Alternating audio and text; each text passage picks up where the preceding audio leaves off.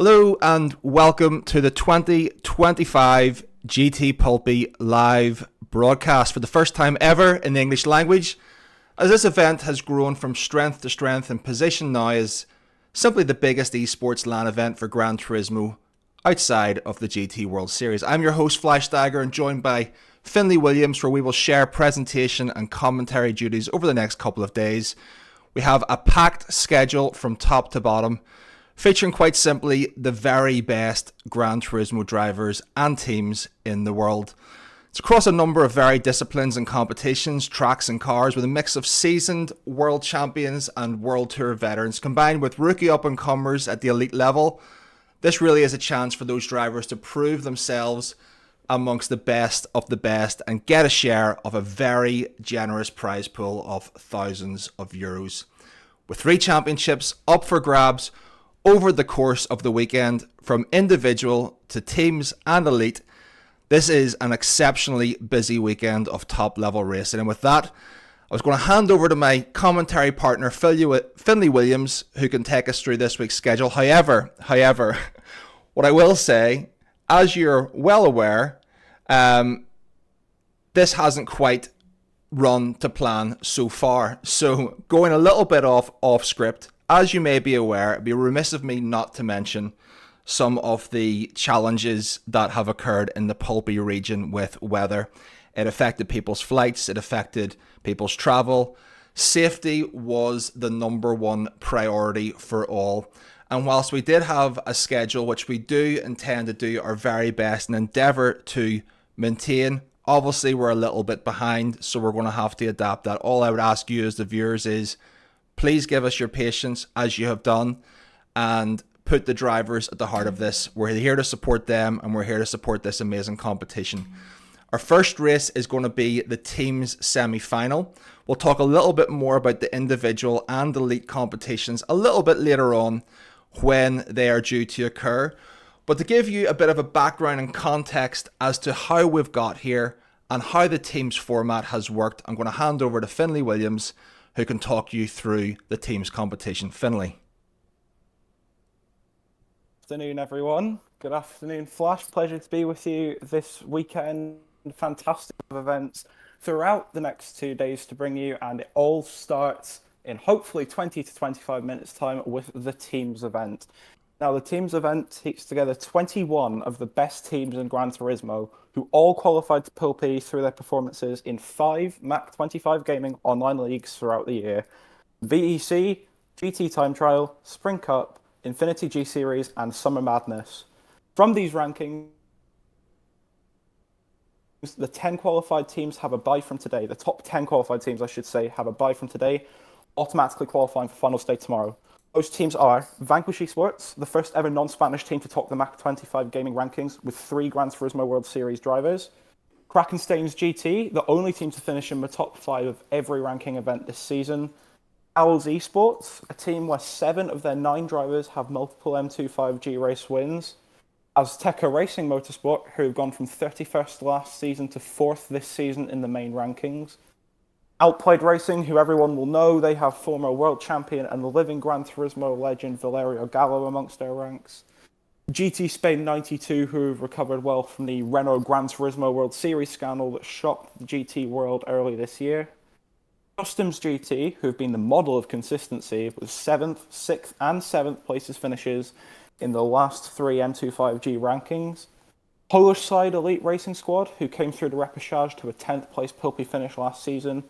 The reigning champions, Avalon Motorsport, are seeded 9th this year. They're without some of their key assets from last term, including Jose Serrano, who's jumped ship to Falcons. And finally, leading out the top 10 are Alien Motorsport. They're led by former Manufacturers' Cup world champion Mehdi Hafiz after he was snapped up from the Euromaster. So all those teams are safe. They can sit back and relax, or relax as much as you can knowing you're racing tomorrow, and enjoy the action today, perhaps even scouting out some of their opponents for tomorrow. As I say, they will join the action tomorrow with our 2 final races at the Red Bull Ring and the Circuit de la Sarthe, and launch their assault on the title. Today is completely different. The other qualified teams for the event, 11th place in the regular season rankings downwards, have the unending enviable task of trying to reach the top 4 teams across both races today in order to join our top 10 seeds and make up the final 14 team lineup for tomorrow. These teams are led by Maniacs Revolution, whose late season fall off disappointed many who had placed them well within the top 10 in their pre-season predictions. That being said, they'll be one of the hot favourites for Sunday qualification. They're followed by Reds Gaming, whose incredible rise back up to the upper echelon of the M25G ecosystem can be attributed to Guillermo Rodriguez. He'll be looking to send them off well in almost certainly his last event for the team before he jumps ship to a bigger Spanish team. Joker's E-Team follow. They've had a sensational late season comeback, thanks mainly to the work of Ekait El Oswegui and Vicente Martinez, with top 10 finishes at the Infinity G Series and Summer Badness, securing their spot at Pulpí comfortably after it was previously in jeopardy. Annexion Racing Team have fallen flat compared to expectations in their debut M25G season. They were formed after the merger of the successful Padawan and Olympus sides, and hopes were high, but the team never finished above 14th at any regular season event in 2025. Their main goal is to change that and qualify for Sunday. Despite their lowly 15th seeding, Team Monza Racing are arguably the strongest team in today's repechage, and I make them favourites to comfortably qualify for tomorrow's action. Only joining M25G at the Infinity G Series, the 4th event of the regular season, they took home 8th and 11th in the last 2 events of the season to qualify comfortably. With World Series veterans and longtime teammates Giorgio Mangano and Marco Busnelli amongst their ranks, they're the only World Tour drivers in today's repechage. Expect a strong run from them. Welcome Thunderlight Sim Racing, High-Tech Esports, El Cayanos Motorsport, Madrid Motorsport, and finally, only sim racing sport for Pulpí as outsiders to compete for tomorrow's action. In the world of Mach 25 gaming and Gran Turismo in general, as we know, anything is possible, and every single team in action today has a case to qualify for tomorrow. As a reminder, it's the top 4 teams across both races today who qualify for Sunday's action. For the other teams, we'll unfortunately be saying goodbye to them after this evening's racing. The first race of the day's qualifying took place this morning, or in the last 10-15 minutes to be exact, at the Red Bull Ring in the Mazda RX Vision Group 3 car, the same combination of the first finals race tomorrow, and the grid is now set for our first race of the day at Dragon Trail Seaside in the Ferrari Testarossa, with 15 points for the race winner, all the way down to 1 point for a 10, and with 2 bonus points for the fastest lap. However, the big one for our semi-final team is race 2, our last action of the day, as the BAC Mono takes to the Nevadan streets at Trail Mountain, and a whopping 25 points for the winner and points all the way down to 11th and last, means it's game on for any teams who didn't score well in race 1 to qualify for tomorrow's action with the big boys and a shot at a €2,000 prize pot. This really is the jewel in the Mach 25 gaming crown. It's the one they all want to win, and it's going to be an exciting day to find out who makes out of this hotly contested repechage. I'll now hand back over to Flash to take us through our first race of the event. Yeah, thanks very much, Finley. So just to recap, folks, there's going to be 2 teams races today. There's going to be 2 elite races today, and the individual champions will be crowned. So the way that's going to work, just to recap again, is there's the top 10 qualified teams throughout the year are going to be racing in guaranteed spots of 1 to 10 in tomorrow's two final races. And the 2 races today are the repechage, which is the best of the rest, for there's 4 spots up for grabs to make that 14 team grid tomorrow. So with that said, the first race of the day is going to be the team's semi-final repechage race 1. As Finley pointed out, it's going to be in the Ferrari Testarossa. We just have a little look at that. It's the 91 edition. It's the final model year of the original design, mid-engine, rear-wheel drive, but famous for its exceptionally wide proportions and iconic side vents. It was every boy's dream to have one of these, along with the Lamborghini Countach, and I'm showing my age a little bit there at the time. But as a sports car, however, unfortunately, it looks a bit better than it drives. And in GT7, from my understanding, because unfortunately I was unable to buy this car, it was only for sale in the used car dealership, it's a very understeering and particularly unstable car, which ironically makes it the last type of car that you'd really want to take around the track that we're going to be driving it on, that punishes instability on curbs and is famous for its high-speed concrete chicane where directional agility, or lack thereof in this case, will be punished significantly. So if we can just take a look at the track, this, I think, from having a look at some supporting images, was the best image we could possibly get. Nothing else matters, only a big red arrow that points to here's where you're likely to die, if at all. The infamous chicane of death. Dragon Trail Seaside, it's a fictional track on the Croatian coastline, a track that's achieved a level of viral exposure thanks to an epic last lap battle between Takuma Miyazuno and Cody Nikolai Lakovsky in the Red Bull X 2019, racking up over 5 million views at this stage. If you haven't seen it, you need to check it out.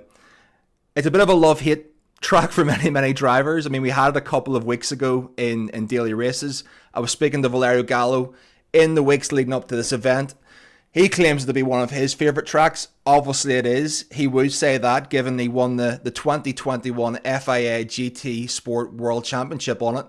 For others, it's caused a lot of heartache with its infamous death chicane. And oftentimes flat-out chicane over curbs with concrete walls on either side. There's no runoff should it all go wrong, and with no ghosting in these races at all across the entire weekend. We all know it isn't necessarily the crash and it isn't necessarily your fault. You can get caught up in the action, which can be catastrophic for your race.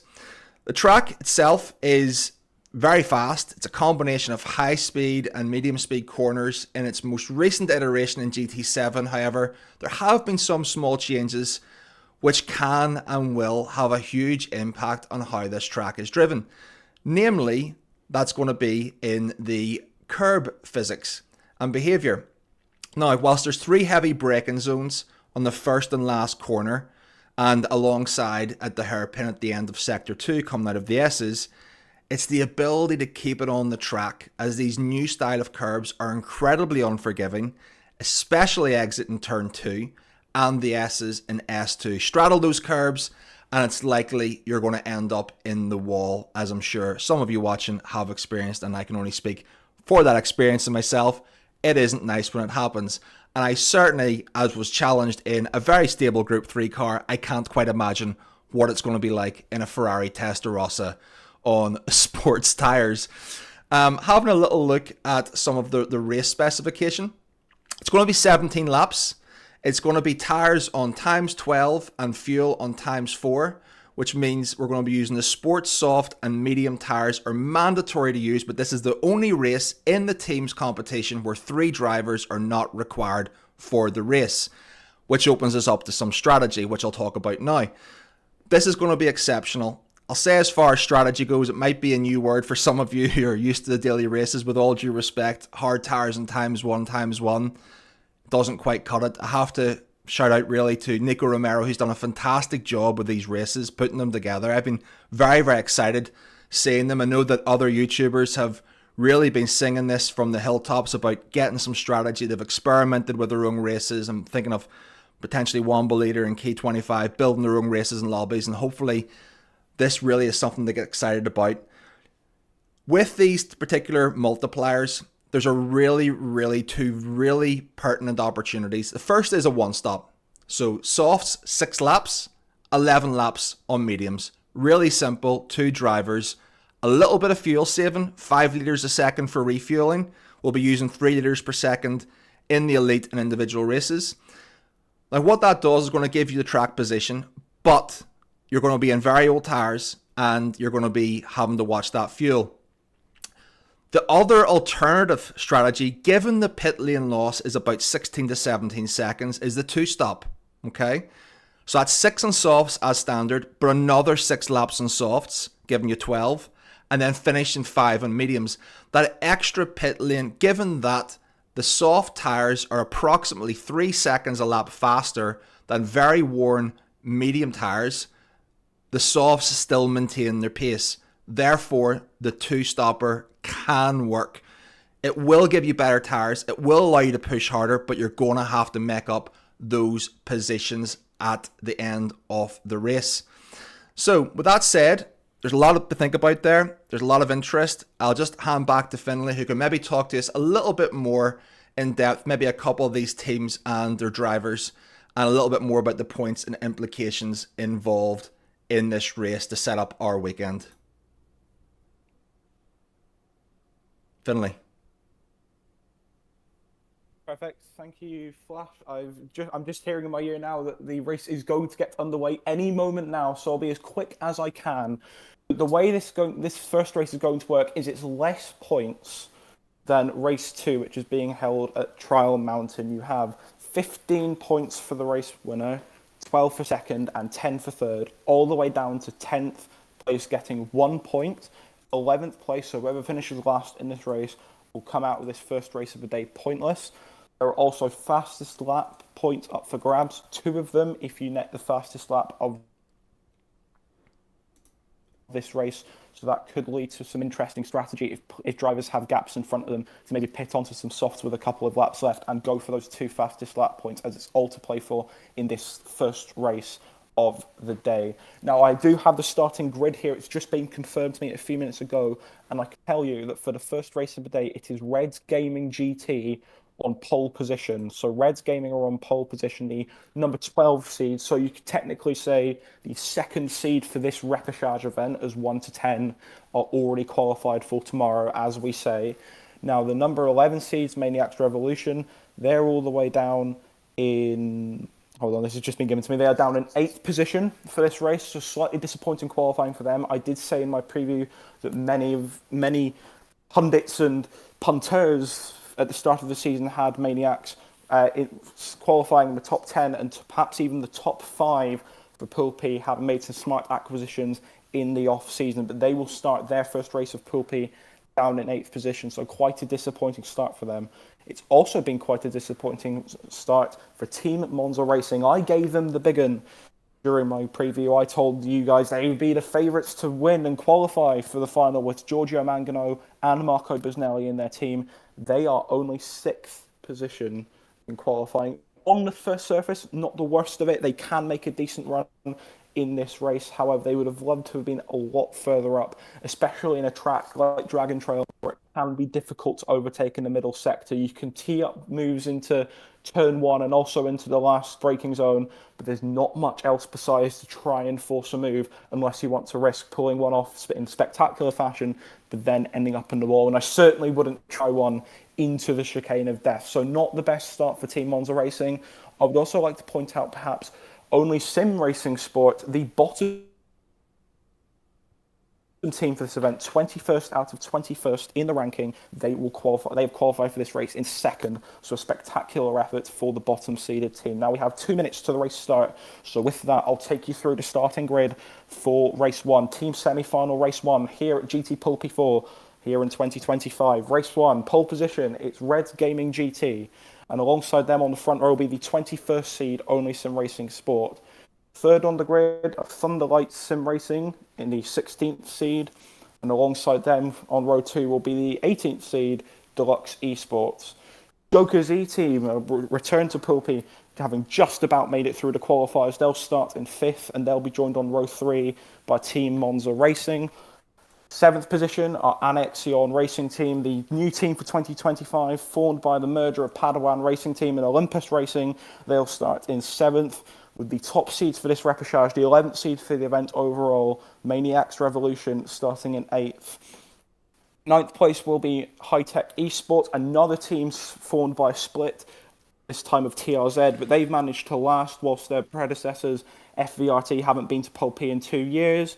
Madrid Motorsport qualify in 10th, the team that only have drivers from Madrid, similar to Atletico Bilbao if you follow football, and rounding out the grid in 11th place are Hulkayanos Motorsport, the number 19 seed. They will start this race in 11th position. Now, with just 1 minute to the race start here in Dragon Trail, we eagerly anticipate our first action of GT Pulpí. As a reminder, these drivers all in place in Spain, in Almeria right now. They're all out there. We're commentating from home, but we are doing our best to bring this event to you from Pole P out in Almeria in Spain. It's been a difficult couple of days for the event organisers with weather persisting, But we have managed to get this event on for you guys today under a slight delay, and we are super excited to bring it to you. So with 1 minute, less than 1 minute now to the race start, we await our first race of GT Pulpí 4, and we are waiting now. Now we have two tyre options for drivers to start on, the mediums and the softs. Flash did talk us through the strategy earlier on. It's a 16 to 17 second pit loss, so one stop will be the favourite. Drivers will be expected to start on the softs, even those further up the field, as anyone wanting to do a two-stop will likely do two stints on the softs early on, so 6 on soft, 6 on soft, and then end the race on the mediums. So expect most, if not all, of these drivers to start on the racing soft, not racing soft, I apologise, the sports soft tyres. We are in the Testarossa Ferrari for this one, so it'll be interesting to see particularly how this car handles through the chicane of death. Fuel rate is at 5 litres per second refuelling, so as I say, that pit lane loss might contribute to the one stop being favoured for track position in general, but we, I believe, are just about to start racing now. We've been given the green light by the directors over in Spain, and we have the countdown to the first race of GT Pulpí 4. I'm ready. Flash, I'm sure you're ready. I hope you guys at home are ready, because this is going to be a thrilling event over the next 2 days, and it starts right here in Pulpí. Watch the lights as they come on the screen now. Here we go. Here we go. We wait in anticipation. Reds Gaming GT on the right, Only Sim Racing Sport on the left, as we get ready to get going with our first race. The team's repechage here. 5 lights are on. There's 1, there's 2, there's 3, there's 4, there's 5. And we're racing in Dragon Trail for the first race of GT Pulpí 5. Reds Gaming with a fantastic start as they head down towards turn 1. Only Sim Racing Sport on the inside. It's an inside turn into this first turn. Only Sim Racing up the inside to lead, but Reds Gaming will have the outside turn into our first braking zone. Reds Gaming up the inside, they go for the move straight away. There's contact between... Oh my goodness, he's off. The two Reds forced their way through, but they spun! Oh, Reds Gaming are off! He's off already! Dramatic start for Reds Gaming. Only Sim Racing Sport continue their lead. Team Monza racing up to second, and Annexion rounding out the top 3. But what a start to this race. Reds Gaming right at the back through into turn 1.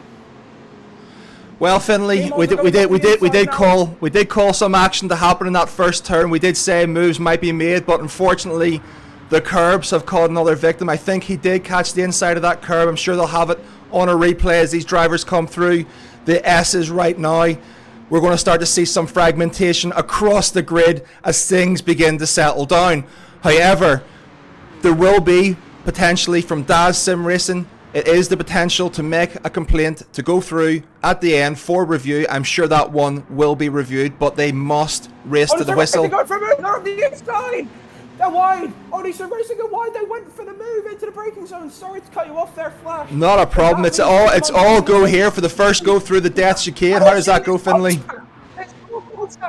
This is unbelievable. Annexion through into second now. This is fantastic. Joker Z-Team lining up a move. Maniac's Revelation lining up a move for 5th as well. And all this, Flash, means that Team Monza Racing have a 2-second gap after the first lap. This is ideal for the team that I branded as favourites. They qualified 6th, but after the first lap, it's a nigh on 2-second gap. It's absolutely perfect for them. Yes, Finlay, as you said, I mean, you did call Team Monza. I have to give you credit where it's due. It really comes down to what strategy are they on, what strategies. They're pushing incredibly hard here.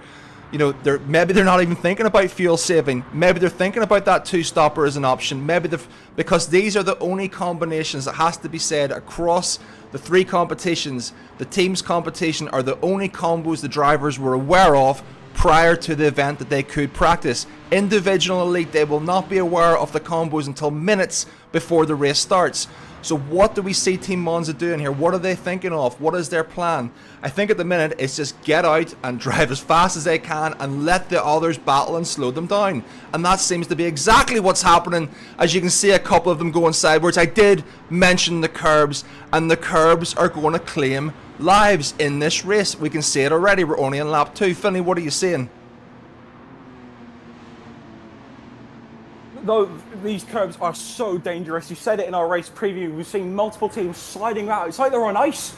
in this race early on. And there's a battle for fourth here. We have High Tech at the front, Deluxe, Only Sim Racing Sport, Maniacs in there. There's an opportunity here for a move now. Deluxe are going to go up the inside of High Tech. They dummied it. High Tech cover off well, though, and it'll be difficult for Deluxe to get a move done into the next few turns as we approach the chicane of death for the second time. High Tech, Deluxe, Only Sim Racing Sport, and Maniacs all battling out. Reds have made a good comeback after their first lap heroics. They're now up into 8th, and it's a bit further back for the rest of the teams. That car off wide.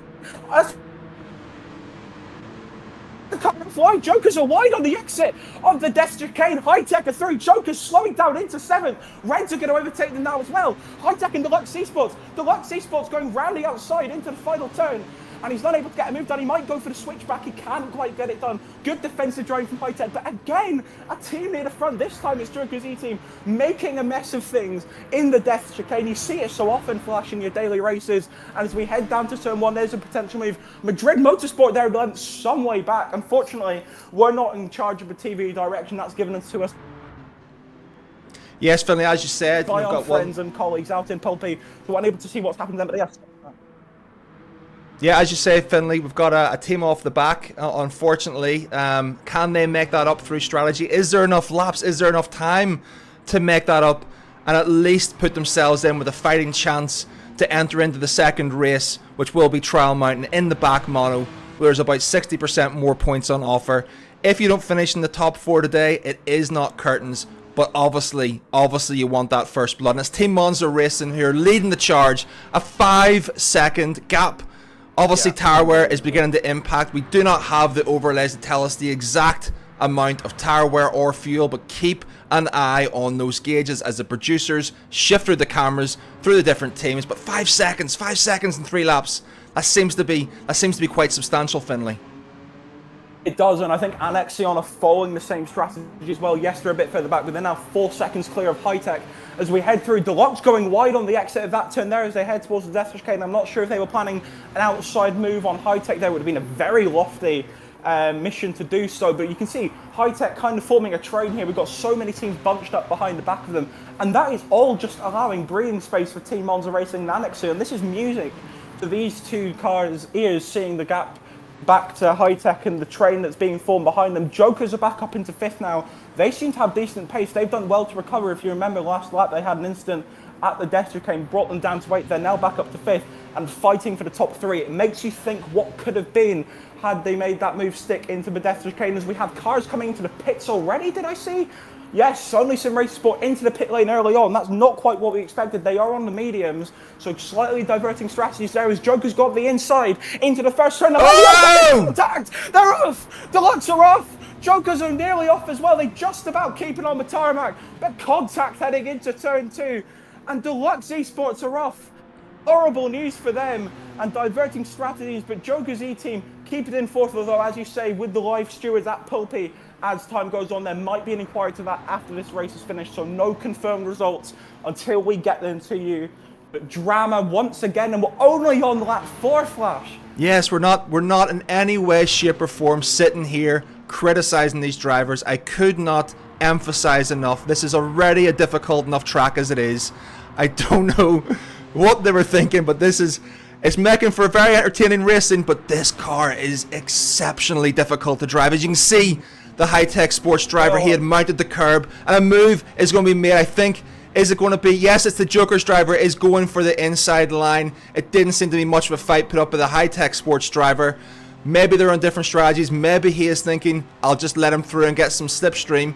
But the pit on lap 4 does seem exceptionally early based upon what our intelligence has told us leading into this race, Finley. Yeah, I think, was it Deluxe? I think they might be aiming for a 2-stop perhaps, but starting on the mediums. We expect them starting on the softs, most, if not all drivers, but then there's no way they're going to make one set of softs last 13 laps, so it's got to be a 2-stop for them. But it does mean they'll have pace towards the back end of this race, but they have given up track position for that. And then, as you say, Joker's getting past High Tech there. Maybe High Tech realising Joker's wasn't quite their race. Joker's had a lot of pace to catch back up after that incident in the Death Chicane, much more than High Tech, and I think not much of a fight put up there, not wanting to risk, as I say, the maniacal essence of this race so far by trying to put a defensive move on there and risk going off. But Team Monza Racing have checked out 9.2 seconds already. You're seeing that tyre wear in the bottom left. They're about halfway through those tyres. I imagine they're on the softs. But 9.3 seconds, excessive gap. Pit lane loss about 16 to 17 seconds. So they can get another 2 to 3 seconds, another 2 to 3 more laps of full push from their driver. They could have enough to pit and come out in first. And certainly battle Annexion, who have also checked out from Jokers. Dramatic stuff in the first few laps here.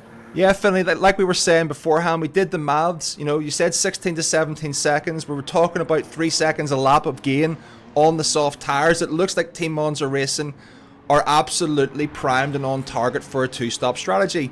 I imagine and anticipate, you know, with 10 seconds gap, that's a lot more than we were expecting. But to gain 10 seconds across 6 laps, they only need to do that twice, and all of a sudden, they've beat any form of undercut. So I particularly think that we are going to be looking at them for that 2-stopper, and Exian, however, appear to be on the counter strategy for the 1-stopper. This could all come together in laps 15, 16, and 17. I'm pretty excited about what I'm seeing, Finley. This is only race number 1, and we've seen 2 deaths so far. 2 deaths in the first corner, and none at the death chicane, to my knowledge. Oh, there's a car around on the mini-map at the death chicane. Straight to cut in there. Oh my goodness, the commentator's curse has struck again. Commentator's curse right here from Dagger. Unbelievable, but there is another car around. We couldn't quite get who that was. It might have been Reds, actually, because they've fallen outside of that top 8 from Polkayanos. Remember, Reds Racing started this race on pole position. They lost it in the first braking zone, and now I'm not quite 100% certain if it was them, but they have now fallen out of the top 8 to Polkayanos, who did start this race in the last, so things could be going from bad to worse for Reds Gaming.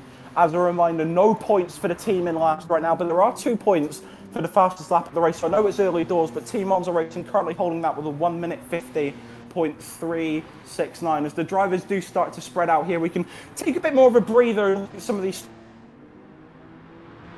strategic options going on here. It looks like High Tech are on the mediums, and I think Jokers might have been on the softs as well, so that could have been a reason for High Tech letting Jokers through earlier on in that race. But they currently have they're in no man's land. They have a 3-second gap back to Maniacs and a 3-second gap to Jokers. They're cruising at the moment, looking to make those medium tyres last as long as possible before they pit for their softs. Yes, Finley, I think, like you said, we're now entering potentially the first phase of pitting, where we're going to see some of these strategies materialize. Like I said, there's a large field spread there where we can see with the high-tech sports lapping the 154s, 155s are actually getting quicker as they're losing fuel. You can see Team Monza Racing. I mentioned they weren't fuel saving at the start. He is pushing, and you can see there that he has substantially less, almost about an eighth of a tank less than his compatriot in high-tech sport. He's coming in for the first pit. We think we have all the money. Yeah, already. Lap 6, soft tires, 36%. Keep an eye on that. Obviously, we're refueling at 5% per second. So, you know, if there is any big deltas, there could be seconds to be gained. And across 2 pit stops, there could be 4 or 5 seconds of a delta. So there is we cannot just look at the delta in isolation. We have to look at the fuel as well. And what they're doing with that. Now, they've come out, thankfully, it seems that Team Monza Racing are coming out into a bit of clean air there. That's going to be helpful. And Exian have taken the race lead. Like we said, Team Monza are coming out into clean air. That's going to give them some breathing space. This strategy they're on, it really could look like working, Finley.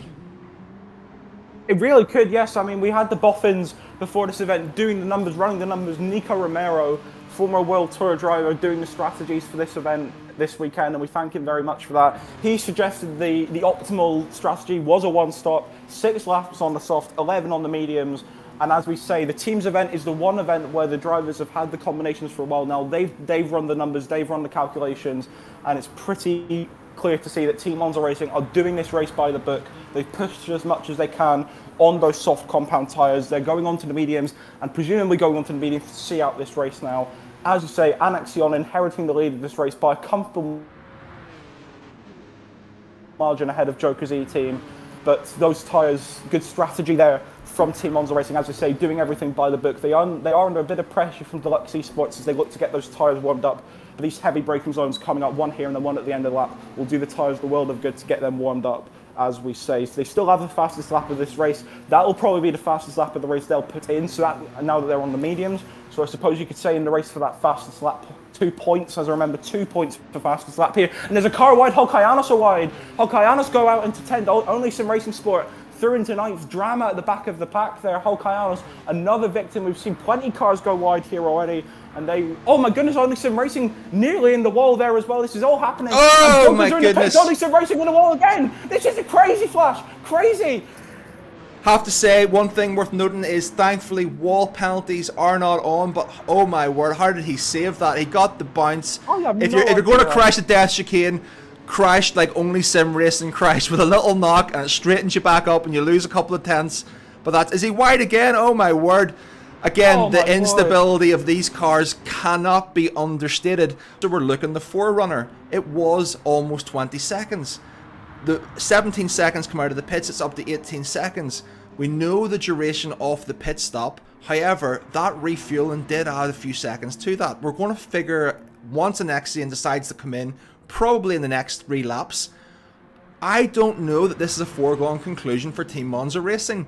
I don't know that a Nexian hasn't saved more fuel and isn't going to have to refuel as much when they enter the final phase of the race for only 6 or 7 laps on the softer tyre to really attack and bear down on Team Monza Racing. This is very exciting. We've seen the delta there. Team Monza on the softs, 1 minute 50s. The rest are doing 154s. It isn't 2 to 3 seconds. It's more like 4 to 5 seconds. That means that any form of large gap, 15 seconds could be cut down in the space of 3 laps.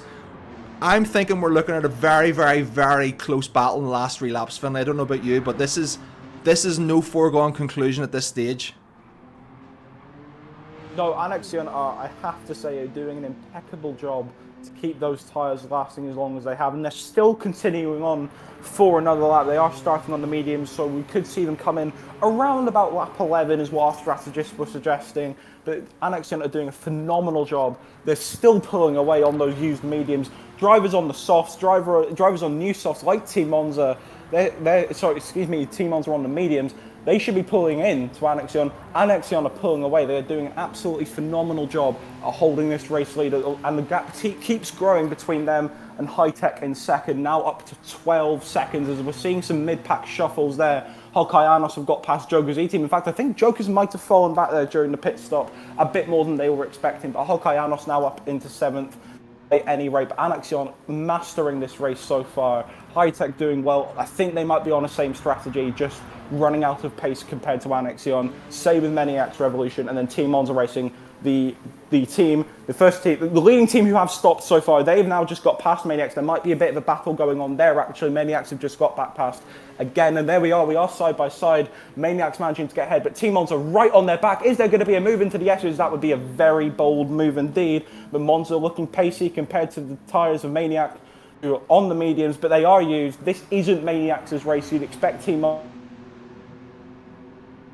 on them to let Team Monza go, but they don't need to let them go. They've completed the move 3 S's already. It's not often you see that. Not a well-known overtaking zone on this circuit. A spectacular move, and Team Monza Racing continue. They have some clean air to work with now up to High Tech, and they can start to rein in Annexion as much as they can. Yeah, it seems it's a bit of an odd one. That, you know, I don't know that they're actually in the same race. They're in the same race, of course, but are they in the same race?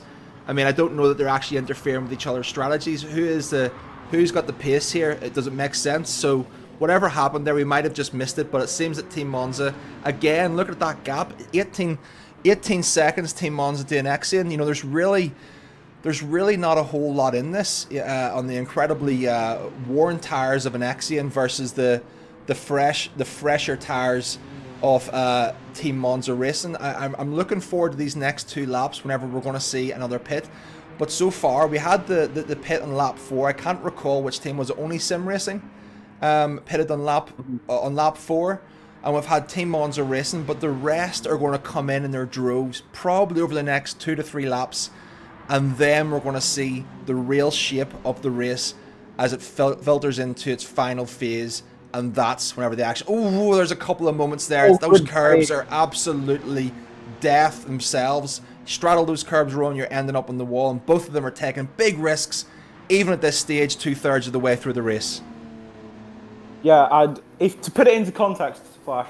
If Annexion were to pit right now, due to tyres and fuel, they would come out ahead of Team Monza Racing. But I think what the idea is with Annexion extending slightly longer is A, they get the benefit of the tyres at the end of the race having less shelf life, and B, just in case their outlap isn't to the expectations with cold tyres, they do want a bit of insurance that they'll stay ahead of Team Monza Racing. But it certainly is Halkayanos go a bit of Tokyo drift, or should I say Croatia drift on the exit of that turn there. It's certainly the case that Annexion have the advantage you'd feel over the coming laps, and we'll see what it's like when they come into pit.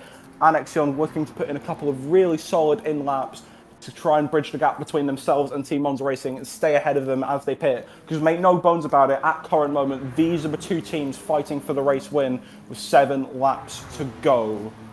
Yeah, well, on that, Finlay, I'm just thinking, we have talked about how aggressive Team Monza were with their fuel. We've talked about how aggressive. Yeah, Annexion are in. Okay, so this is going to be interesting. The point I was going to suggest, and there's obviously Hightower coming in. This is the pit window.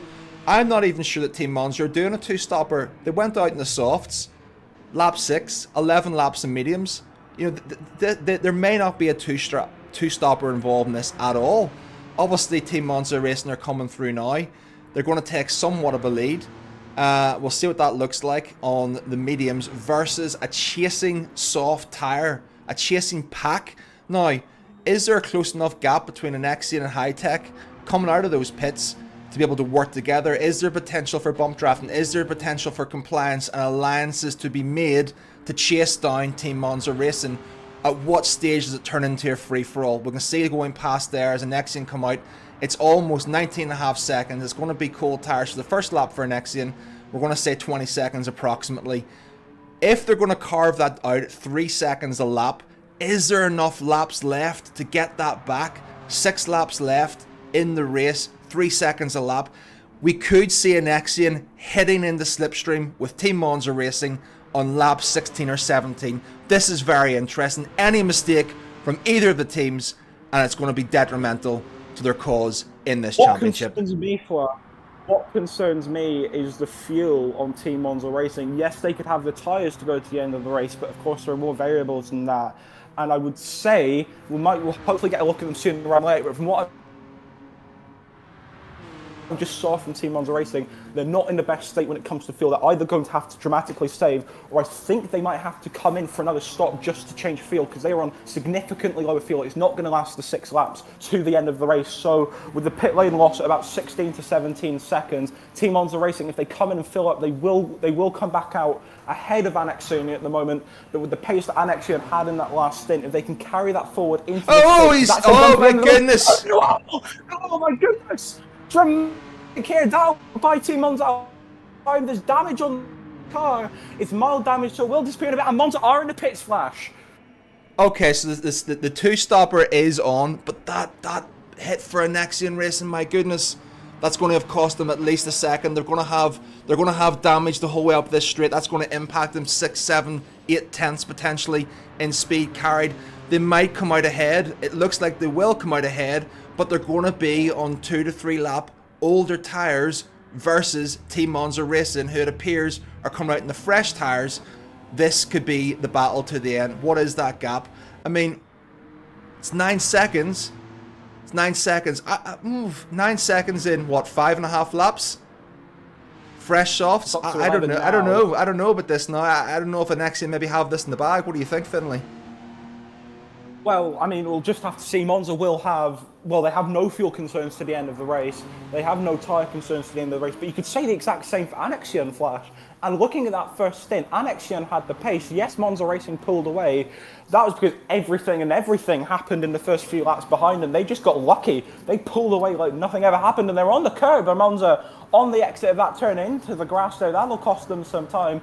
11.7 seconds plus. And we mustn't forget, they've got to negotiate the passing of High-Tech as well. And we always say in motorsport that catching's one thing, passing's altogether another thing. So if High-Tech can hold them up, be a bit of a blocker, that would do the world of good for Annexion. They're wide again. Monza all over the shop on this particular circuit. A reminder that for every pit stop, we can't see who's driving, but for every pit stop, there is a driver change for these cars as well. So it's a different driver in the sim rig right now to what it was in the previous stint for Monza Racing. So maybe taking a bit of time on this outlap to get acclimatized to the circuit in its current conditions. But from what I'm seeing from Monza Racing, that outlap couldn't get pretty much any worse unless they hit the wall. And I try not to jinx it, and they do come through the wall of champions unscathed, thank goodness.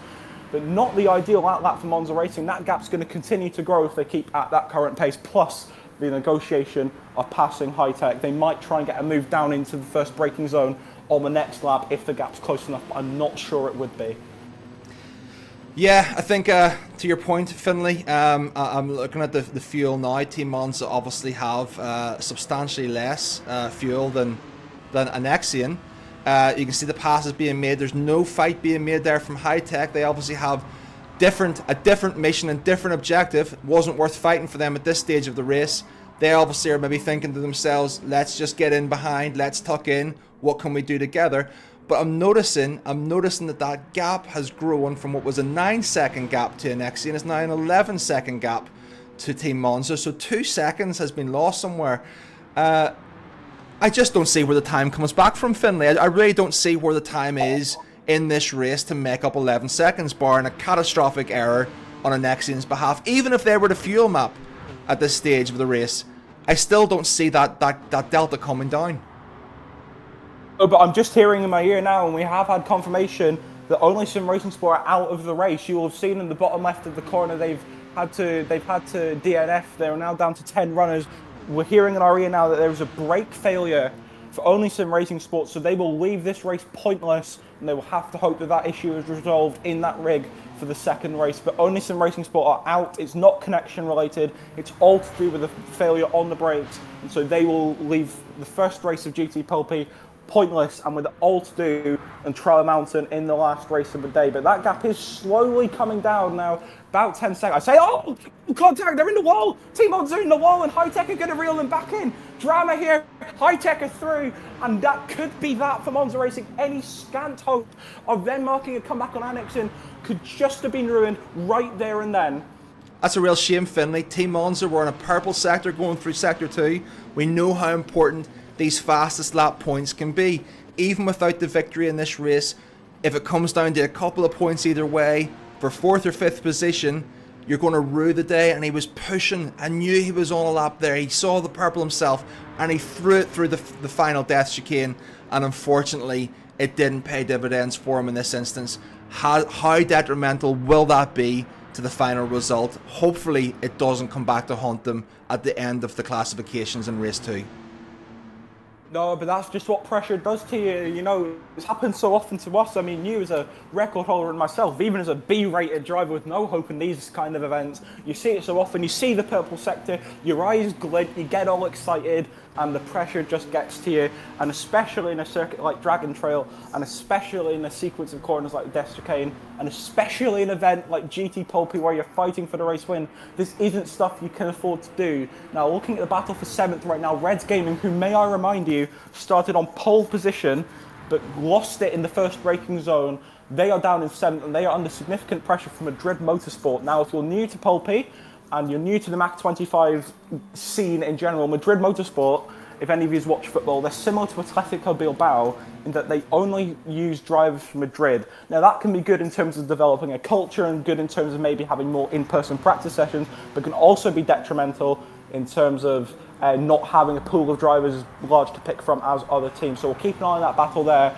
High Tech through the Death Chicane unscathed. Same could be said for Team Monza, but they've got a really good exit there. It's now down to half a second. Team Monza Racing, could they launch a move into the final corner? They might be a bit far back. No, they're going to try and tee it up for the first corner of the next lap. Are they looking at a move there? High Tech maybe broke earlier than expected, and on the exit they just about managed to hold it. High Tech in the grass there as we head towards the start of lap 15. On board with Team Monza Racing. High Tech have it all to do. Do they defend? No, they're going to pull to the outside. Monza not in the slipstream anymore, I should say, so they will have a slowed down speed as a result. They're up the inside into turn 1. High Tech now have the inside into turn 2, so are Monza clear? Yes, they are. Good move, clean move. They're up to second, but I don't think a 14-second gap, unless there's an incident. I don't want to curse it, I don't want to jinx it, but unless there's an incident for Anexian, I don't see Monza Racing clawing this race win back. Yeah, I'd agree with that, Finley. I think really the battle here is looking at positions 2 and 3 and potentially 4 and 5. I can't see on the track map if there is a second blue arrow on how close Jokers are to Maniac for that 4th spot, giving them confidence to go into Trial Mountain in the back mono. But it's looking very, very good for Nexian.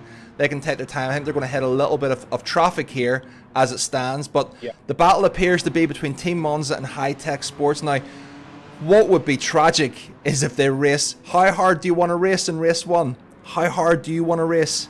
How hard do you want to defend? How hard do you want to attack? How much of a risk do you want to put to your race or someone else's risk when you're sitting in that points? It's going to be very, very interesting. We saw that High Tech did lift. They did not have any defense whatsoever, allowing Team Monza to go through. Maybe they respect them. Maybe they're looking to get them later on in the race. Who knows? But at the moment, as the position stand, Nexian P1, 13 seconds. Team Monza Racing. High Tech Sports in 3rd, Maniacs 4th, Jokers in 5th, Thunderlights 6th, Reds Game in 7th, and Madrid Motorsports in 8th. We're looking at those top 5 or 6 teams at the moment entering for prime position into our second repechage race later on this evening. No, and I think Monza are starting to pull away from High Tech. I think High Tech might have realised and respected the fact that Monza have the fresher tyres, they have more fuel on board, and Monza now pulling away, checking out from High Tech, 1.3 second gap to the team in 3rd. And unless in the next 2 laps there's another incident in the death chicane, again, I really shouldn't have said that, but you would think Monza will hold on to 2nd, and you would also think that High Tech would hold on to 3rd here. It's a very challenging combo.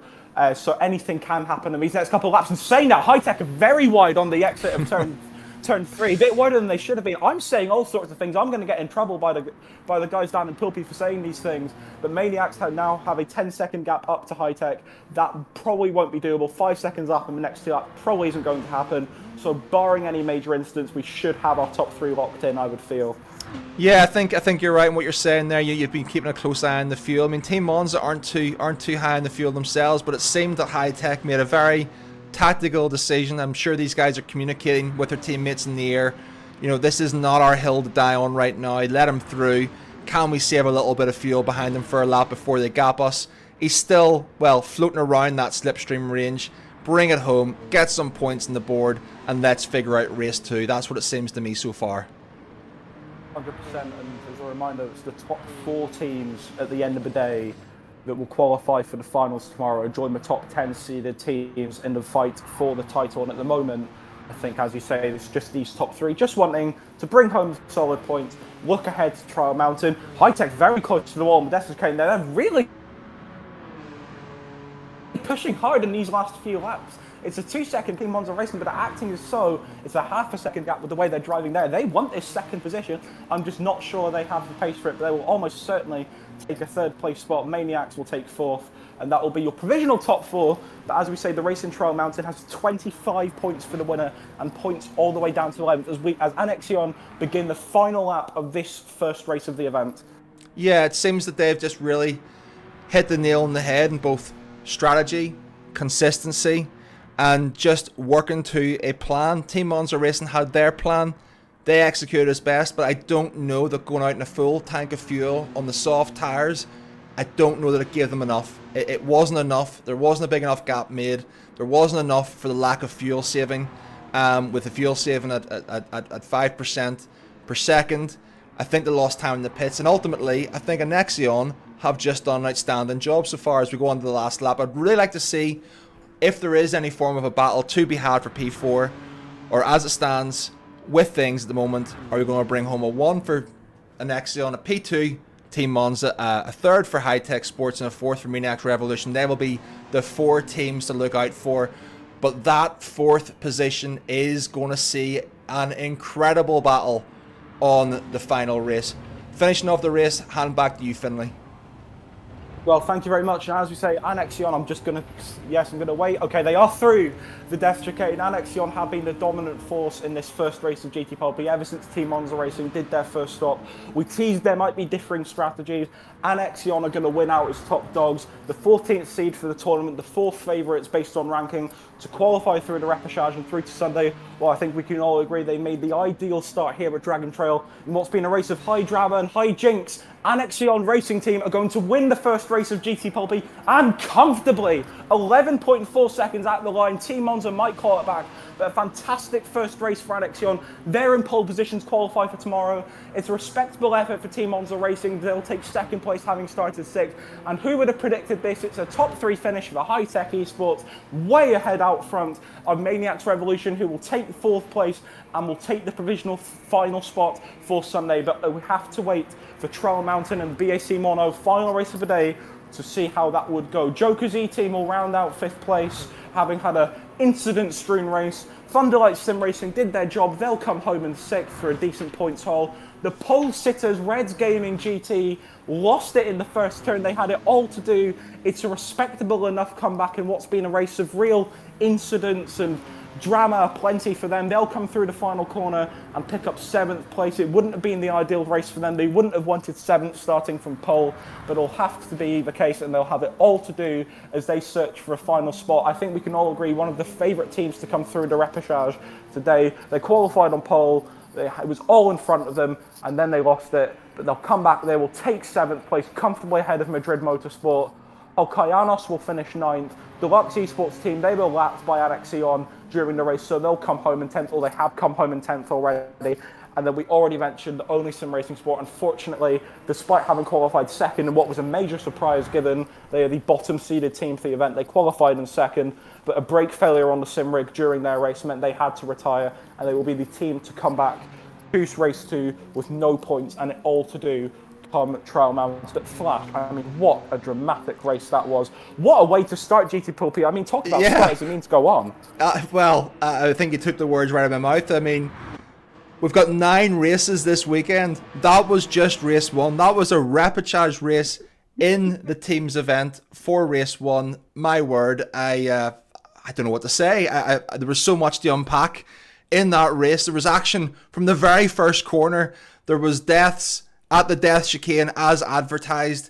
I think just looking at the points now, first position gets 15 points, second position 12 points, third 10th, and it's descending by 2-point increments down to 6th, then 5, 4, 3, 2 and 1 for the first race with a 2 points for the fastest lap, which I do believe Team Monza did pick up, which will mean that there's only a 1-point difference between P1 and P2 heading into the second race. Now, the second race, just for context, it is going to, if I just come back into, let's have a little look here.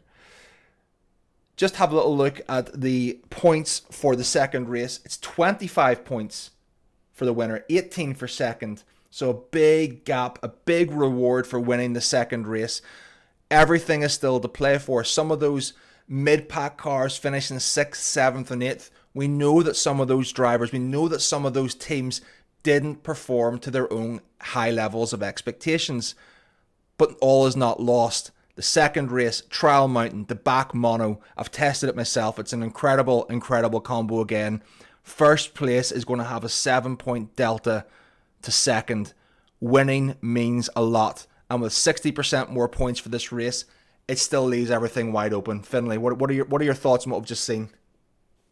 Yeah, absolutely fantastic racing coming up, and absolutely fantastic racing having just placed. I will remind you that with all the fantastic racing and all the drama we've had, we do have a live team of stewards at Pulpí right now, courtesy of DAS. They're looking at the race results right now, and we have it in our ears right now that this result is provisional. So Annexion, I think, will have the race win. They didn't seem to be involved in too many incidents, so I imagine they will have the race win, comfortably sewn up, and take home the maximum 15 points. But as a reminder, it is a provisional race result. We will update you on any penalties from our live stewarding team from DAS as soon as we get them, as we start build up to our first race of the Elite Championships.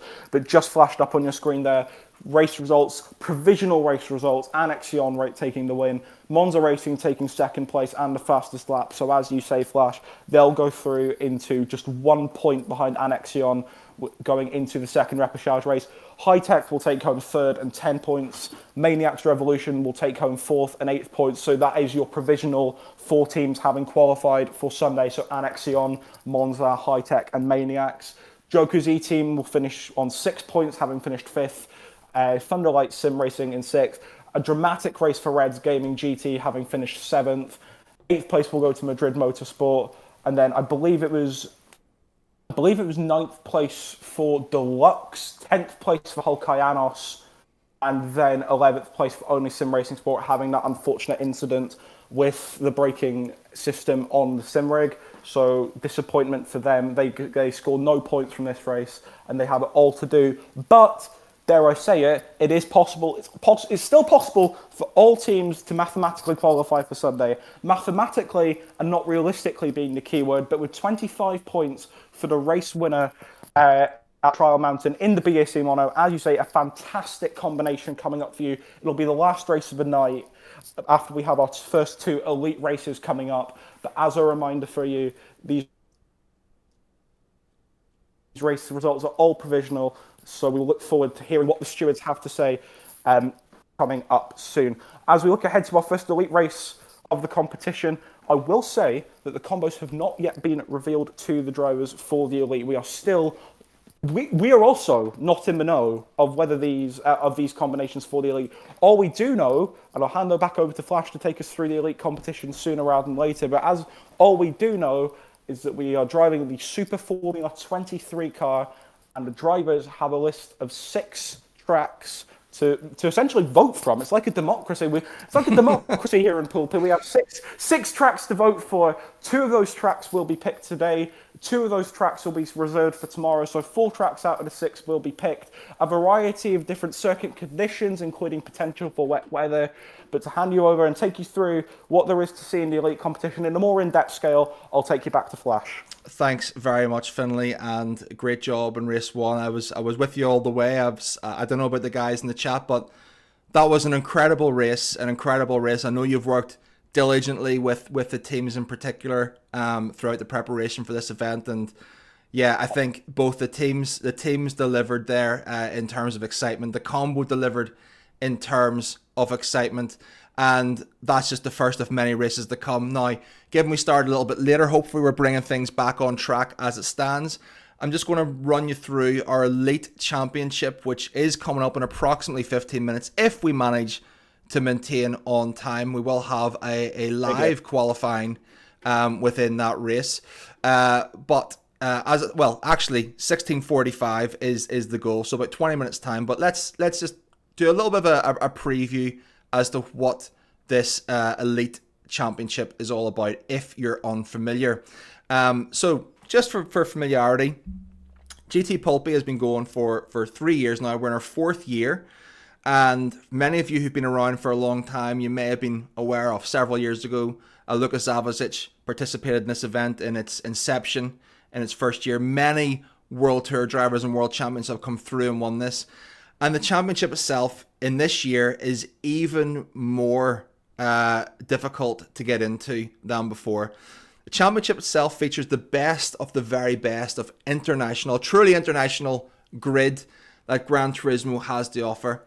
The level of skill that these guys have reached is, it deserves to be on an invitation-only basis. And the parameters for that invitation is that they must have qualified for a GT World Series race either currently or in the past. So we'll just have a little look at that. Now, every single driver invited to the competition is obviously at the pinnacle of speed in the game, and will be certainly one for us to be looking out for. Now, there is a lot of new blood in this race as well. 3 of the drivers are in their GT World Series freshman year, and they're going to be competing alongside 2 world champions in Valerio Gallo and Jose Serrano, and a host of accomplished talent in between. However, there is another way to compete in this championship, and whilst the guaranteed seat, of which 8 drivers have one, was on an invite-only basis, as with the individual championship, there are an additional 6 seats up for grabs in this Elite Championship. Now, to give a little bit of context as to why we had some delays, obviously we've talked about the weather and the challenges. There was due to be a TT qualifier event in the Toyota 86 GRNM car at Goodwood, which would enable 11 additional drivers to enter the individual competition and 6 additional drivers to enter the elite competition. Well, we now have those additional drivers. And with that said, I just want to make it totally clear that these additional 6 drivers are absolutely in no way filler. They're not here just to make up the numbers, right? That's not what this is at all. The depth of talent in EMEA is so strong that any of these TT qualifiers could make a very real push, not just to be competing in the mid-pack, but as real contenders to the title. And this is in no way hyperbole, as only just last year at GT Pulpí 3, Sam Moreno, relatively unknown at that stage, qualified via the live on-site qualifiers in this manner. And not only was he competitive, but he was on the fringes of actually winning the entire thing. He split 2 world champions last year, Jose Serrano taking the 2024 title, Valerio Gallo in third, and it came down to the final corners of the final race of the event. Such is the level of racing that this brings. So in summary, this championship is not going to be short on talent. When we say this is the best of the best in Gran Turismo, it absolutely is as advertised. All races are going to be contested in the Super Formula 23 car. I'm just going to have a little look at it for ourselves. Yep. This is the second fastest open wheel series on the planet. Now, the series itself has served as a platform for many drivers wishing to make the leap to Formula 1. It's a series that has seen the likes of current F1 drivers Liam Lawson, Pierre Gasly compete in, the former having been a runner-up in the 2023 championship. But there's now a very real and tangible and direct relationship between Gran Turismo and the Super Formula Series, with Gran Turismo's very own Igor Fraga winning a trifecta of championships. He's done it all. Nations Cup winner, manufacturers winner. He's done it with the Tour de Gazoo racing title as well. He's won everything there is to win. He's now actually competing in the main 2025 Super Formula season, racing for Nakajima Racing. So kudos and congratulations to him for making that jump. There's going to be 4 races, and as Finlay alluded to, these will take place on 4 of the 6 designated combinations that have been kept secret. As an aside, they've been kept so secret that about 10 minutes before the race starts, myself as a commentator, I don't actually know what they are, which is obviously great for me trying to commentate a race. I'm not even joking about that, by the way. I legitimately don't know what they are. I know what the 6 are. I don't know what's been chosen for this up-and-coming race. But basically, the drivers are presented with these options. They're going to pick 4 of the 6 combos. 2 will be raced today, 2 will be raced tomorrow, and we'll crown our champion. It's all to play for. There's a €2,000 prize pool on offer for who will be crowned the 2025 GT Pulpí Elite Champion. And join past winners, Baptiste Beauvois. Great to see him back in the driving seat a little more recently. He won it in 2022 in its inaugural year. Giorgio Mangano, an Italian legend of Gran Turismo scene dating back to its inception in 2017, 2018. He's been around a long time. He's our 2023 winner. And defending champion, Spain's own Jose Serrano, the 2024 champion, is back to defend his title. With that said, I can see there is some drivers looking to get ready. Yeah, I'm just looking over at the producers now. They're looking to get ready. I'm gonna actually run through a few of the elite drivers involved, just so as you have a flavor of the type of talent that we're talking about heading into this event.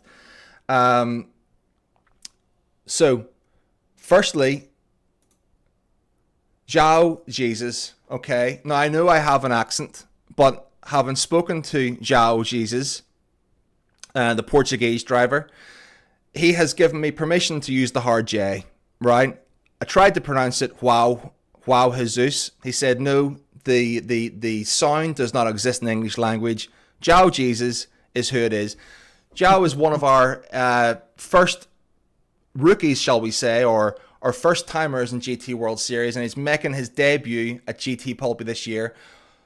Something maybe a lot of you don't know is that João is not just an esports competitor in Gran Turismo. He's also competed in esports within FIFA and Call of Duty at the highest levels. This is actually his third different esport that he is a competitor on. He'll be one to watch. The Ferrari driver in GT World Series manufacturers, just competing in the last number of weeks at Berlin. He will be one to watch.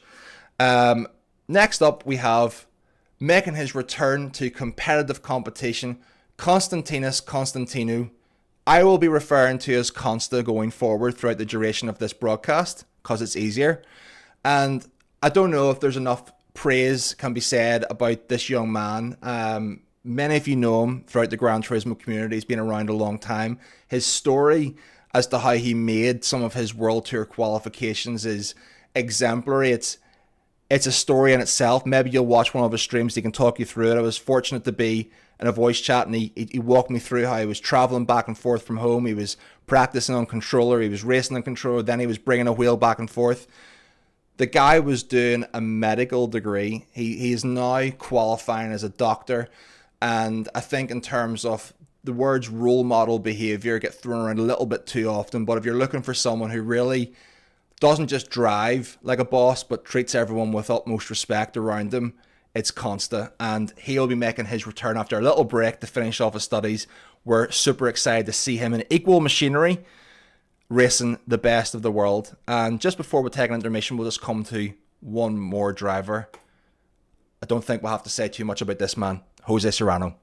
What can you not say about him? He has been a perennial world champion contender for many, many years now.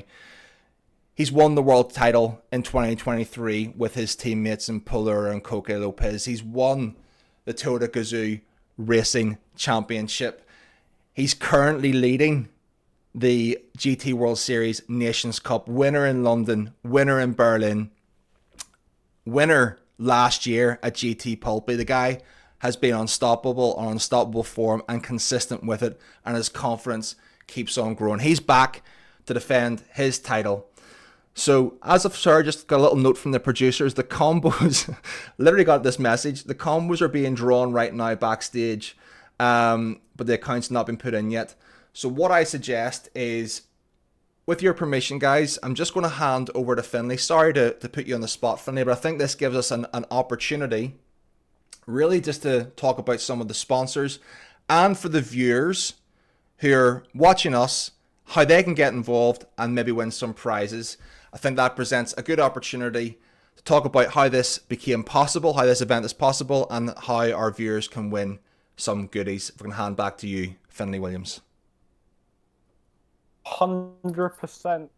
Thank you so much for that walkthrough, and it's sure to say the elite competition, if being quite hastily organised at the moment, once we eventually get the combinations confirmed, it will be the most exciting championship possible. I can assure you that, with some absolutely star-studded names. But yes, sponsorship, the GT Pulpí 4 would not have been possible without the gestions and use of time by so many of our sponsors across the entire weekend. And on behalf of all the organisers, the commentary desks, both here online, myself and Flash, and over in Spain with Alejandro, Coque and the rest, and every single driver competing for all the teams this weekend, we all want to send a massive shout out and thanks to the following sponsors: Pulpí City Council, Almería Provincial Council, TM Real Estate Group, Playseat, Thrustmaster, Peregrine, and of course, PlayStation. Without your guys' generosity, none of this event would have been possible without you. So we want to thank you guys so much for giving us your time, giving us your funds, and helping make this event possible. It's a true festival of motorsport, and without your guys' appreciation of us, we wouldn't be here today. So thank you guys so much. But all that aside, very exciting news for you guys at home. Courtesy of one of our main sponsors this weekend, Thrustmaster, we have a prize to give away to one lucky viewer in this chat. If you head to @Mac25Gaming on Instagram now, so that's @Mac25Gaming, just like the YouTube channel, but all one word, and answer the question shown correctly on their Instagram stories, you could be in with a shot of taking home some Thrustmaster Ferrari Edition headphones displayed right there for your viewing pleasure. I know, what a professional, so Finlay. Here's one I prepared earlier. I know, yeah. Fantastic. I know. Uh, Perfect. So these headphones on your screen right now could be in your home in a few weeks' time if you head to Mac25 Gaming on Instagram now and answer the questions shown on their story correctly. Please note that this competition is open to both our English and Spanish-speaking audiences, so we do have our sister live stream running right now over live in Spain as well. So please note that's also a competition that's being held over there as well. And we all ask you, follow Mac25 Gaming on Instagram and X for more competition soon, as there'll be more to give away across the weekend and across the Mac25 Gaming off season. Back to you, Flash. Thanks very much, Finley. So yeah, there's an opportunity, guys. Get yourself, like and share. This is all about the drivers.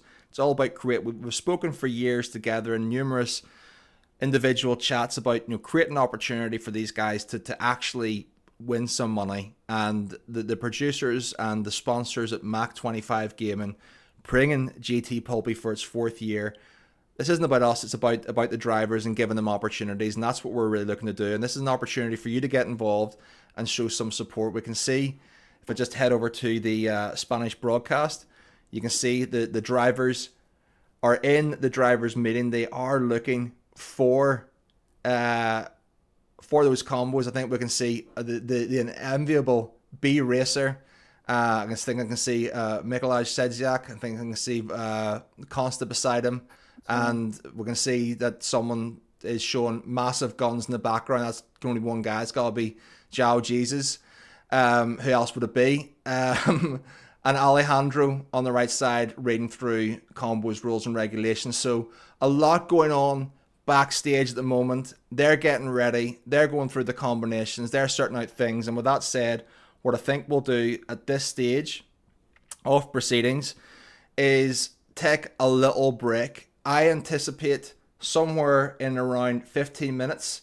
If we return in around 10 to 5 GMT, so that's going to be 4:50 GMT, we will return and should be ready for our first elite race.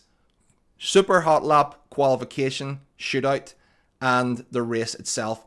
What combo it's on, I do not know, but it'll be these drivers in this room, and it will be in the Super Formula. So with that said, just going to take a quick intermission. I'll put it in the chat. Back in 15 minutes, and we'll see you then. Thank you.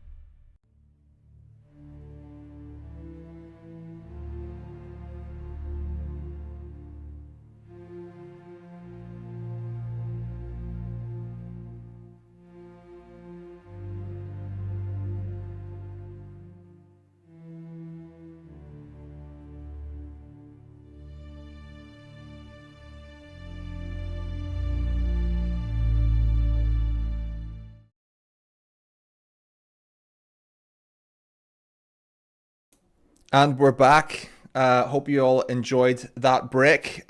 We certainly needed it after the excitement and drama of race number one, given we know what we're in store for coming up ahead of us. We've just had it announced to us what the two different combinations are. We're going to have two races back to back in the elite category going forward. So just to set the stage a little bit for this afternoon, we've got the first part of the show out of the way. We're going to throw back to the Spanish broadcast at various stages throughout the race. We can see here that they're just having a little conversation. They're having a conversation with Nico Romero now. He's the mastermind behind a number of these races. He's really put some time and effort into thinking them through. He's a World Tour driver, not just a World Tour driver, a World Tour medalist on several occasions in his own right. So in that regard, the combos are really, really exciting. So I don't know about you, Finlay. Whenever you saw the six and you were thinking about which two might come up today, what are your thoughts on what we've been given? Oh, I mean, Monza's my favorite track in the game, full stop, and it's my favorite track in World Motorsport. So I'm not sure about you guys, but I'm absolutely delighted that Monza's been picked. There are overtaking opportunities aplenty. It's a really fast track. The laps will go by really quickly. There's plenty of opportunity for drama and excitement, especially in down towards that turns 1 and 2 complex. And also you can see some speeding moves into the Ascari chicane, especially in the such a high downforce car as the Super Formula SF23, which we're running across the weekend in this elite competition. So it'll be a perfect track for this car. Obviously, we see open wheel racing on it all the time. It's one of the most revered tracks in the world for this particular genre of racing. So I'm super excited that Monza especially is being picked. And as it's the first race of the elite competition, I feel like it's going to really set the tone for the other 3 races across the weekend. As for Fuji, I'll always have a soft spot for it, as it's the track where I won my first ever daily race. After about a year of playing Gran Turismo, it took some time. It was in the Mitsubishi GTO. This is not quite the Mitsubishi GTO we're running. However, this is the Super Formula 23, as I say. So not a different kettle of fish for the drivers than perhaps a Mitsubishi GTO in a D-rated lobby. But no, Fuji's a fantastic circuit as well. We see it in the World Endurance Championship. We've seen it in the Super Formula calendar, obviously Super Formula being the Japanese Regional Open Wheel Championship. We have plenty of cars going around here.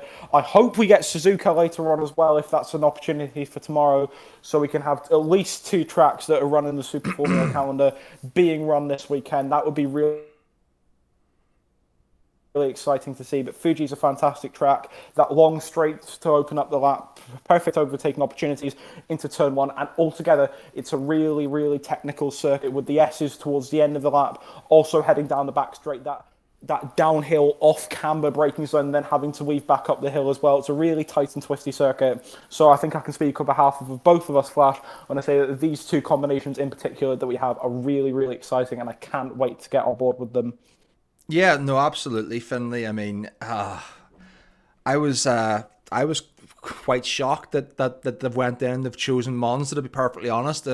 Selfishly, from a viewer's perspective, as you can see some footage from the live broadcast itself in the auditorium, you can see that there's obviously an intermission as people are going and getting their food and their snacks, but they're setting up the stage for the drivers. We can get to see some more coming in right now.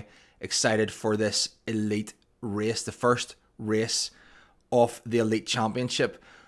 But as I was saying, I did not foresee them picking Monza. I just think there's so much that can go horribly wrong at Monza. We see it appear time and time again in the GT World Series, in these live events. The drivers love it. It's a circuit of pure speed. But with these open wheelers, the side-by-side racing, it's already a fast enough track as it is, never mind using some of the fastest open wheel cars in the game on it.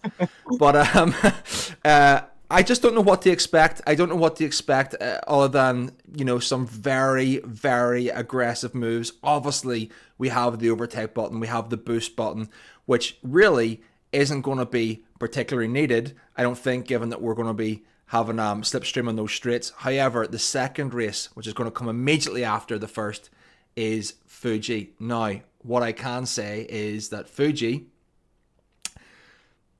will be run with weather conditions on. Now, how that works out, Yes. when and if it comes, I don't know. But the drivers don't know either. Remember, they haven't been able to practice these combinations.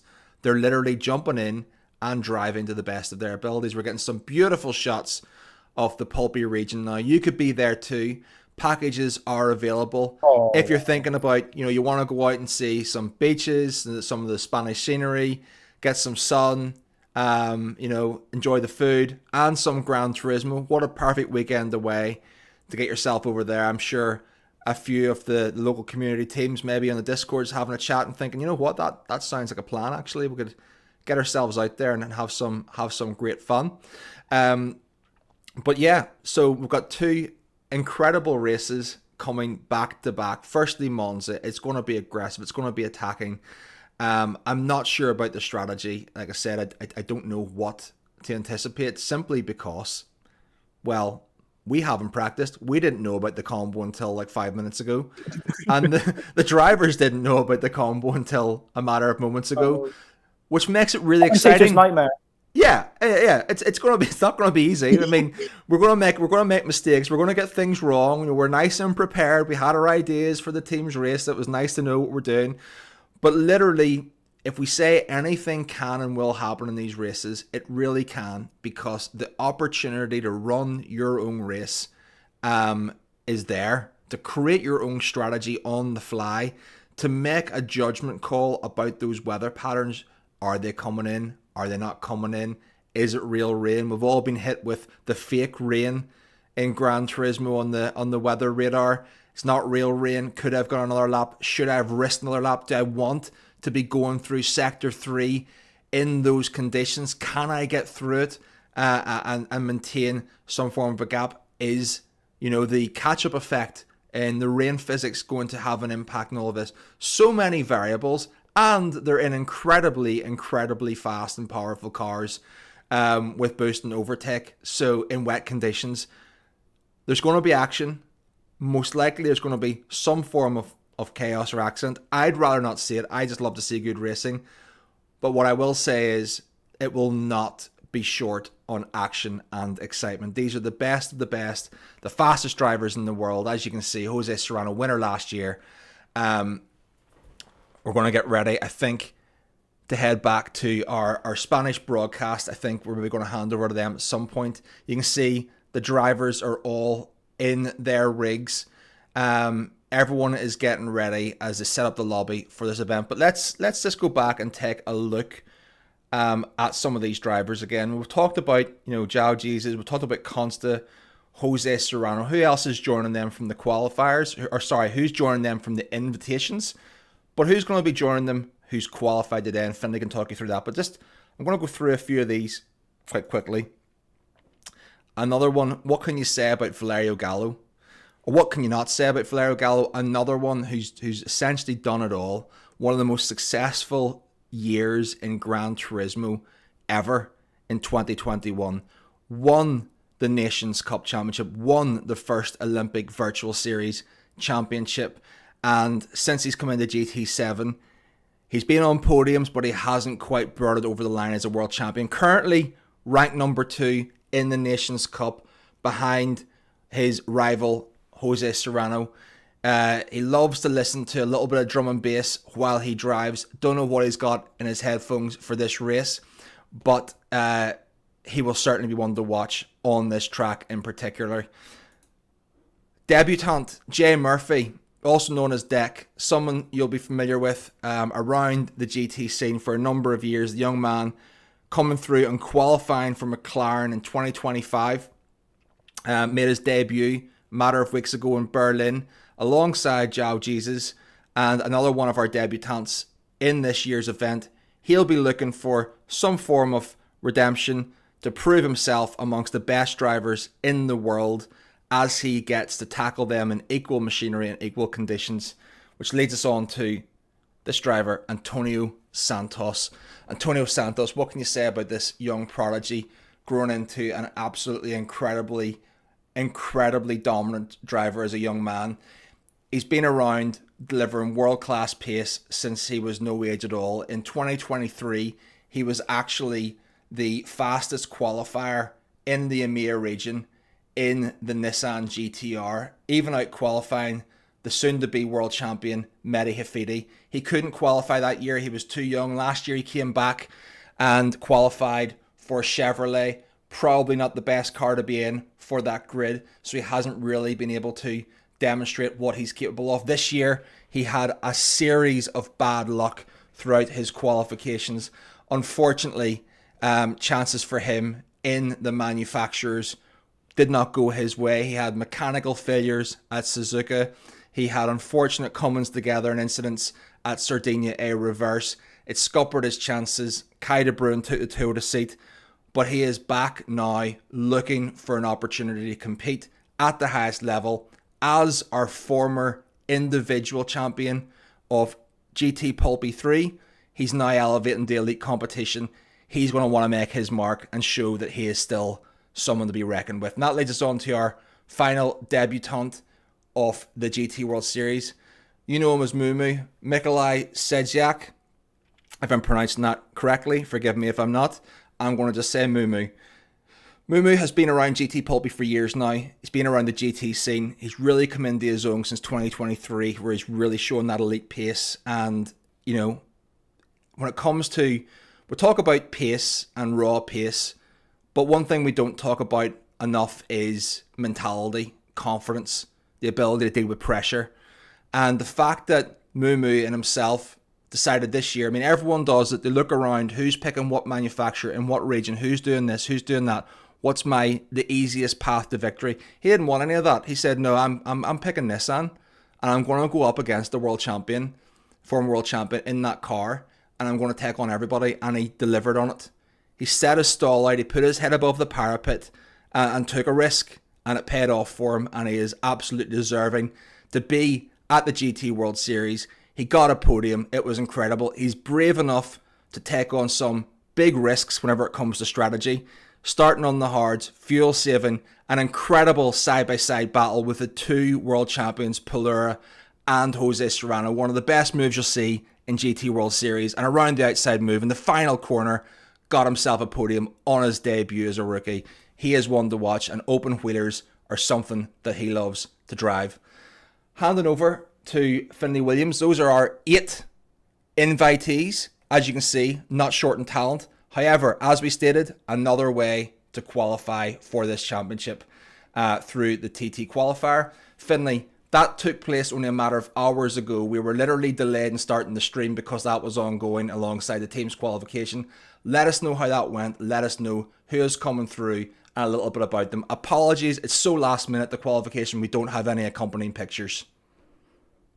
Apologies, yes, and thank you so much for that, Flash. Some really strong drivers from the World Tour here this weekend, and some World Tour drivers attempted the qualifier and never came through. It just shows the strength and depth of the qualifiers today, and shows that these drivers that have qualified, these 6 qualifiers from the Toyota 86 GRMN at Goodwood this morning, are not there to fill in the gap. They're not there to make up the numbers. They are there to win the competition, and that is what they will endeavour to do.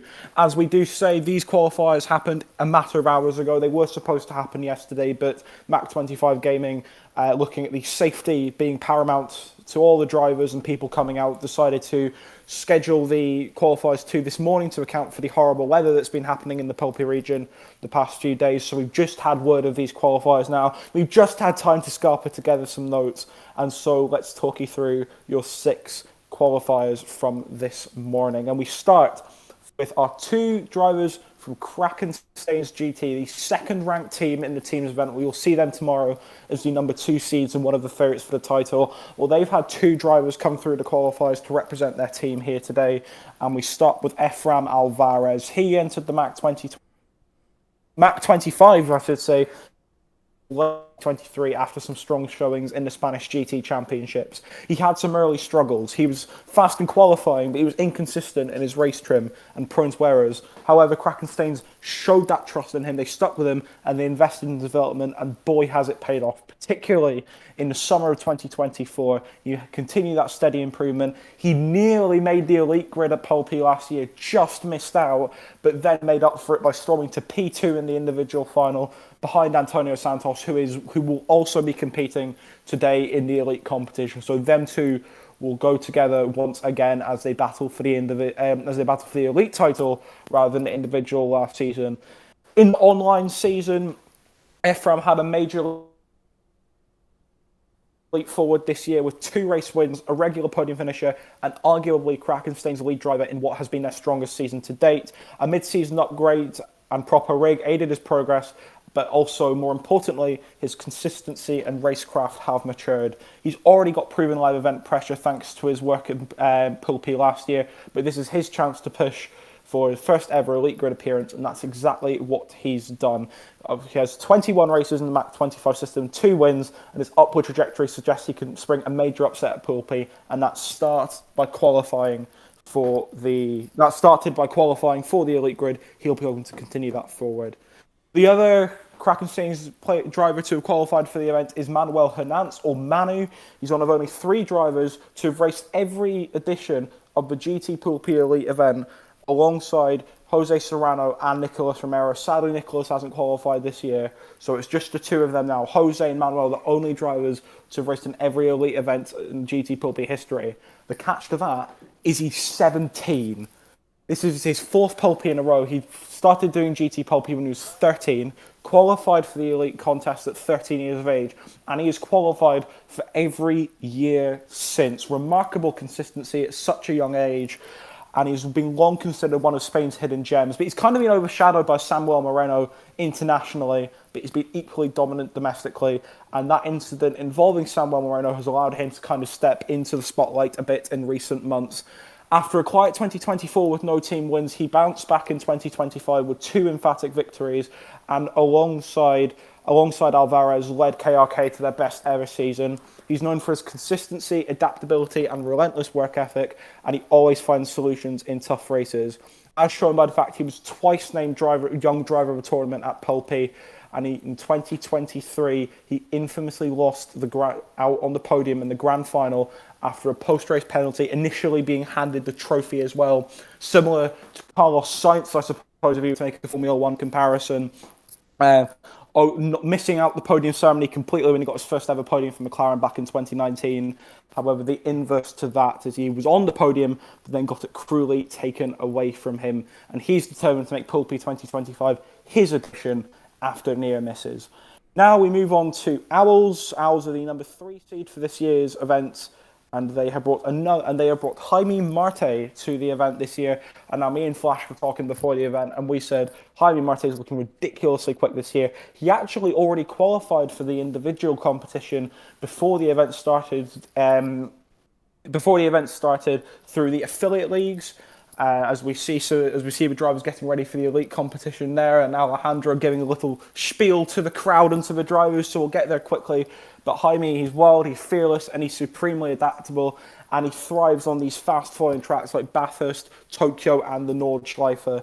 In terms of his Gran Turismo career, he shocked the world in 2024 by winning his first Gran Turismo World Series exhibition season with Genesis, and had 3 straight top split wins versus the likes of Jose Serrano, Killian Drummond, and Jack Balding, who I believe is in the chat today. Hello, Jack. Hope you're keeping well.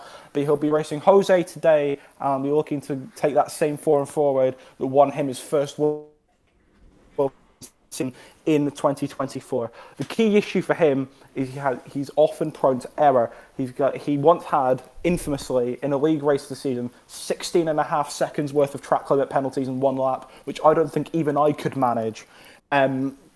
But he's also had tyre rule blunders, he's forgotten the mandatory tyre requirements, and he's also crashed from multiple strong positions as well. But he's a proven big stage performer. Owls finished 2nd at Pulpí last year, and he was key to that. And he also managed to qualify for the individual final. However, with 5 races and 5 podiums in online leagues this season, Marty has taken a step up, and he is a genuine outsider for the title today.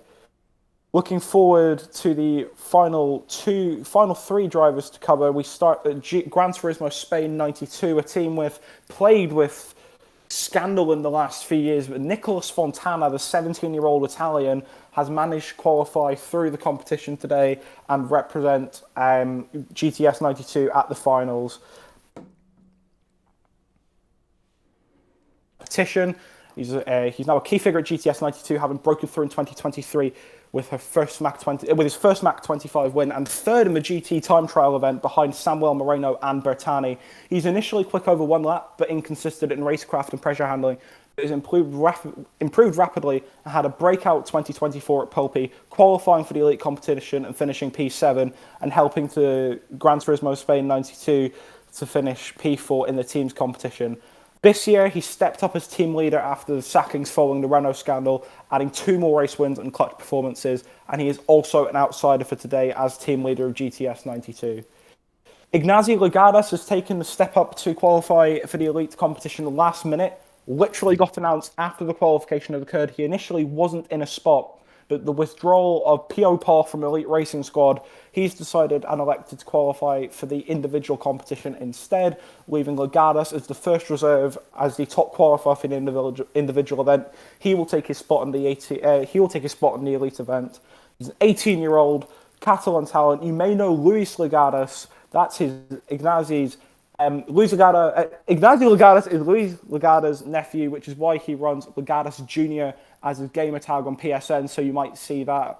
He developed early at Joker's E team under Rakait Eliswegi, who we've already talked about as being a very nifty driver, showing flashes of promises before fully blossoming at his new team now at Customs GT. He took a first Mach 25 win last season in Summer Madness Sprint Final with a dramatic last lap pass on Krakenstein's Cuerdo, and his second win was a flawless flag victory at Sardinia in the Infinity G Series, resisting pressure from the Owls duo of Jose Art and Gonza. This season, he's been a consistent front runner and established himself as a leading Customs GT figure, and he'll be hoping at a shot at a top half finish today, and perhaps even a podium if he's pushing for it. And finally, our last qualifier is Federico Cervi from Team Monza Racing. We saw Team Monza Racing finish second today in the team's repechage first race. He'll be there today for Federico for the elite competition. He's already a standout name in competitive GT at just 17, and he's known for his presence across sport mode, the World Series, and private leagues. In 2024, he moved to Raton Racing alongside big names like Vinolo, Busnelli, and Mangano, making his first appearance at Pulpí before helping relaunch TMR. And over 3 years, he's proven himself a star in every team he's raced for, and now he's taking on the role of team leader at TMR alongside Busnelli and Mangano. This season's been his strongest so far with 3 race wins, multiple podiums, and a reputation for breathtaking qualifying pace and aggressive racecraft. But that aggression, while it's a strength, can also lead to penalties. But he has a one race at a time mindset when I spoke to him earlier on. That can help limit his endurance performance. He enters Pulpí with a mission, push Team Monza Racing into the team's finals, which he's already on the way to doing, and leave his mark after narrowly missing out on the elite competition last year. He's qualified for it this year. He's got to go out and put a good account of himself in. So those are your 6 elite qualifiers. We'll head back now to Flash to talk us through what's coming up now. Yeah, thanks very much for that, Finlay. I think for ourselves at this stage, just looking, they're obviously just getting the grid ready for the qualifying session. It's going to be an elite super pool. But just to give you a bit of a rundown on the settings for this Monza race, it's happening at sunset. We've got 16 laps. There's going to be no weather. Tire wear at ×7, fuel ×4. Real disparity in the tires here, which is going to really add to that opportunity for undercuts or overcuts, soft and hards, no mediums, soft and hards required. Refueling, like we said, 3 litres a second, so whatever impact was had in the team's race at 5 litres a second, this is even slower, which means that fuel saving will have a bigger impact. But remember, this is super formula. It isn't just the fuel that they have to save.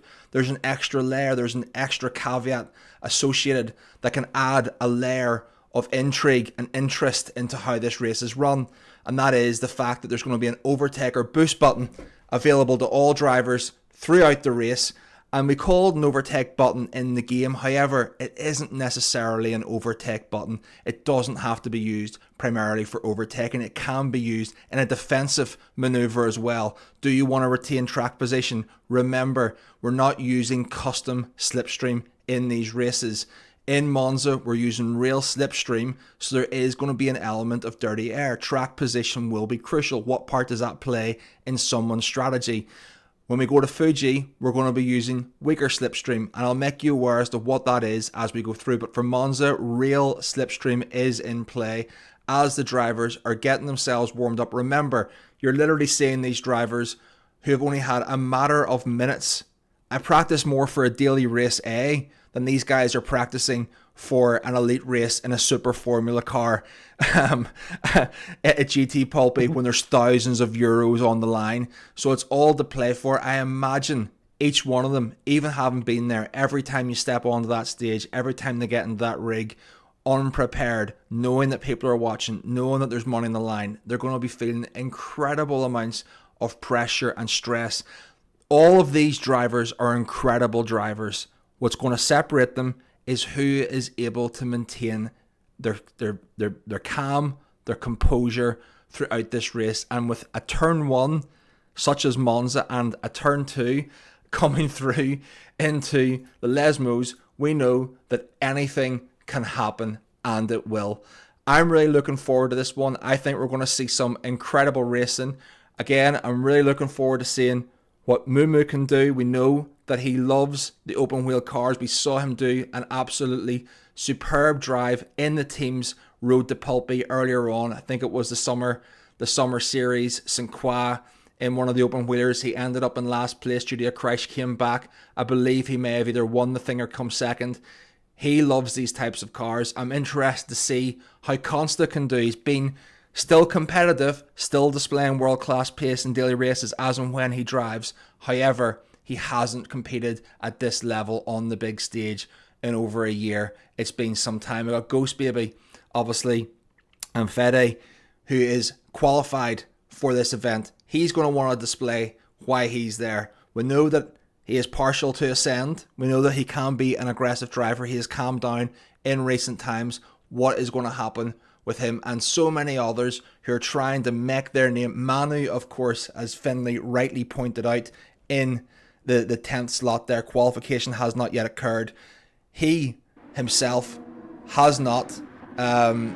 He's been here since day one in GT Pulpy, qualified for them all. And we can see now they're getting the lobby ready and they're beginning to do some warm-ups. I don't believe that the qualification has started, or has it started? Maybe this is it. Not yet. Oh, I believe this is still the... No, it hasn't started. Alejandro gave the 1 minute warning recently, but yeah.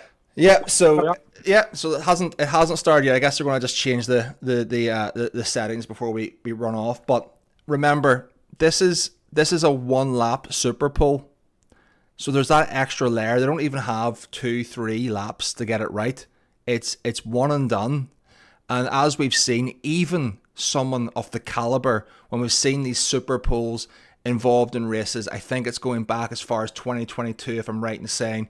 Maybe it was the World Finals, maybe it was in the Red Bull, I can't quite recall. Trial Mountain Reverse.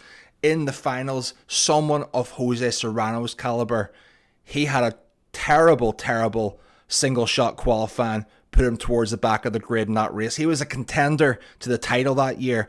So what we're saying is that anyone can get themselves on pole. They've all got the talent. Who can deliver it over that 1 lap? I am incredibly interested to see what happens when this all kicks off. You can see Manu getting himself out there now. He maybe is warming up for an out lap. I'm not sure in what the format is. It'd be nice if we were able to get some insight on that. If we were able to find out, are they all going to be on track at once? Are they going to be let out of the pits? You can see John coming out now. Who else have we got in the Manu heading out for his out lap, I imagine.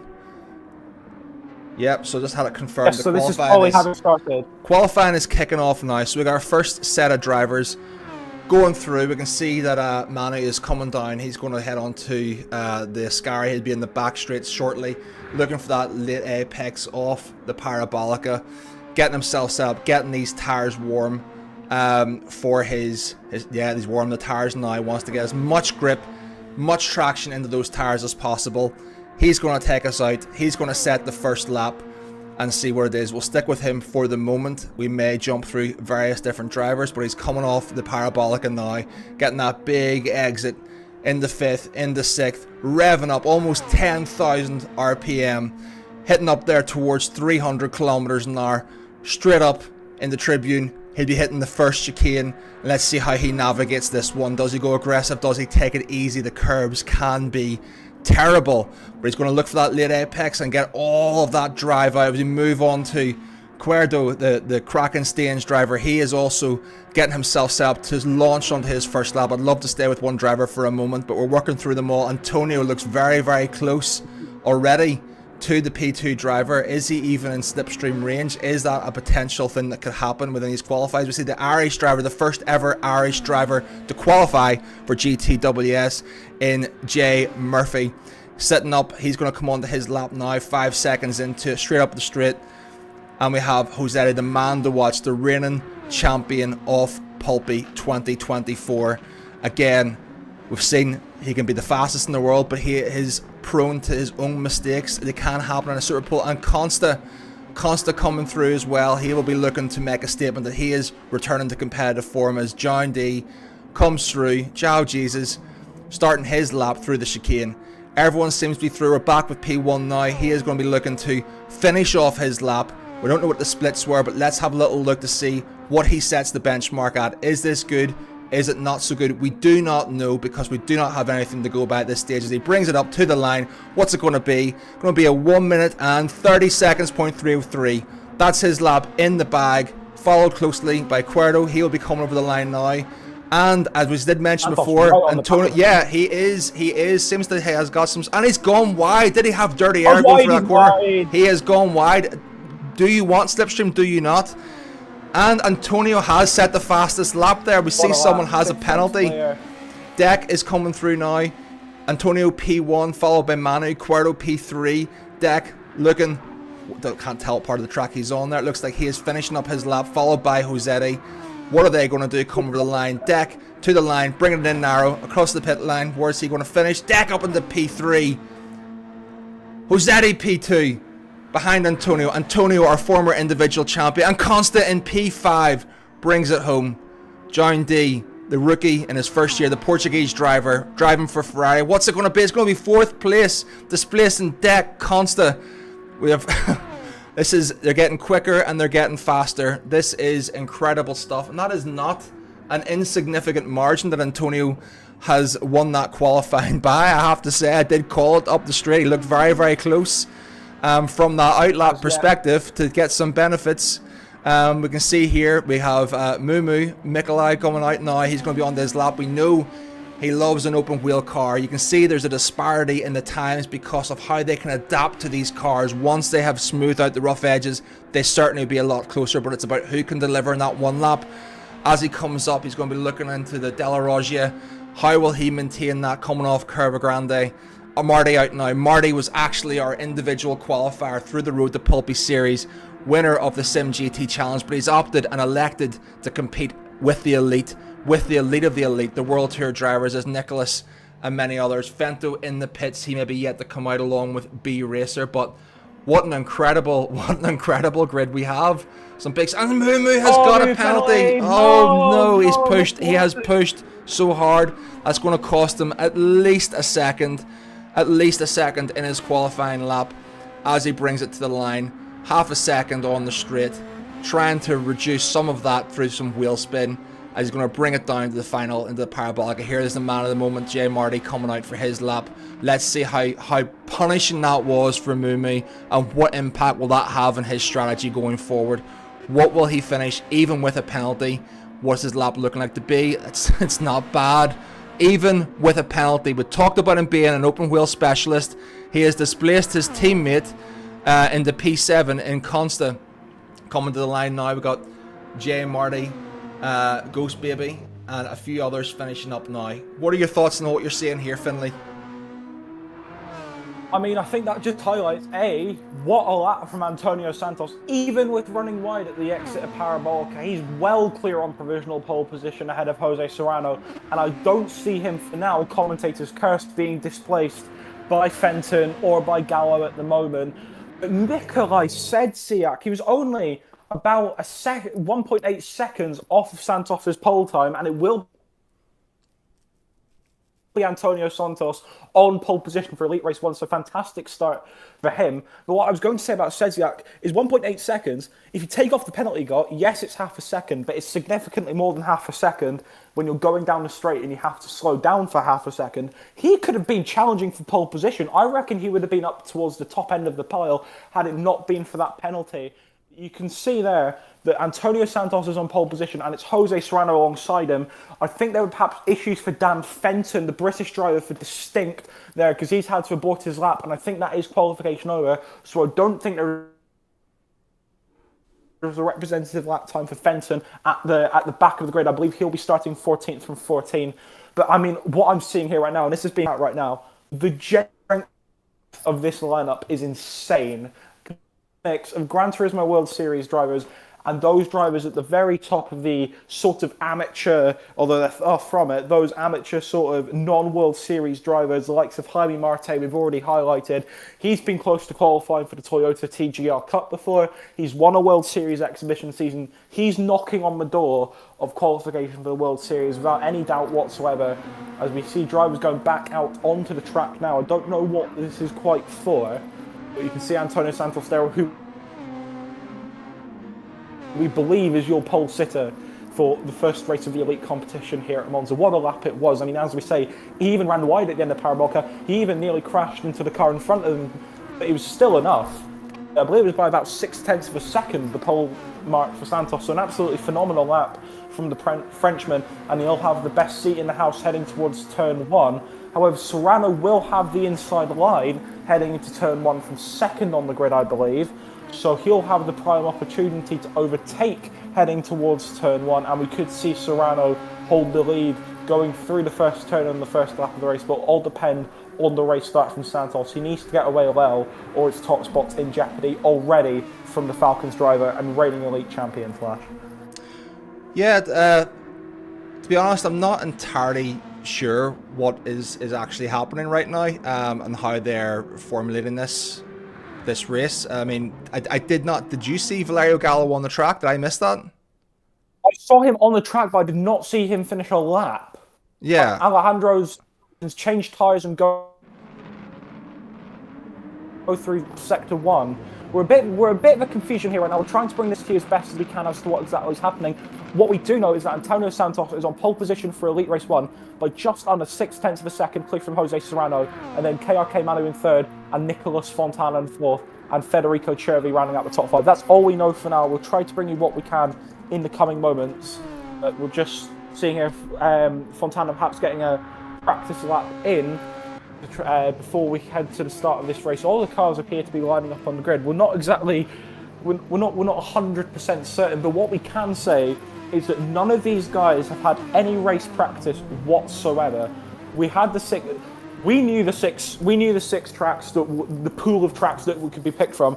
The drivers didn't. You know what I mean? The drivers had no idea of the 6 tracks. This is the first time. They literally found out, 15-20 minutes ago that Monza was one of the picks, and now they're racing here in one of the biggest competitions in Gran Turismo esports in general, at Monza in the Super Formula car.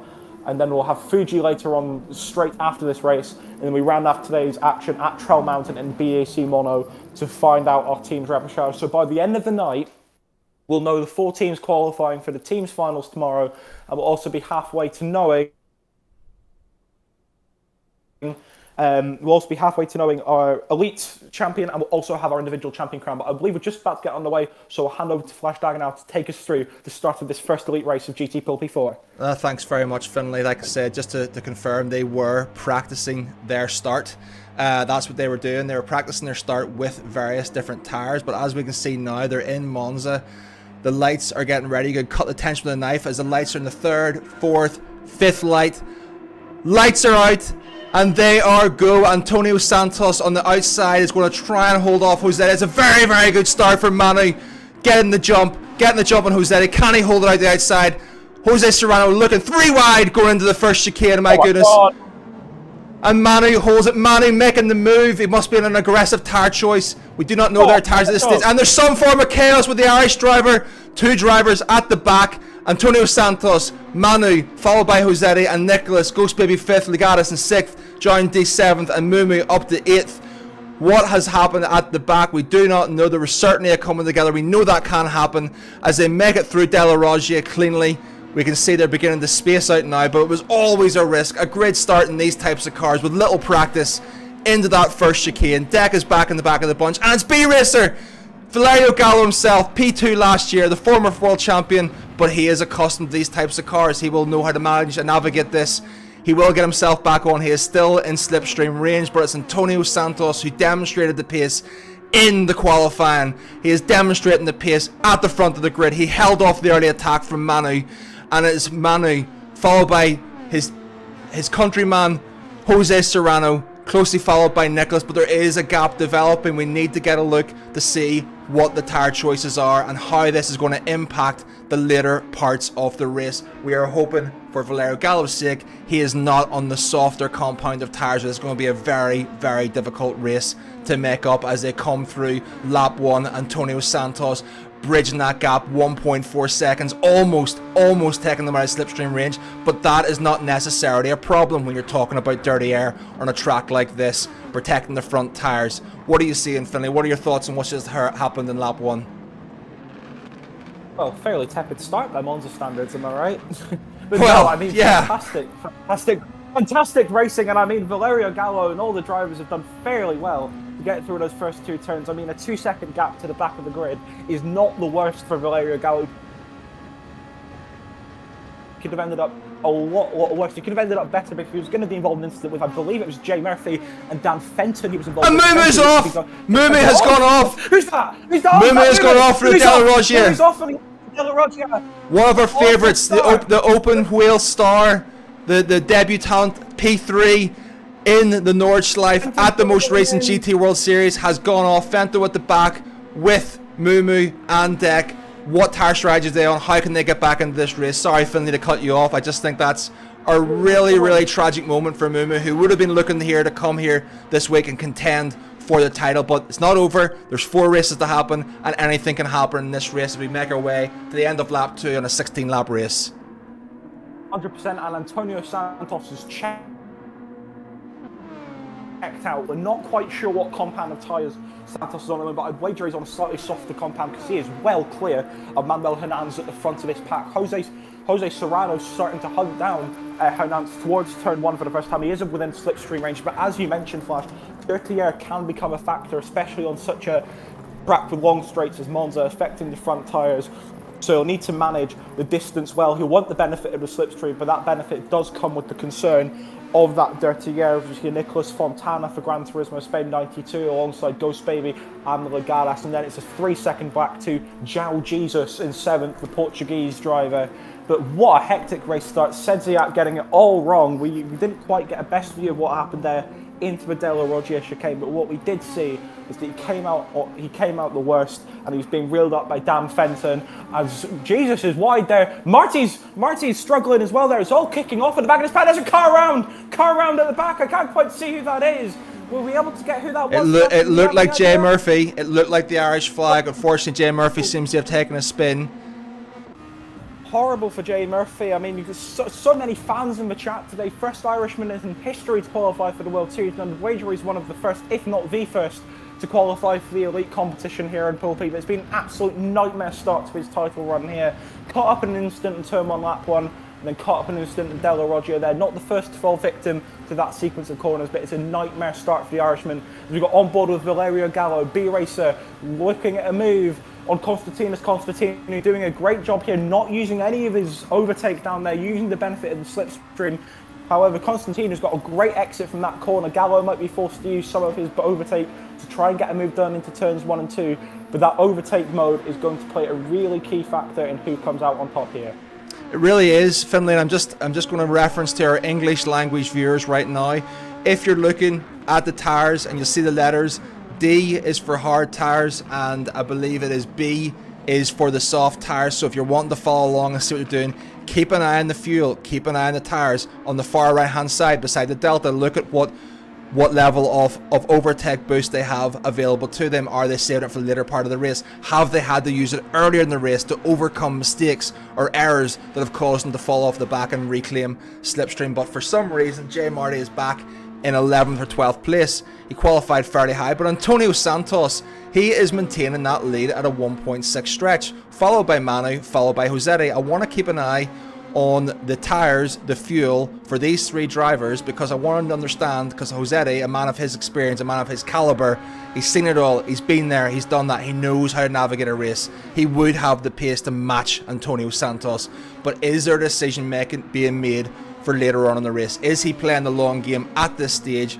with his countryman in Manu in P2? And the thing with that is, in a track like Monza and a car like the Super Formula, these guys will race this track and this combination so many times. It almost becomes less about the actual driving and more about the racecraft. As Serrano looks for an outside move into the first sequence of corners here, Manu goes a bit deep here. Serrano going for the switchback on the curb, mounts the curb, and that lets Manu off there for now. Bit feisty driving, very cagey between the two Spanish drivers as they head down towards De La Roggia. But this racecraft here and this combination like this is going to be absolutely key. How do you manage the tyres? How do you manage the fuel? And how do you manage the overtake? There's so many different variances and combinations as we see Joao Jesus under some pressure and Constantino there in 6th place. But this combination is really all about the racecraft. There's so many variables, as I was saying. There's so many ways it can go right, but there's also so many ways it can go wrong. And there's so much more for just drive. A lot of people see sim racing as just driving. It's so much more than that. It's Constantino going very squiggly there in the exit of De La Roggia, like so many of the drivers we've seen so far. But yes, it's all about, as we see, a penalty for Jay Marty there. He'll have to slow down at the exit of Ascari. It's all about keeping all those variances the way you want them. Yeah, and I think to your point, Finlay, I think we got the answer to our question just entering lap number 5 there between Manu and Josete. We weren't sure, were they going to work together? Was there going to be some form of an alliance and compliance formed there? Were they going to work together to rein in the young Frenchman from the Le Mans region, Antonio Santos, leading this race now by 2.5 seconds? That battle into the first chicane has cost him another second. We did notice that Manu, as suggested earlier on, was leveraging the boost as a defensive mechanism against the attacking Josete.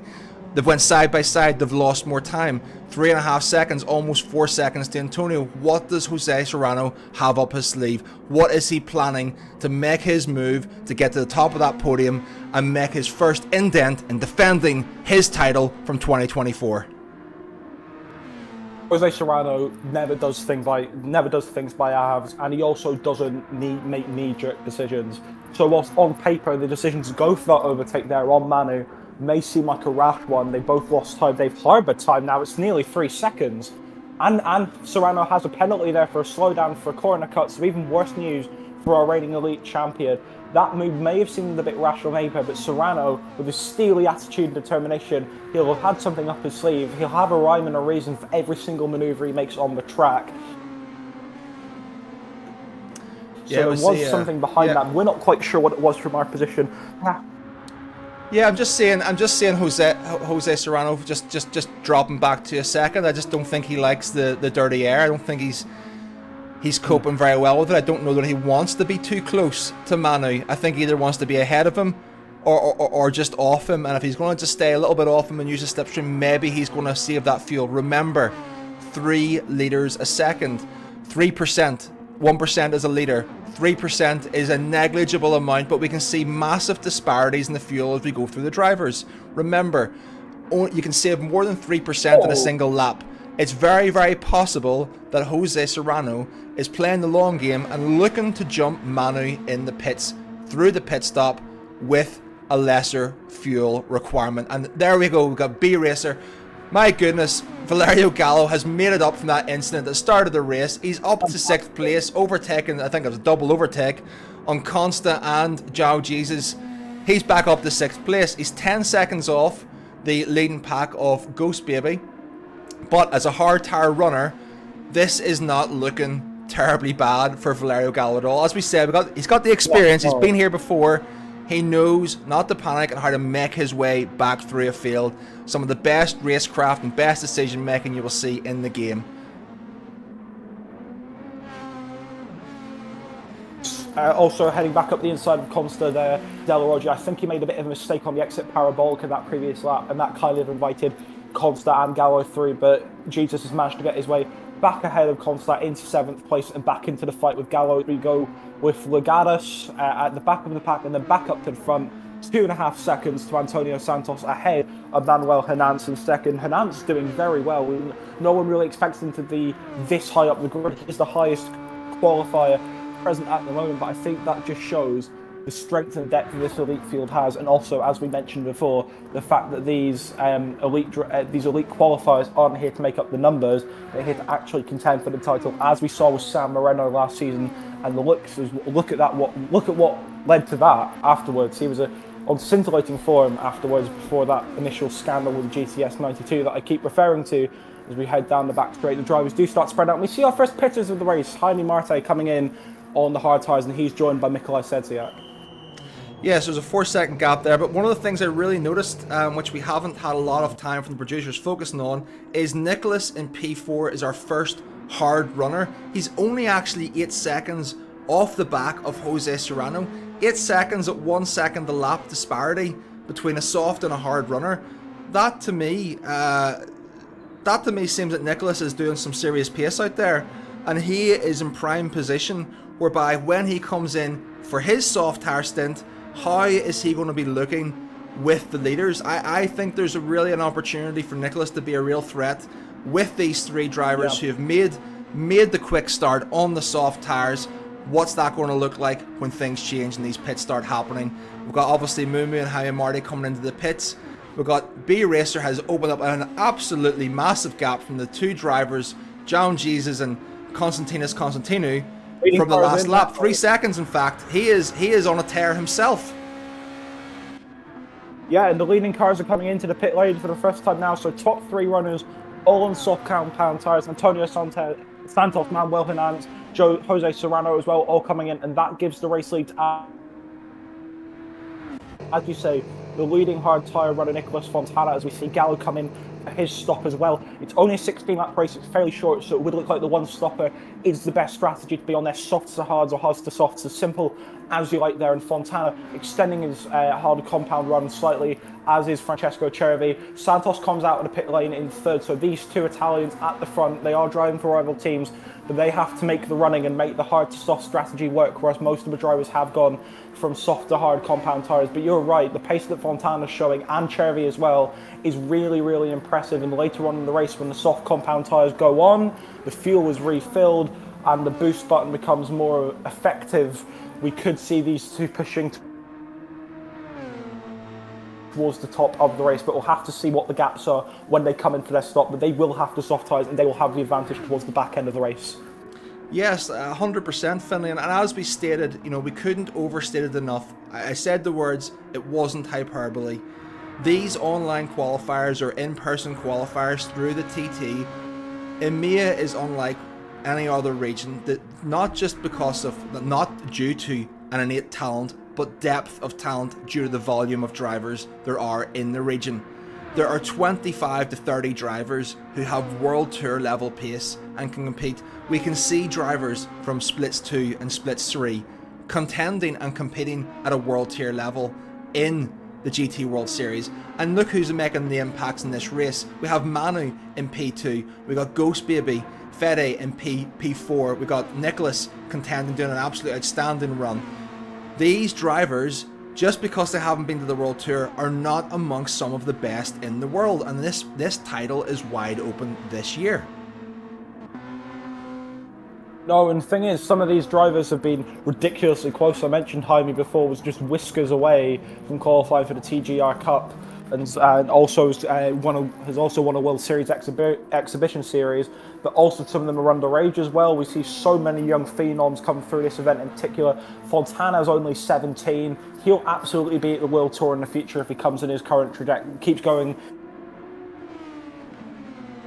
in his current trajectory, and he is contending for the race win here. Both the Italian drivers, Cervi and Fontana, on the same strategy. They've come out in 4th and 5th. What I did notice was that the hard tyre compound runners only pitted a lap after the bulk of the soft tyre compound runners, which to me suggests there's less of a disparity. We see João Jesus getting all sugary on the exit of De La Roja. Suggests to me that there's less of a disparity between the two tyres than perhaps most circuits and most combinations will offer. Obviously, the lesser tyre multipliers will affect that, and obviously the lesser laps will affect that. But the fact is, it's not really much of a tyre compound issue. There's only a lap between the ideal runs for softs and hard compounds. Yeah, I think another factor to consider is that we're now hitting that window whereby the boost is going to be leveraged to its maximum effect. Yeah. I'm really beginning to wonder, you know, what's the battle for Manny and Josete, because Antonio Santos has just had this all to himself. He displayed the pace in the qualifying. He's got away clean. He's got no one in front of him, no one really behind him threatening him. He can take all his own racing lines. He doesn't have to worry about dirty air. I don't think he's particularly interested in using the boost. And if any of these drivers catch up to him, I think he's going to have enough boost in the bank to be able to fend off a challenge. It's all to play for, because if Jose Serrano and Manu get into it for P2 in the last couple of laps, well, that only plays in to Antonio Santos' hands in any case. They lost a second with one overtake challenge, another couple of overtake challenges, and it's his. He's already over 3 seconds of a gap. I think, again, we put the caveat, we put the asterisk, commentator's curse. Antonio Santos, this is really his. He's driving his own race. He's driving within himself at this stage. There's nothing really to prove. He's got this by the scruff of the neck. He's just got to bring it home. I'm really interested in this battle for P2 and 3, and we see that Ghost Baby has actually made a move, and Nicholas, something must have happened behind, because there was a 1.8 second gap from Nicholas to Ghost Baby. Ghost Baby has now gapped him to 1.4 seconds, something that was not picked up by the producers, but maybe an incident, maybe a penalty. But Ghost Baby's now really in this as well, so he's displaying on their home track, Monza. The Italians have really brought some pace to this, and don't forget, we've got Valerio Gallo in P6. He was down as low as P12 at one point, so that's an incredible drive from him. Yeah, it seems to me that there's going to be 3 main groups throughout this race. You've got the 3 main front runners, then Cervi and Fontana on that hard to soft strategy, and then that back group. But it seems Gallo's checked out from there. He has all the pace in the world, it seems. It was just that first lap incident that he got caught up in, plus a poor one-lap qualifying. And we always talk about how these one-lap qualifying shootouts can shuffle up the pack once the pressure gets to these drivers. And this is, make no bones about it, a fantastic drive from Gallo to come home and rescue. Out at the moment, 6th position. I don't see it changing much unless there's an incident in front or behind him. I would like to point out that Manu Hinault has gapped Jose Serrano quite considerably. There is a couple of seconds now between the 2 Spanish drivers. Yes, Serrano had that penalty early on, and also perhaps, as you said earlier on, Flash, perhaps Serrano backing off a bit to negate some of that dirty air factor that maybe affected him earlier on in the race. But Hernandez has a bit of a gap and has some clean air to work with as well, with minimal pressure coming from behind. That gap is starting to close slightly though. Not much that Hernandez will be concerned with at the moment, but as the race progresses, still 4 or 5 laps to go, that could become to affect Hernandez later on. But as you say, you're right, Santos is really checked out here. It doesn't seem like there's going to be much challenge to him unless something happens to him. This race does seem to be his to lose, and as you say, that gap between Fontana and Cervi, now 1.6 seconds, there definitely must have been a mistake from Fontana at some point. He wouldn't have lost that much gap off a half a second penalty, so unless he's got accumulated a couple of track limits penalties in the space of 1 lap, I think he must have run wide at some point in the lap or something like that. Yeah, well, it did. I mean, Antonio, as I said, he's got the experience now for such a young man. To say that he's a veteran at this level, he's been around delivering this level of pace for years and years now. He's got the composure. I was speaking to him in the lead up to this event, and he revealed to me that to keep his mindset right, he actually and everyone has their ways of managing things. He actually likes to go out and play paddle and hit a ball off the outside of his house and just to relax his mind, to get himself. And I don't know whether he bought his paddle and ball, but he's certainly driving with the coolness, the calmness of someone who's been at the very, very pinnacle of this sport for a number of years. He's holding this down, he's driving in a dominant fashion, and he's just doing what's necessary, not taking any risks, and he's going to be looking like our P1 finisher. But it's all coming together now. You know, Manu and Jose Serrano. I want to see what happens there. I want to see if Jose Serrano is going to get the bit between his teeth and make an aggressive move towards the end of the race. Use all of that boost up. As we're on with board with Fento, he's got very little boost left to make either an attack or a defense, as the Irish driver Jay Murphy comes back in to hit some early troubles, but managing to make his way back up to 9th is quite admirable. But that gap is coming down. That's Manu is on a charge here. That's another second. I mean, maybe we're speaking too soon. Is he taking his foot off the gas a little bit too much? Has he used all of his boost? What is going on there? There has to be something that is affecting his pace. They all pitted roughly in the same lap. It can't be the tyres.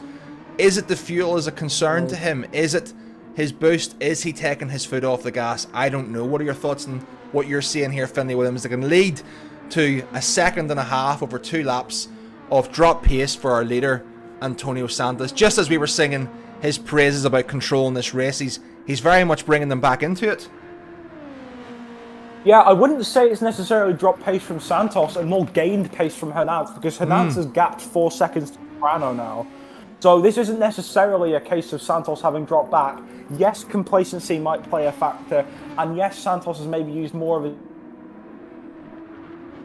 boost than he is cared to think of. But the idea is that Hernandez has pulled it forward in some fashion. He's driving the laps of his life around the Monza circuit right now. If he keeps at this pace, he will catch Santos. But as we said, and I mentioned it in Dragon Trail, catching's one thing, passing's another. But this track is ripe for passing opportunities. Down into Turn 1, down into Del Roger, down into Ascari, down into Parabolica. There's pretty much overtaking opportunities everywhere you look. So if Hernandez can get to Santos, Santos is in real trouble here. He'll need to have hoped he's preserved some of that boost throughout the race that he's able to defend with. We call it overtake, as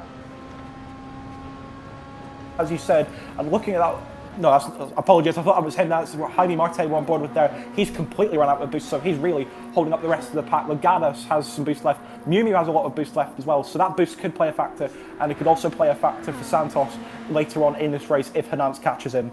Yeah, remember, Manu is, you know, we talk about Manuel Hernandez. He's only 17 years old. He's not even old enough to qualify for the GT World Series. Ridiculous. He's been around for years. He's been twice named the young driver of the tournament at GT Pulpí. Like was said before, I think you mentioned Finlay, he's been there since the start. He's qualified for every event.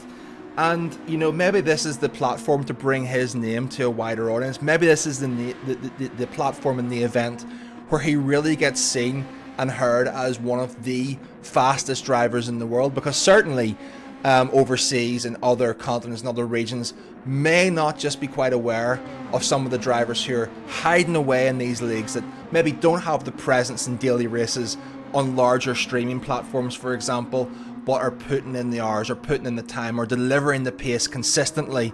And when you get to see them amongst the best of the best, and that gap is down to 1.2 seconds. Yeah, he is firmly in the slipstream. He is now in an attacking position. Like you said, 4 seconds to Jose Serrano. Final lap. This is going to be something. He is going to make a move. What is his boost looking like? He's not using any of it yet. He's using the natural slipstream. I think Jose Serrano is just going to be bringing it home for P3, but there's going to be a real opportunity to make a move coming down off Lesmo 2 into Ascari. When does he make his move? What's that gap coming down to? Will he hit some dirty air going through those Lesmos and be able to get the exits he needs to make that attacking move? We're looking at him now as he comes up. He's in a purple lap. Purple sector. Purple sector by 4/10. They're both making moves. They're both on the boost. Very little fuel left for Manny. He's right on the limit of his fuel. His actual fuel is gone. That's where the time maybe comes from. I don't know that he's going to be able to get him just now. And he's onto the boost as they come down for the final time, entering into Ascari, hitting up there at almost 300 kilometers an hour. This race has been absolutely fantastic. Antonio Santos has been fantastic. He's again purple, entering the Ascari chicane, coming off and going into the final Parabolica. He's made a late attack. It's not going to be enough. 8/10. Antonio Santos is going to enter the Parabolica. He will take it. He will take P1. Manny's going to take P2. Jose Serrano will come across the line in P3. Absolutely fantastic. But what about our two Italian drivers? What about our two other qualifiers? We have three of the top 5 have qualified through the time trial qualifiers at Goodwood. Absolutely outstanding. The other two invitationals, Antonio Jose Serrano. We got B Racer, that's Valerio Gallo, made his way back from 12th. An excellent drive from him. Consta, a return to form. Been out for a year, getting back into the competitive spirit. We've got Deck, Jay Murphy, the Irish driver, was caught up in some dramas earlier on in the race in turn 1, then again later on, has managed to get a commendable 8th, Fento 9th, and Legatus 10th, rounding out the top 10. John D. Jesus in 11th, and Jay Marty, our champion of the Sim GT series in P12, followed by Cuerdo and Mumu. Oh my goodness. Was that after the line? Was that after the line? I think it was. Mumu has had, well, he'll just be wanting to put that one behind him. But what a race. Let us know what your thoughts are in chat. Finley, give us your summary of the race. What do you think about what you just saw right there? There's a lot to unpack. Well, if that doesn't set a precedent for the elite competition for the rest of the weekend, I don't know what does, because that was maybe not necessarily as like dramatic in terms of like crashes and all of that as a Monza race as you would get, but we don't want that here. We want pure racing, wheel to wheel, all the way to the end, and that was certainly delivered. Yes, Antonio Santos was your lights to flag victor right from the start. He did have a brief moment when he was in the pit lane where he lost the lead, but he was basically the net race leader for the entire race there. But the mid-pack, Manuel Hernandez with a fantastic second place. He was right up it with Jose Serrano. He managed to pull away at the end.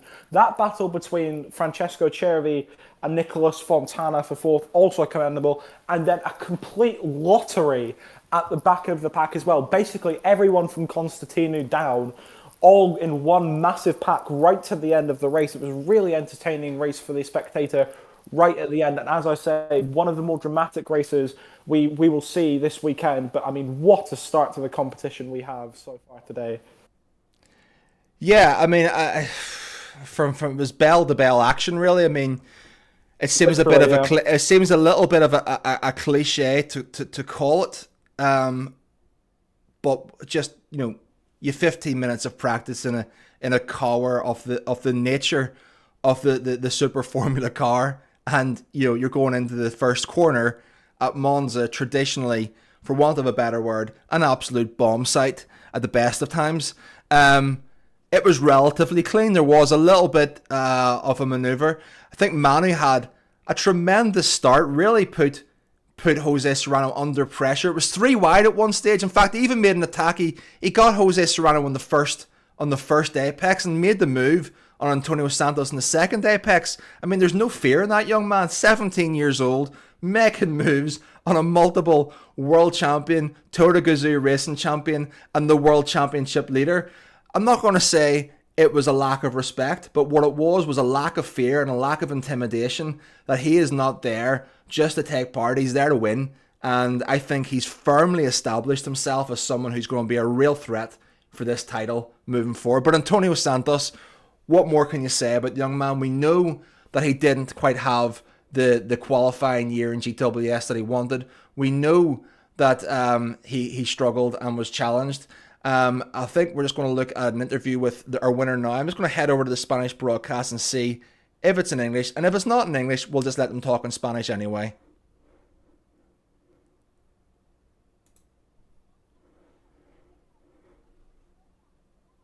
Muchas gracias. No, era uno de los circuitos que más odiaba del juego y no me esperaba, bueno, esos superpole por 6 décimas, eso no me lo esperaba, la verdad. Pensaba que iba a ser, bueno, Josete o Valerio, por ejemplo, pero al final fui yo. Por 6 décimas encima, eso no me lo esperaba. Y bueno, pues muy contento, claro. Por un circuito que no me gusta, es increíble. Un circuito complicado con los track limits, con las penalizaciones que al final son duras. ¿Cómo lo has gestionado? Al inicio de la carrera lo gestioné bien, hasta la vuelta 12, donde, bueno, cogí mi primer penalti y ya estaba un poco, no sé, estresado, la verdad, porque más allá del penalti, pues comí un fallo en Ascari y casi pues Manu me gana por estos errores, pero al final muy contento, sobre todo en la primera parte de la carrera, muy contento. La cosa se ha puesto tensa al final porque veíamos que Manu se acercaba, pero oye, al final la tenías, has controlado muy bien los nervios ahí también, ¿no? Sí, bueno, es que no sé, no estoy acostumbrado a gestionar tan, vamos a decir, malo los nervios. Pero bueno, perdí 10 segundos y menos mal que tenía ventaja después del primer stop, si no, pues puede ser que Manu me cogiese. Oye, empiezas muy bien con esta victoria en la primera carrera. ¿Expectativas? Porque tenemos 3 carreras más por delante. ¿Te ves con opciones de ganar? Yo venía aquí para ganar, pero la verdad es que ganar esa primera carrera pues me pone mucha confianza para el resto del campeonato. Pues oye, todos un momento atentos. Un aplauso para Antonio, ganador de la primera carrera de élite. Enhorabuena, Antonio. Y nada, nosotros vamos a devolver la conexión ya a la mesa de los casters porque viene la segunda carrera ya de élite. Y nada, Alejandro Garnata, Coque López, todo vuestro. Bueno, pues muchísimas gracias, María.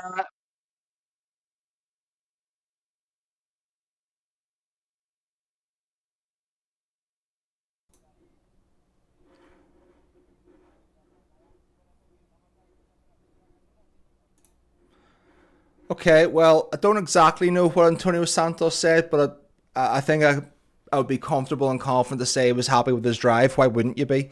With a drive like that, leading the championship after one round, but again, it's one round of 4, a lot to happen, and we are now going back to back.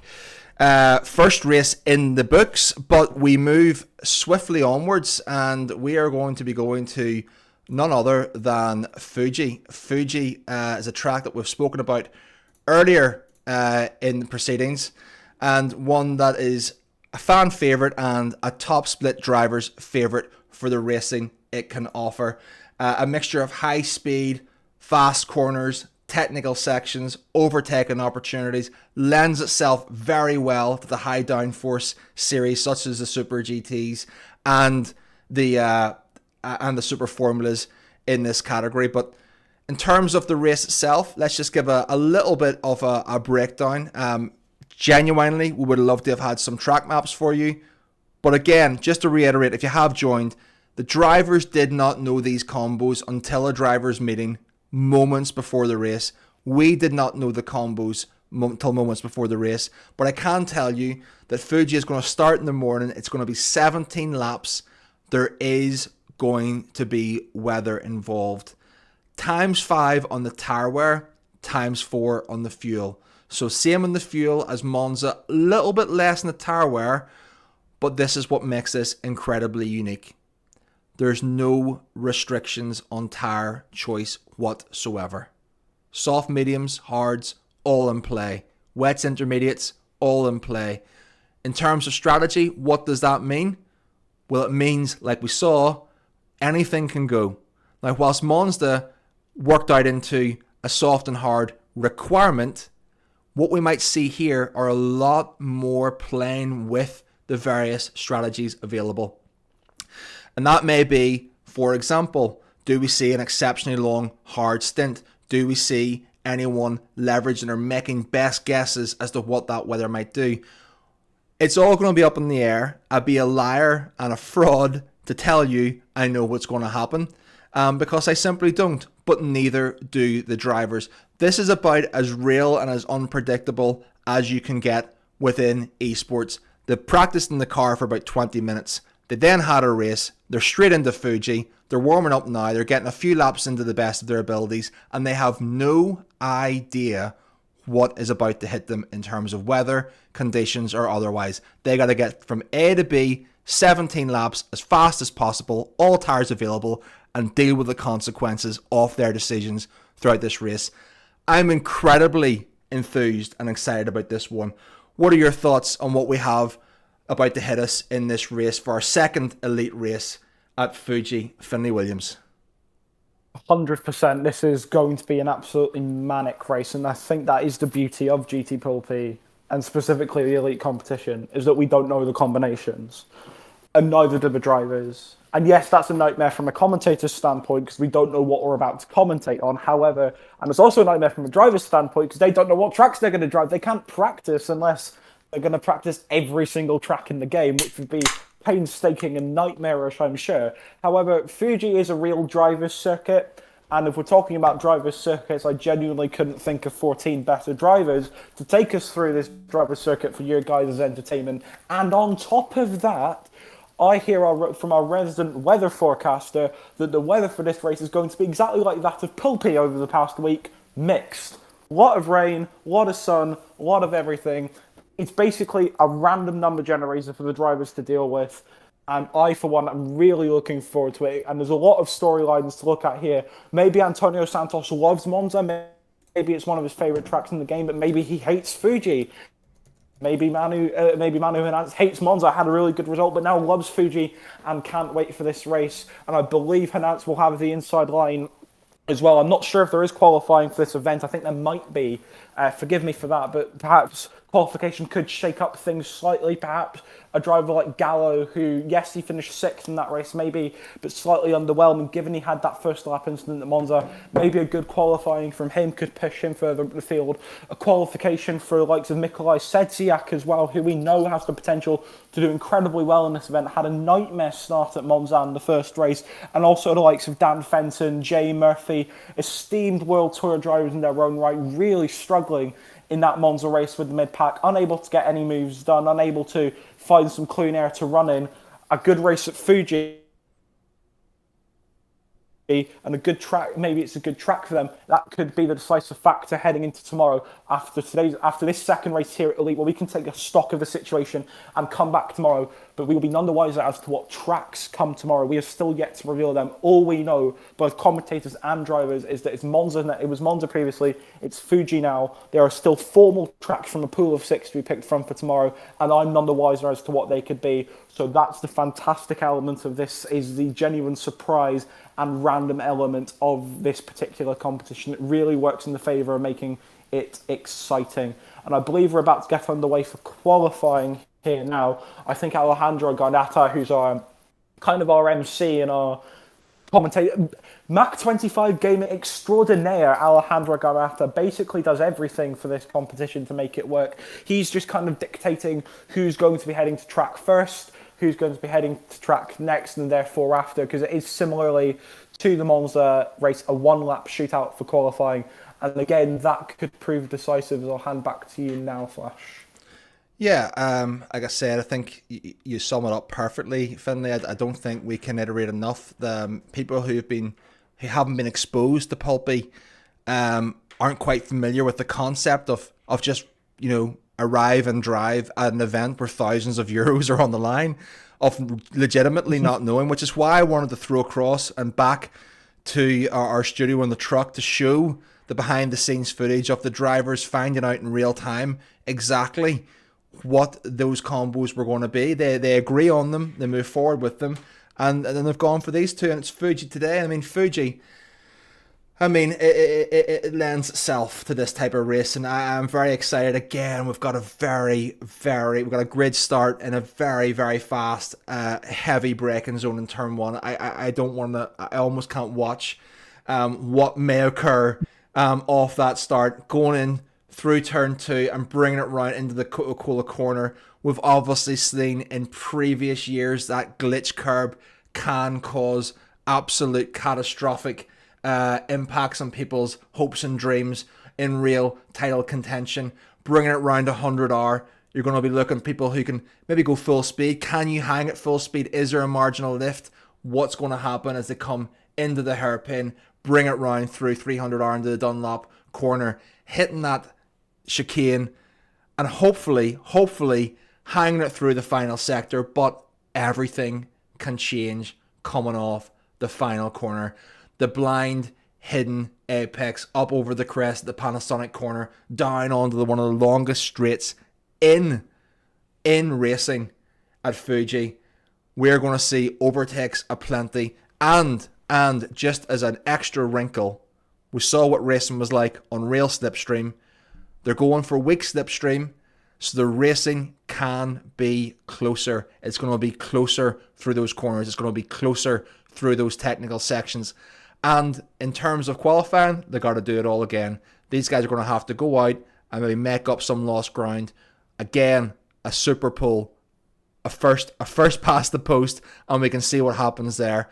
So that said, Finley, where are you expecting to see? I think it's a foregone conclusion that turn 1 is going to be where there's going to be a lot of action. But where else do you foresee some of the activities or overtaking opportunities existing on Fuji for these drivers?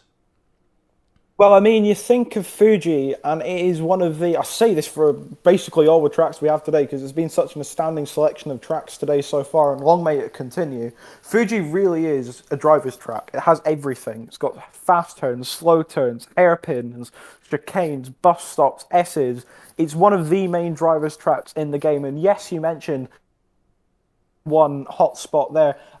Of course, there's a long stretch. And with the boost and overtake mode in these SF23 cars, there'll be plenty scope for overtaking there when there maybe may not have been before. And especially, as you say, with the slipstream on weak settings, that's real at Monza, that will encourage cars to get closer and battle harder because there's less dirty air to negate, I suppose. But you mentioned Dunlop Corner, turns 10, 11 and 12, that sort of series of chicanes as you come through 300R. That's another of the main overtaking zones, but it gets very narrow, especially between turns 11 and 12. It can be very difficult to hang it in there. So it's all well and good going for the move into turn 10. However, finding your way through 11 and 12 side by side presents a challenge in itself. So you could perhaps be seeing the boost being used through 300R and towards Dunlop, so drivers can get their moves done before they head to that turn, and the gate having to go side by side through 11 and 12. If you're feeling particularly daring, you could opt for a move through turn 6 and the hairpin coming off the back of 100R if you get a good exit off of there. It's going to be really interesting to see the lines for 100R, particularly turn 4, because I know quite a lot of drivers with quite a lot of variances. Some like running it wide and then wrapping it in towards the back end of the corner because it's a long apex corner as 100R. Whereas some like to hold it in tight, maybe lose some of that speed, but have the tighter line to make sure their exit's good for the hairpin. So it's going to be really interesting to see the lines through here. I do really like a fast sweeping corner like 100R.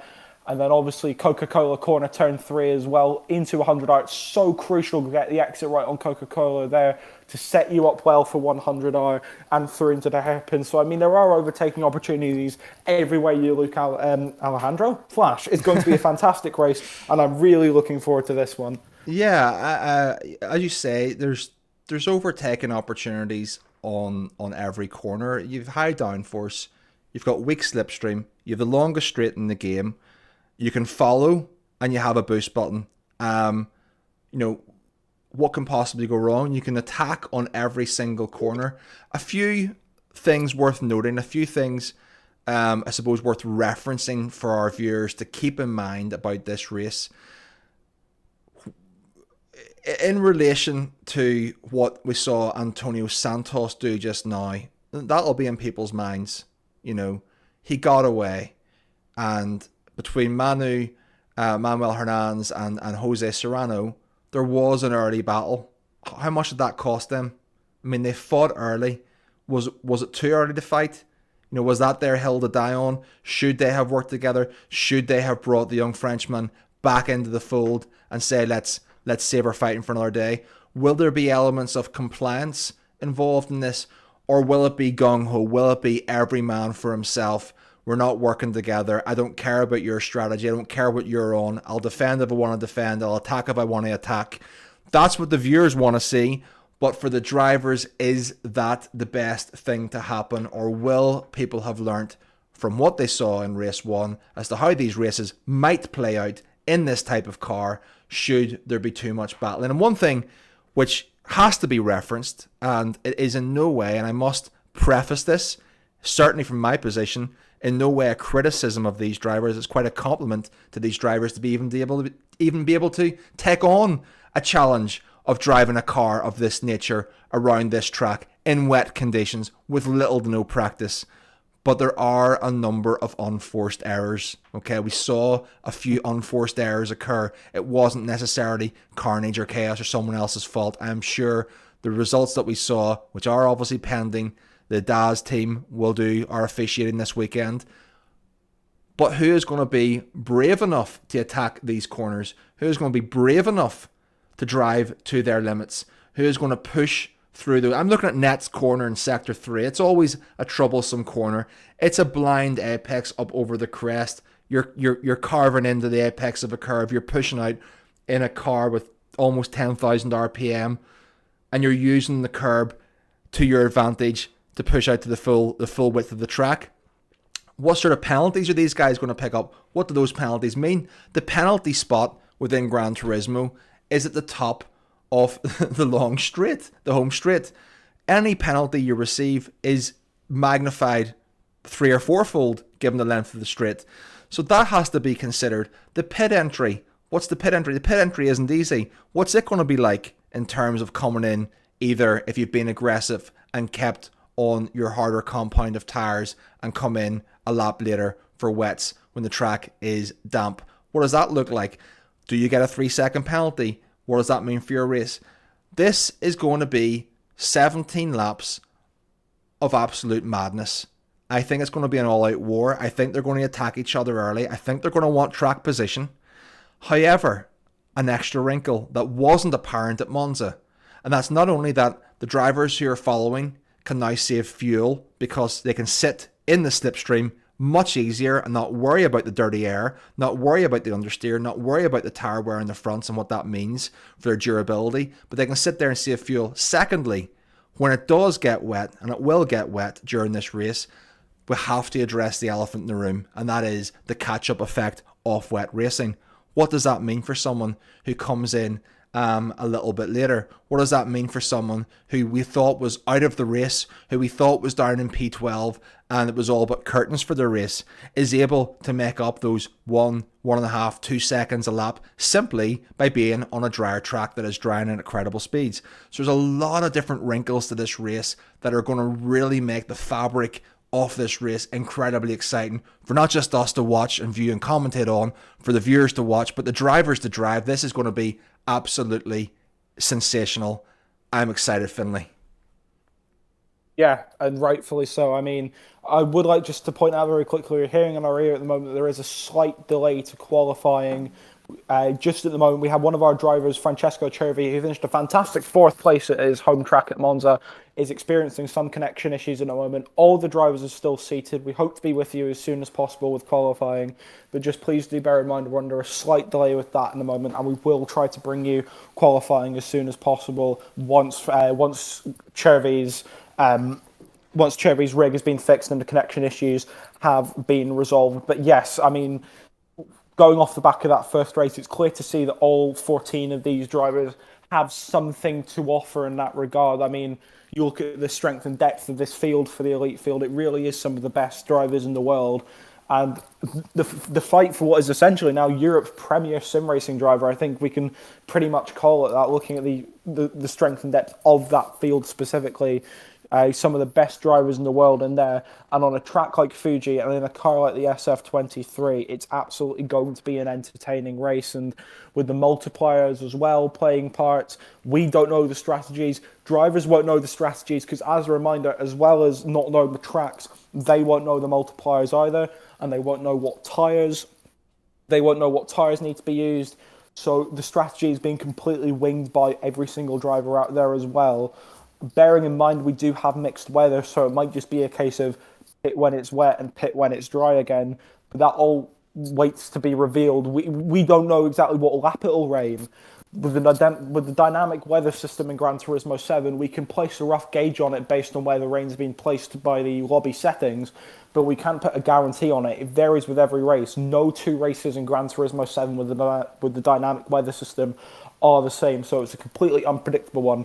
Even the organisers won't know when the rain starts and when the rain stops either. As I say, they will have a rough idea, but they won't be able to put a set time on it, so that throws another issue for the drivers up as well. And as we say, that slipstream being on weak definitely allows for closer quarters between the drivers, particularly that run down to turn 1 after Panasonic. And we are getting ready, I believe now, just hearing in my ear again, that the issue has been resolved with Cervi's sim rig. We've done well to buy ourselves some time there, and I believe we are looking forward to qualifying. Quality filler, Finlay. That was incredible.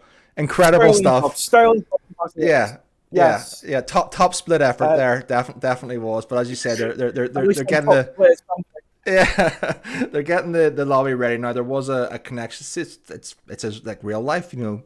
Drivers have technical issues sitting in the pits. You know, they're getting things sorted out. So that seems to have been all resolved. I can see there are some conversations coming in now, but we're being told to wait a moment and not proceed. So I'm going to professionally just throw Finlay under the bus a little bit and put him back in to give us some more filler, because you were doing so well with it. I thought, well, why not? But let's take a moment. We've been told that João Jesus has had a connection issue as well, technical problems. It's as real as it gets. Let's have a look at our live chat. Thank you so much, guys, for supporting either this stream or the Spanish stream. So by bringing this to a new audience who wasn't aware of it before and giving these drivers some of the exposure that they deserve, for all the sponsors. So thanks very much. I see Moomin Papa. I see Simon's in chat. How are you, Simon? Hope your day at work wasn't too hard. Mikey, a lot of the DTR guys. We've got Nick, M3 guy in there as well, enjoying the races. Obviously, I've got some support for Fento, and I think we've had Owen in chat. Alfie, tell us in chat what have been your favorite races so far? We're through 2 now. We're going into our 3rd. What have you enjoyed? What sort of moves you've enjoyed? Is this new to you? Was it the first time you were seeing the Spanish league teams race each other in that competitive format? What do you think of the combinations that have been put together by Nico Romero?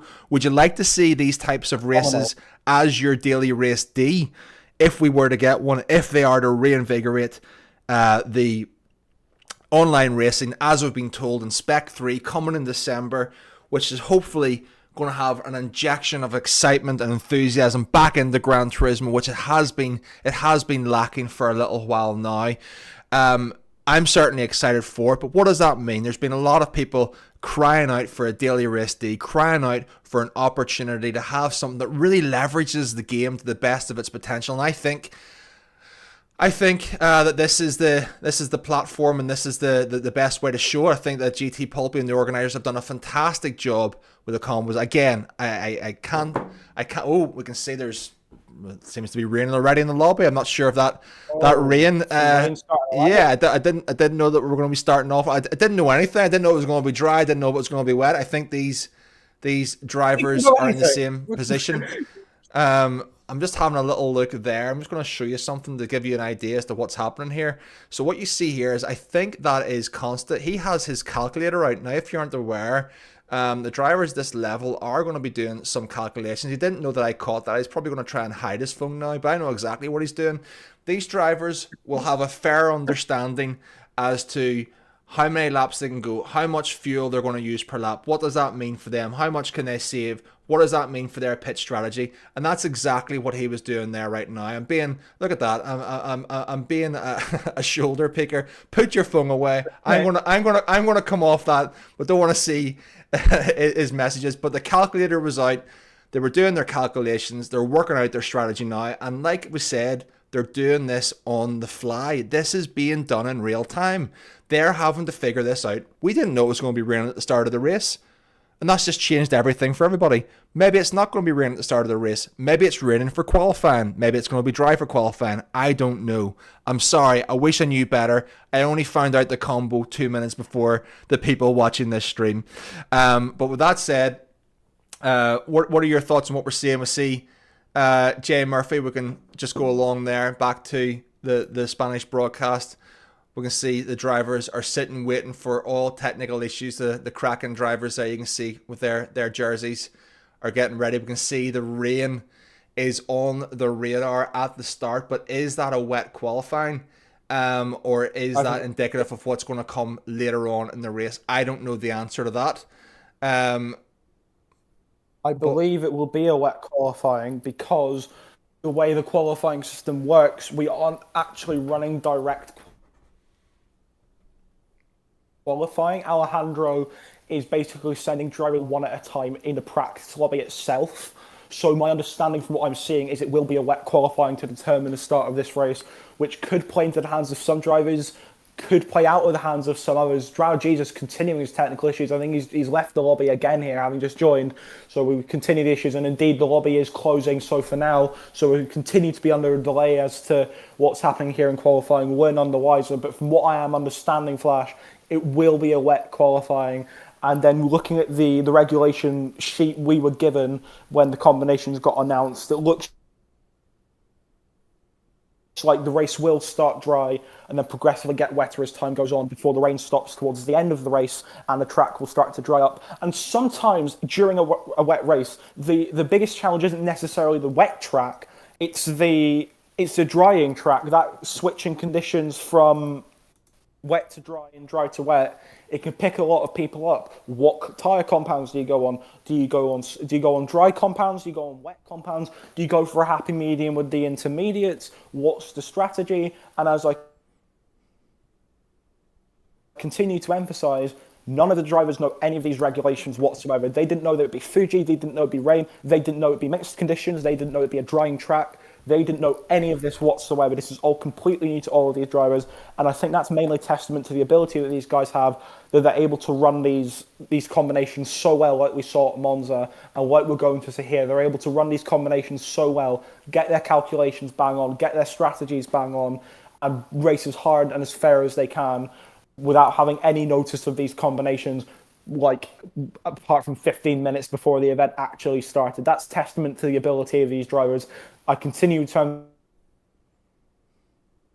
emphasize these are some of the best drivers in World Gran Turismo who we are watching. We're really grateful to be having these drivers along with us in Pulpí this year. We hope it will continue into future years, but this race is going to be absolutely thrilling. All these variables, all these settings contributing into what's going to be a close quarters race, high drama guaranteed, overtakes guaranteed. It's all coming here, and hopefully we get qualifying underway sooner rather than later. We will continue to update you with these technical issues as soon as we can. The lobby has just been restarted, so hopefully Joao Jesus and Francesco Cervi are able to join in with relatively little issue, and hopefully we're able to get qualifying underway to you as soon as possible. Yeah, just getting some updates from the producers there that obviously there has been a challenge. Ghost Baby and Joao Jesus having the same issue. They could load in the lobby but couldn't get onto the track once in the lobby. Let's hopefully a reset gets that all working for them. This is obviously a LAN event. These things can happen. And it's just about giving them the time to set things back up. I could see they were working on recreating the lobby, and I wanted to get off that screen as quickly as possible because they were probably going to put the preset weathers in there, and that's not something we want to be sharing at this moment. So everything, I'm just being told there's no issues this time. It seems that they have all been able to get back on track. Should be good to go are the words that I'm hearing in the earpiece. But certainly qualifying is now about to get underway. So with that said, I'm just going to hand over to Finlay, who's going to take us out for qualifying and lead commencement on this race. Finlay, over to you. Thank you, Flash, and Fuji International Speedway is the setting for our second elite race of GT Pulpí for 2025. We had our first one just moments ago, Antonio Santos running out winner in Monza, but he was pushed close by superior strategy by Manuel Hernández for Kraken Stains.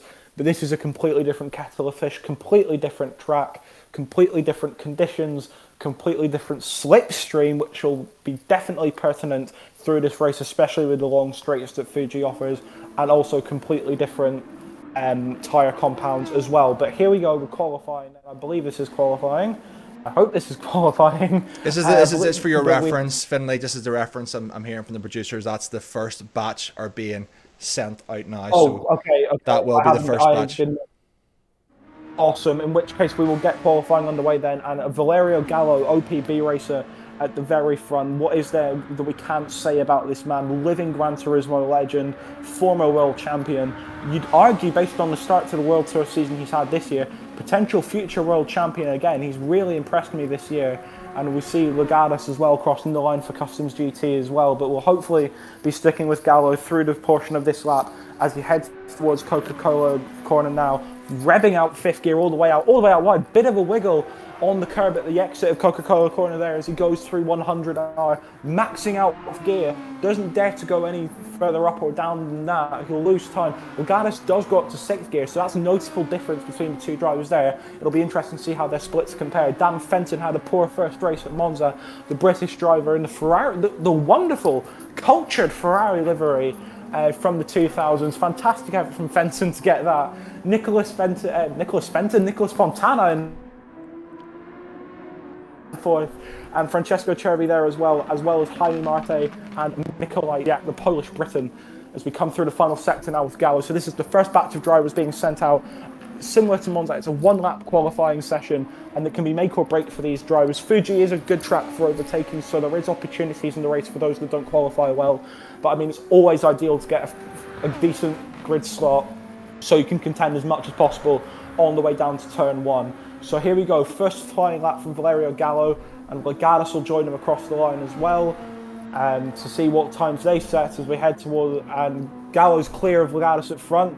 Is Fenton crossing the line now? Can he challenge either of these two? Fenton comes across the line, splits the two, 1.1 seconds back still of Gallo. This is a fantastic lap from the Italian.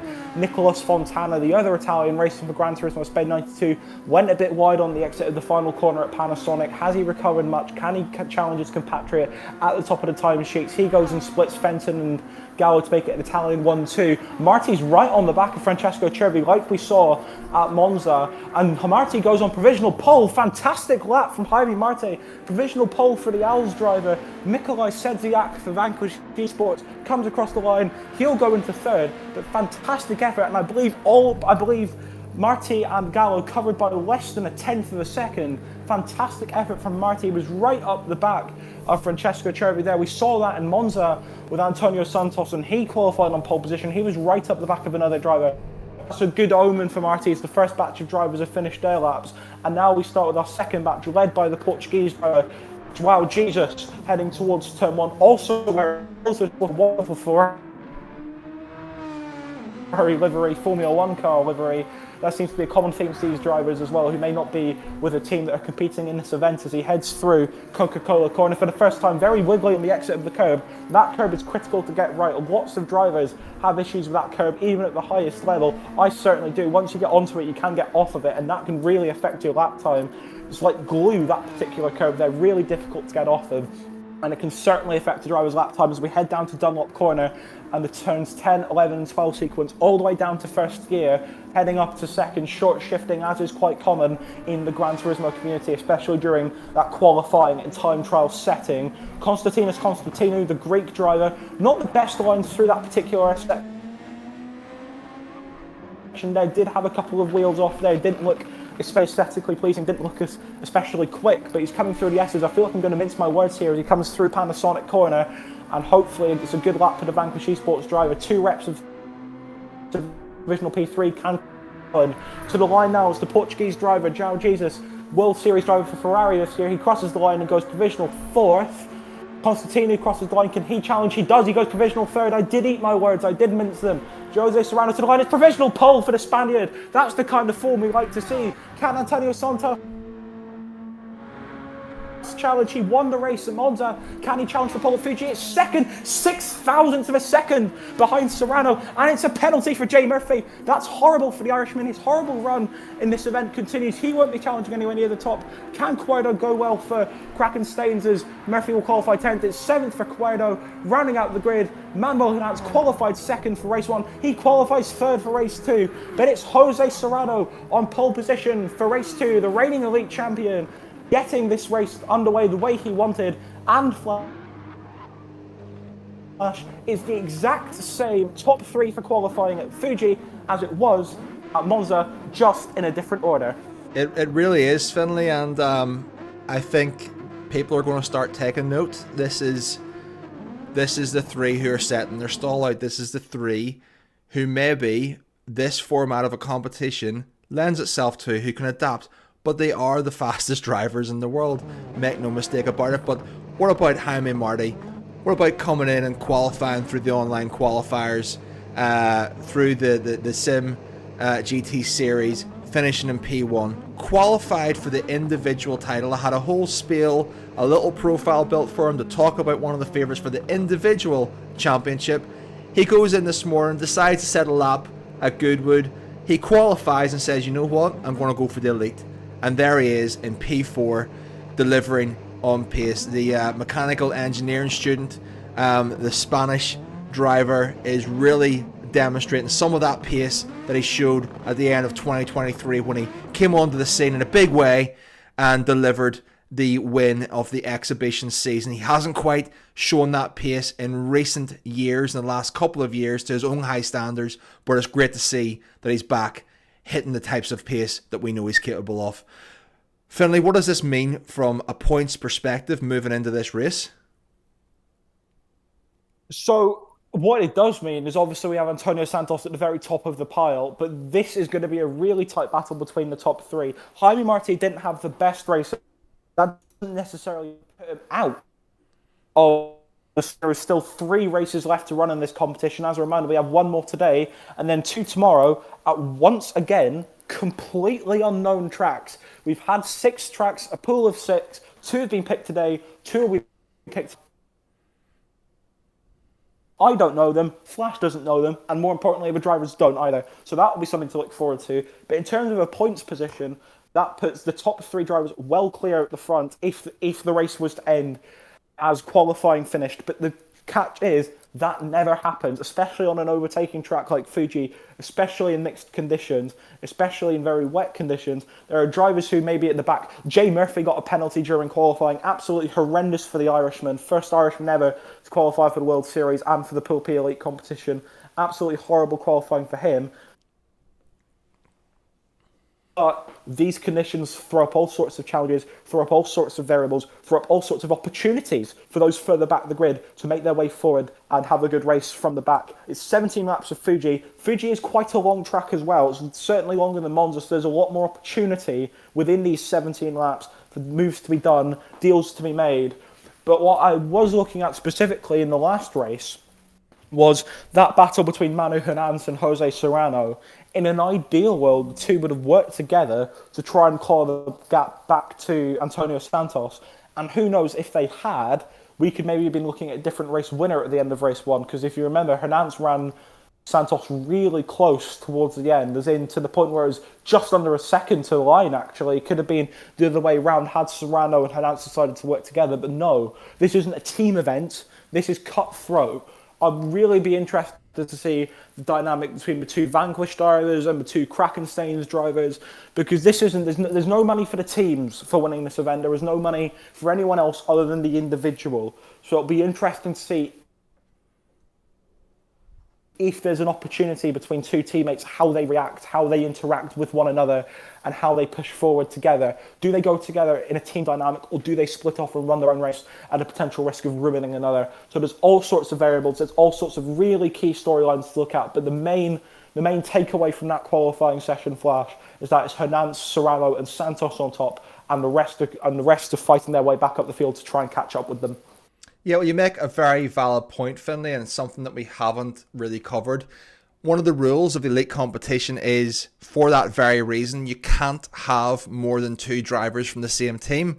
Now, earlier on, and spoiler alert, but VQS, Vanquish Esports, has brought an incredible team with them, comprising Constas in the elite. We've got Mumu in the elite, but also Flores World Tour driver and Max Kroll. You might know him as Max or Iceman.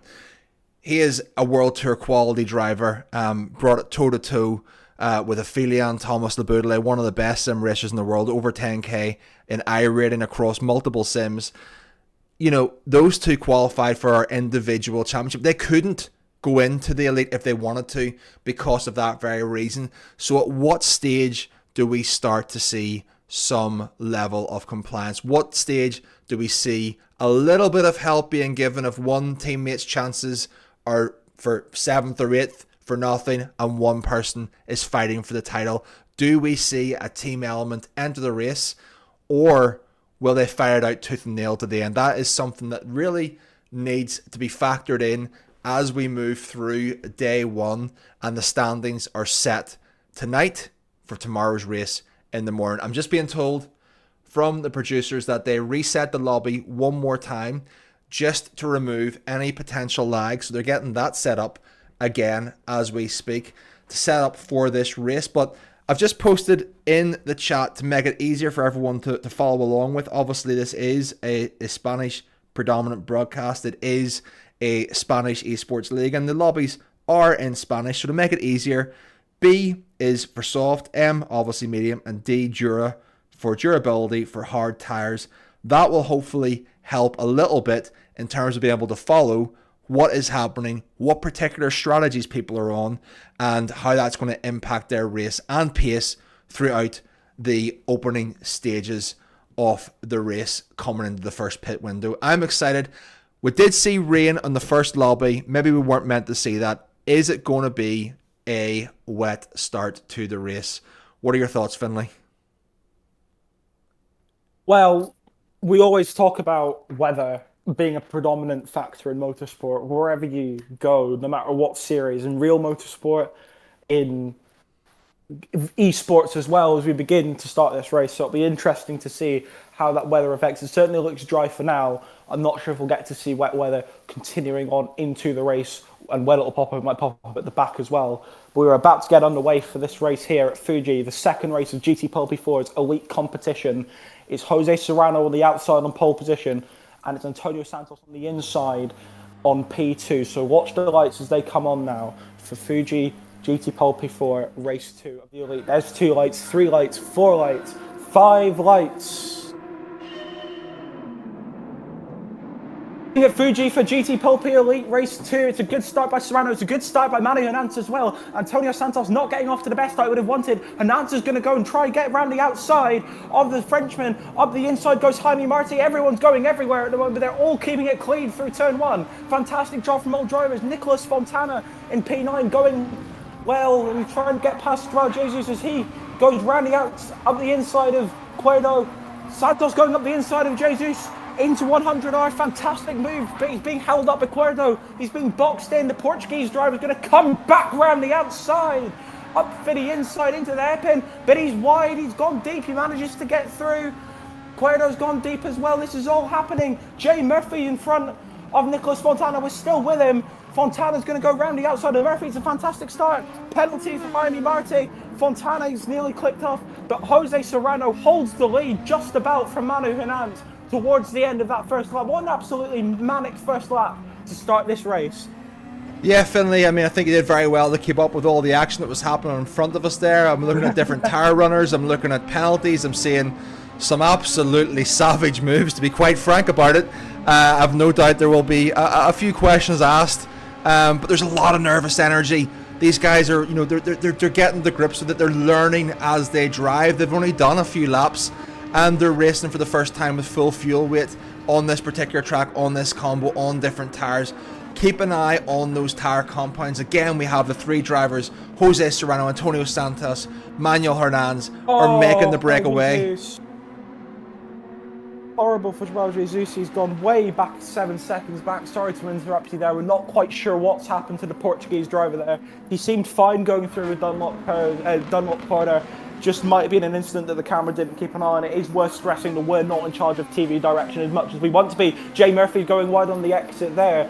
We're not in charge of TV direction. It's our colleagues over in Pulpy that are doing all the camera work for us. As Jay Murphy goes for an optimistic move on Mikolaj Sedziak up the inside for round the outside. He can't quite make it work.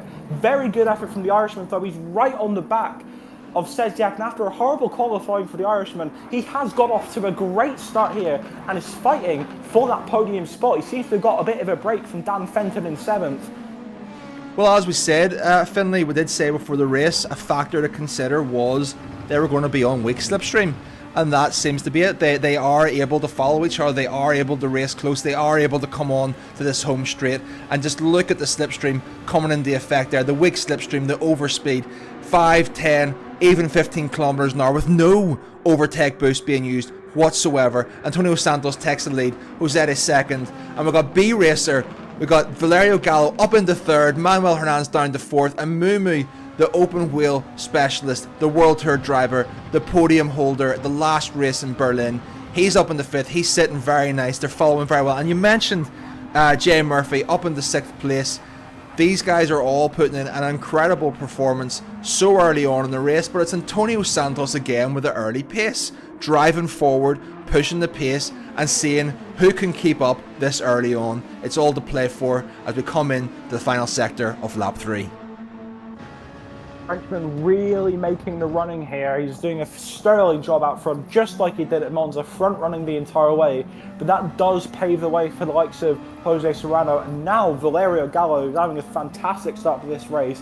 Santos essentially punching a hole in the air for the drivers behind him with that weak slipstream, with that overspeed. As you mentioned, dirty air less of a factor on this weak slipstream setting, as Dan Fenton under a bit of pressure at the back, and that's allowed Jay Murphy in front to kind of check out and have that kind of a lead group of 6 at the front. We're already seeing the drivers start to slightly stagger, even only 3 laps into the race. But yes, as you mentioned, Serrano, Antonio Santos, a great start, managing to get past the pole sitter Jose Serrano in these early encounters and really setting the tone and hopefully trying to pull away for the rest of the race. However, it's all idealistic saying that at the end of the day, the mixed weather conditions are going to be the biggest factor in this race. How do drivers react to rain coming down if and when it comes down, at what moment, is all a big lottery for us at home and for the drivers. They don't know when the rain's coming down, we're none the wiser, but that's going to be the biggest major condition, because one wrong choice during your pit stop with the compounded tyres during the rain could make or break your race. Yeah, we're on board with Consta there. I just noticed he's a soft runner. He's probably in 8th position. It's the bottom third of the field. It's probably not ideally where he wants to be at this race. Stage of the race, there's obviously a pack there on the back, which Jay Murphy, but you can see that Fento is pushing incredibly hard. He himself is on the soft tyres, looking to latch on to the back of Jay Murphy, the Irish driver, looking to make amends. He got himself in 8th position, came from the back, and got himself back up into 8th. He's now sitting in 6th in this early stage as we hit almost 25% of the way through the race. Has anyone started to look at the weather radar? Are we going to see some rain or clouds formulate? And we're seeing Antonio Santos getting a second gap again. The fighting. We've got Manu is back on the P2. Yeah, big moves being made there again.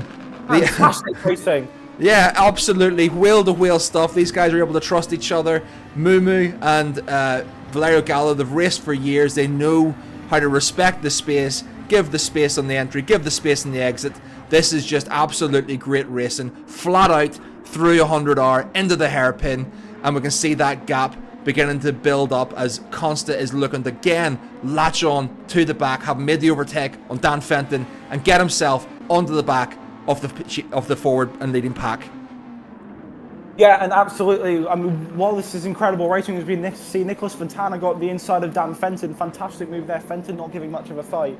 But as well as all this, as good as all this fantastic racing is, this is paving the way for Antonio Santos. Absolutely. Similar to what happened at Monza when Serrano and Manu Hernandez, who's got back up into 2nd now, when they were fighting, Antonio Santos was able to pull away at the front, and that paved the way for him to make the running and get the race win in the first race of the event. This is exactly what's happening so far in this race for the Frenchman. He's pulled away because of the drivers fighting at the back. Yes, he has the raw pace, but so do all the other drivers. It's the fact that he's managed to negate all the chaos behind him and pull away up front. He's had no cars around him to worry about, and that's what led to him pulling away right at the front, as Serrano's managed to get back past Hernandez. Saying that, Hernandez has got back past again. Absolute chaos at the front. Look at that behind Santos. He's pulling away from all of their 4 or 5 cars behind them, all battling it out for position. Everyone from Hernandez down to Jay Murphy, all looking for that 2nd place spot at the moment, but they're all behaving remarkably well. It's really model racing here from all of these guys. The epitome of sportsmanship here. Everyone leaving space well for each other, being respectful, and that's the main thing in these sim racing events, is respectful driving above everything. Win or lose, you go out there and you give it all you all, but you be respectful. And heading down to Dunlop corner, Jay Murphy looking for a move. He's already got past Nikolai Seziak. He's defending from Seziak now again, and he's up into 4th. This is apologies, Valerio Gallo. This is a fantastic race from the Italian. He has lost out to Manu Hernandez, who's up to 2nd now. He's gone up 2 positions. He was in 4th at the start of last lap. He's gone up 2 positions as a Spaniard. And I'll tell you what, he's someone I didn't necessarily have on my radar as competing in this event, but he is really making the running here. He's really putting in a great performance for himself. And this is a fantastic race for the Spaniard. Yeah, I think, well, we see our first pitters now. So, I mean, is this, what compounded tire is this? We can't see it. We can see clouds forming. Are they coming in for a racing compound of tires, or is there going to be some sort of a decision for them? I'm seeing some sprinkles of rain on the track. There is rain on the track. These drivers have gone, we talked about this, who is going to be brave enough to make the time up and stay out for an extra lap when it starts raining.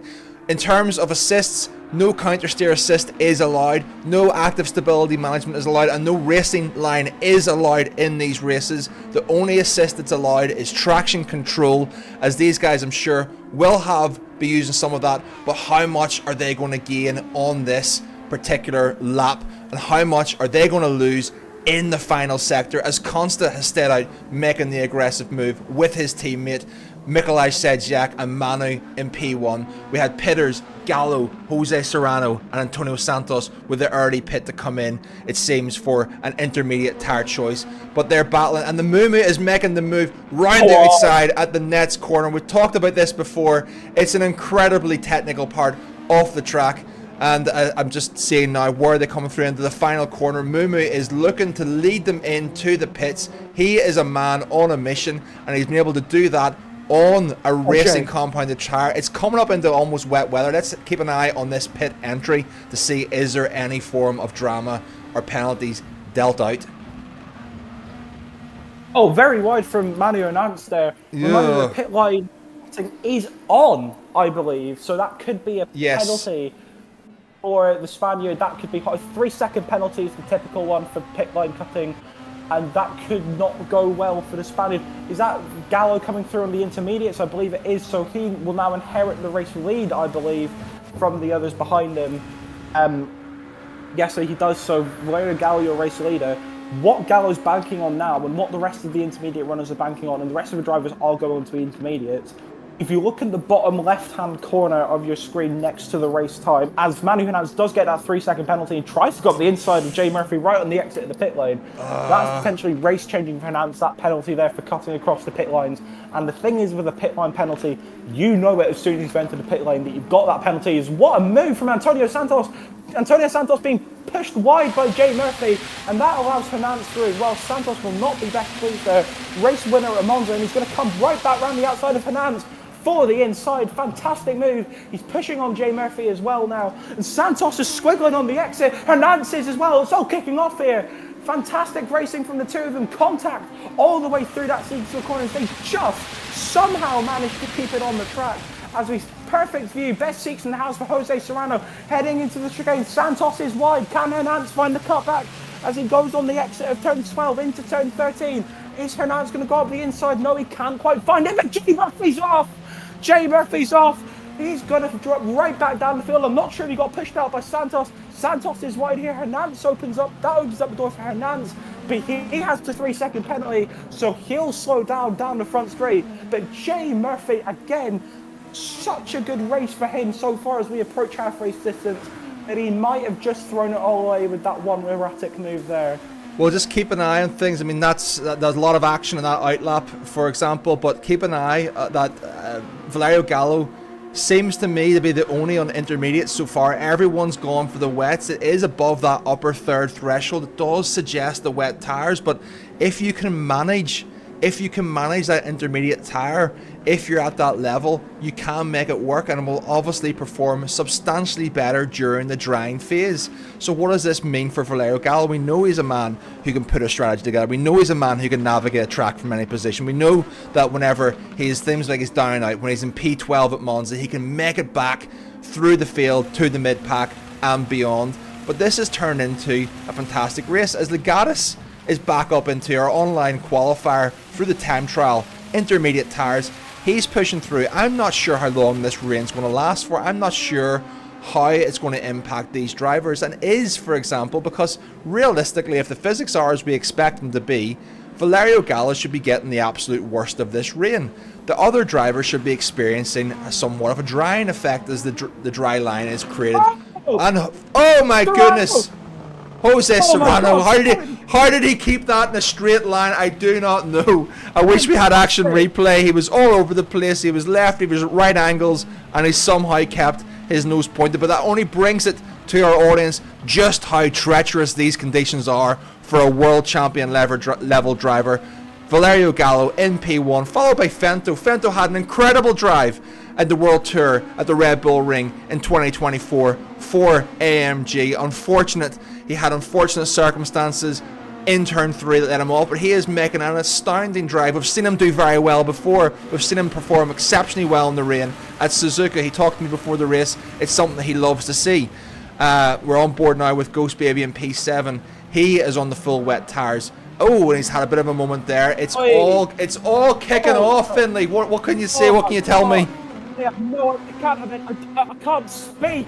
I cannot speak. This is fantastic. Fantastic racing from all 14 of these drivers right on the edge. Serrano had his moment. He was on the wets. How's Gallo managing this? This is a fantastic drive from the Italian on the intermediates. But in the mid-pack here, this is unbelievable. Jay Murphy's back down in 10th after his incident. Gallo's off. Gallo is off. Gallo's off. He must be. He's lost time. He's harbouring time. Serrano's up the inside. Fenton's through into the race lead. Dan Fenton is leading this race. Antonio Santos in second. Jose Serrano up to third. I jinxed it. Flash. I said, how's Gallo managing this? Well, plot twist, he didn't.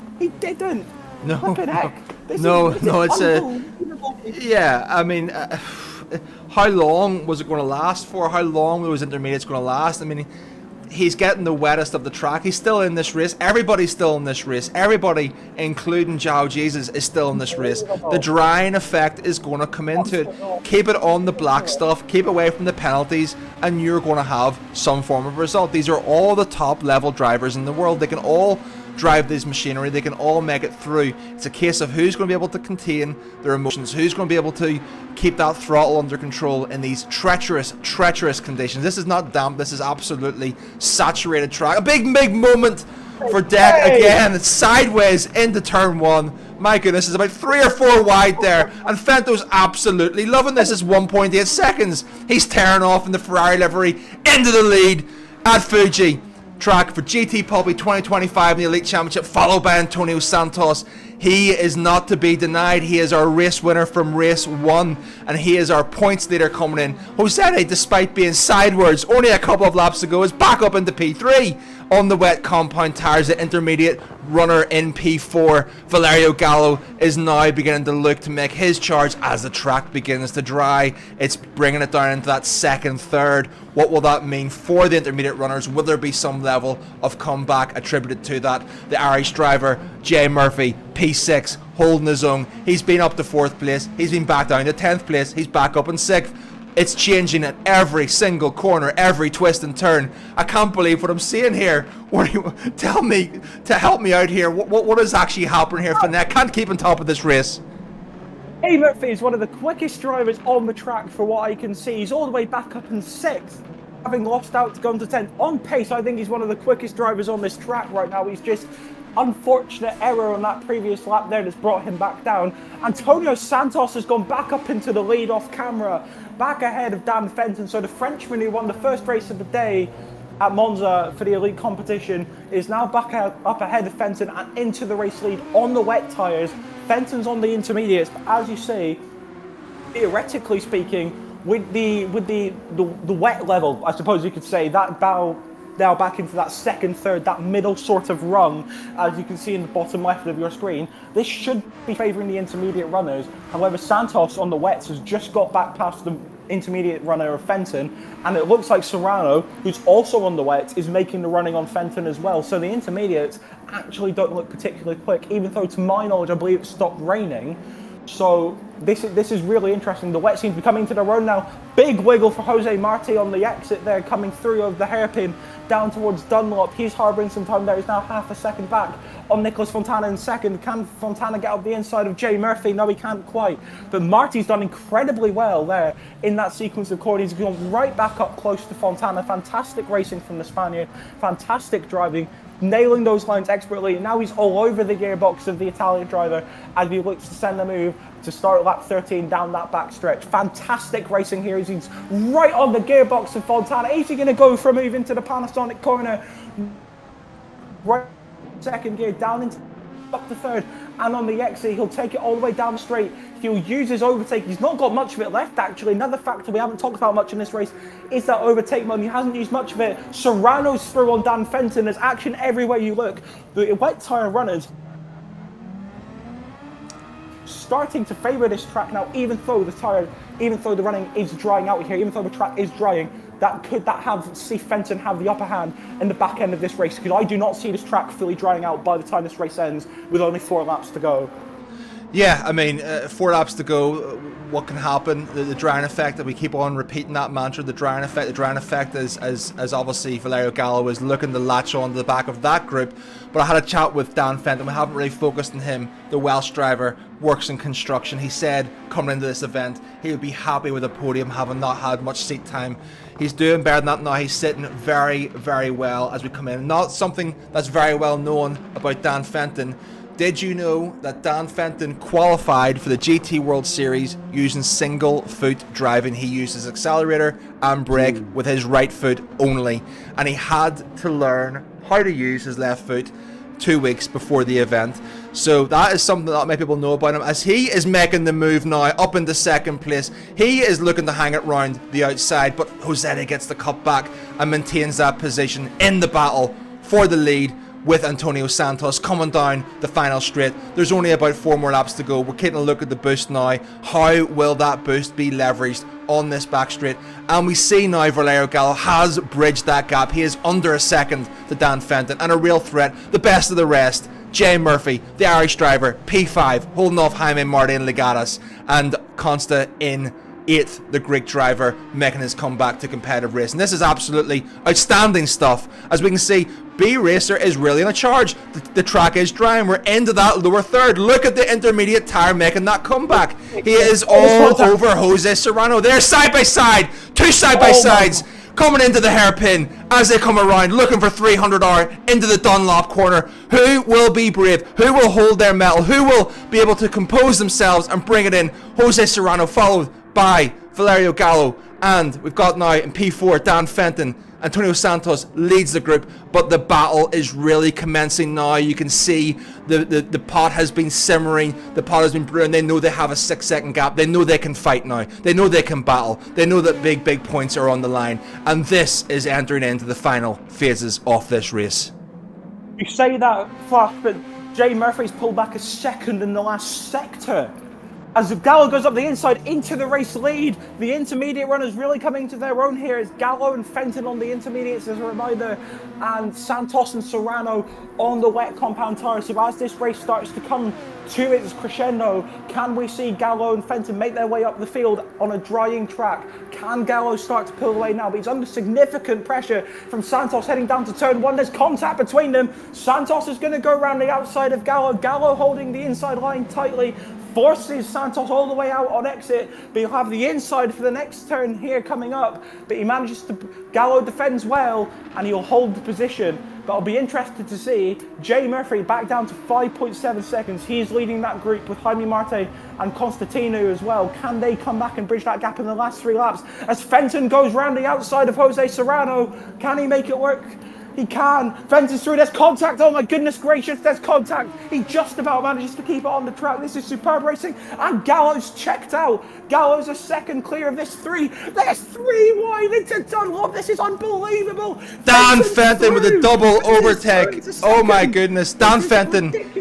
He's on the intermediate tyres. He has the tyre advantage, but keep an eye on that overtake. He doesn't have very much left. In fact, Gallo appears to have nothing. Gallo appears to have nothing left. Santos has everything. Jose Serrano has everything. Have they played an absolute blinder? Is this the ace in the hole for them? Have they been sitting patiently? Because there will be absolutely nothing will stop a driver with weak slipstream in a high downforce with an overtake button, giving an extra percentage of fuel into the engine on that straight at almost 300 kilometers an hour. This is going to turn into something absolutely fantastic. But I don't know, can Valerio Gallo, can Dan Fenton, the intermediate runners with no boost, how are they going to hold off the 2 wet runners that have a full boost to use with 2 laps remaining? These 2 drivers, 3rd and 4th, could basically hold the overtake button for the rest of the 2 laps and still have some left. is the way we're looking at this race right now, whereas Gallo and Fenton have absolutely nothing. But the track is drying significantly. We're nearly halfway down the bar now. It's completely dry down this straight. We're on dry compound tyre being favoured here. These tyres are going to be absolutely shredded by the end of this race. And so for all the overtake that Serrano and Santos have left, it's not worth it with the tyre compounds. The intermediates are so much better than the wets in these conditions. And Jay Murphy in the background is catching Santos at a rate of knots. The Irishman, the fan favourite, is well in line here for a potential podium if he keeps on his pace. I believe he's running the intermediates and I believe he has some overtake left as well. We could see Jay Murphy with a top 3 finish here because Gallo and Fenton have checked out on the intermediate tyres. It will be one of them 2 drivers to fight it out for the race win. Fenton has to pull back a 1.1 second gap as we start the final lap here. But as we start the final lap here, Fenton has to pull back a second on Gallo. Is it possible? I'm not sure it is. Our driver's coming to the pit lane now. No, I thought they weren't. I thought they were for a second. I was wondering what the issue was there. But I think they're going for the wet line to keep the tyres cool. Yes, Jay Murphy's 1.2 seconds back on Antonio Santos. Murphy is going to catch the 2 in front here. Can he possibly pass both of these drivers? Drivers who finished 1st and 3rd in the first races of the competition here at Monza. Gallo's pulled clear, but Fenton is catching slightly, 0.8 of a second the gap as they head through these sequence of corners for the final time. Serrano holding off Santos, holding off Murphy in the battle for 3rd. It's going to be a 3-way fight, but it's completely dry down the back straight towards Dunlop on certain areas of the circuit. This is going to favour Jay Murphy heavily as we head down the back straight for the last time. Can he possibly get a move done on Antonio Santos or Jose Serrano or both? It's chaos in the back of the pack. Santos defends well, but he's going for the overlap. Murphy's barging his way through tremendously. There's contact. I think he had all 4 wheels up a track there. Murphy's round, he saved it. This is ridiculous. Absolutely ridiculous in the battle for 3rd. But Gallo and Fenton have checked out. Murphy's up into 4th now, but Serrano is cleared up into 3rd. Serrano's going to have enough of a gap, but coming down the straight for the last time in an absolutely incredible race, Valerio Gallo is going to win for outplayed. Dan Fenton will take 2nd. Jose Serrano will just hold on to 3rd. Tremendous effort from the reigning champion.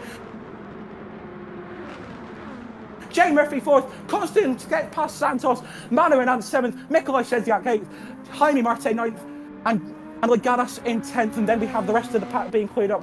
Joao G will take home 11th, 12th Francesco Cervi, 13th for Cueto, and 14th and last in an absolutely horrible race for 5th place finisher at Monza, Nicholas Fontana, and Reeve Flash.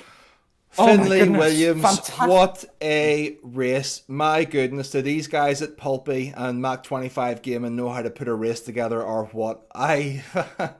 The racing was superb. The options available were absolutely fantastic. The overlap with the intermediate tyres, the threat early on, losing the pace, the aggression of Antonio Santos early on the wet tyres, the pace of Dan Fenton later on, and his ability to come back from adversity.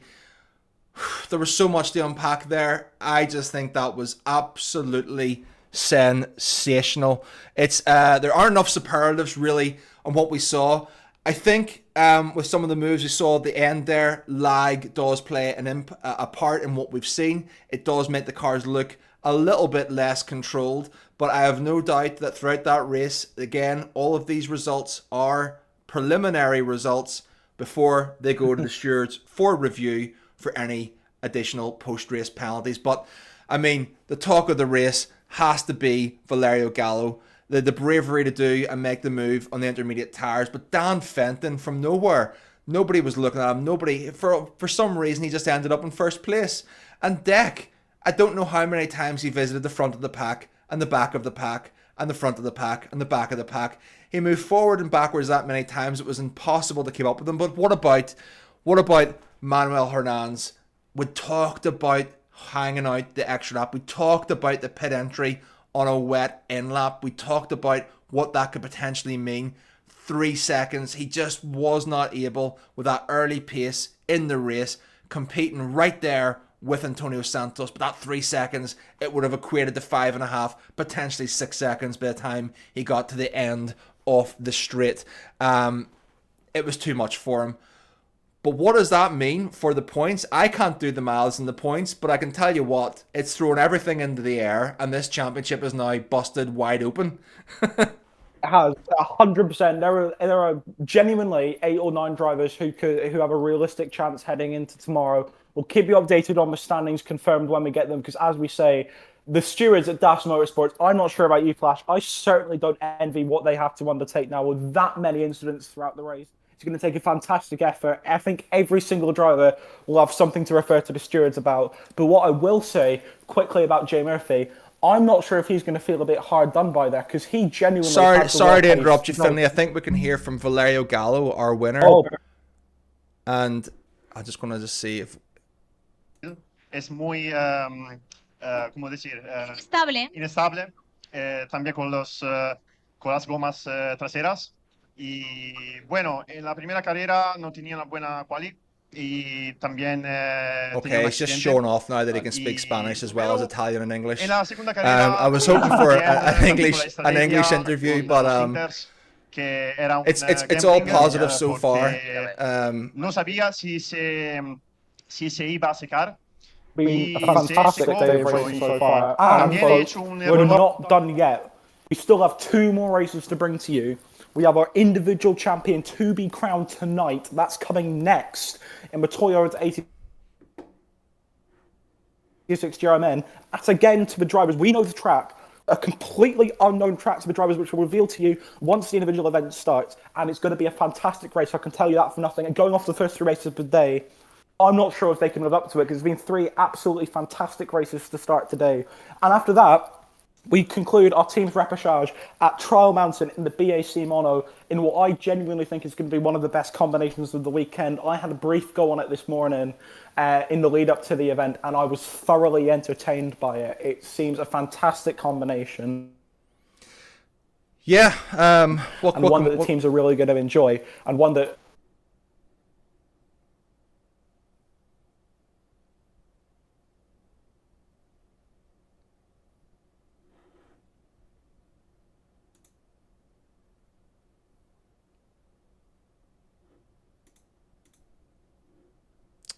You there, Finley? Can we hear you? Yeah. Oh, apologies. You were dropping out a little bit there. I do apologize. Right, I see. No, don't need to apologise. No, I don't. I certainly don't want to be cutting across you. I do notice that we're doing our very best here, folks. We are broadcasting in communication with Pulpí in Spain, an English broadcast led by an Irish and a Scotsman. I'm sure there's a joke in there somewhere. We are in our respective homes, broadcasting from several thousand miles away, using all available technologies to us to make this happen and bring this to a wider English-speaking audience. But just to echo some of the points you've made, we're now 4 races. I believe we're 4 races, 3 races into this day, and we now have 2 incredibly exciting races to come as we move on. And for the first time of this weekend, congratulations again to Valerio Gallo, outstanding drive from himself. We are now in a position to crown our very first champion. So the individual is a one and done. It's 1 race, instant grand final. It is next. We will have some form of an intermission just to allow everything to get settled, to change the lobbies, to change the drivers, to inform the drivers of what actual track they're driving on. So I can't actually speak to that right now, given that I'm not sure that the drivers in attendance have been told. But what I can tell you is it's an exceptionally good combination. We can tell you the car. It's the Toyota 86 GR, so Gazoo Racing MN or Meister Nürburgring 16, and it's a very, very fun car to drive. Once I got told about what the combo was, I instantly thought I need to go and test this out for myself. And what was initially going to be 2 or 3 laps or just a handful of laps to get a feel, so I can sort of empathize and feel what the drivers might be experiencing throughout the race or qualifying, turned into about an hour and a half to 2 hours of me just blasting it around a particular track that I was having a lot of fun doing. So again, certainly from the perspective of Nico Romero, we have to put our hands together and just say you're really doing an outstanding job and showing what the game is capable of when leveraged in the right way.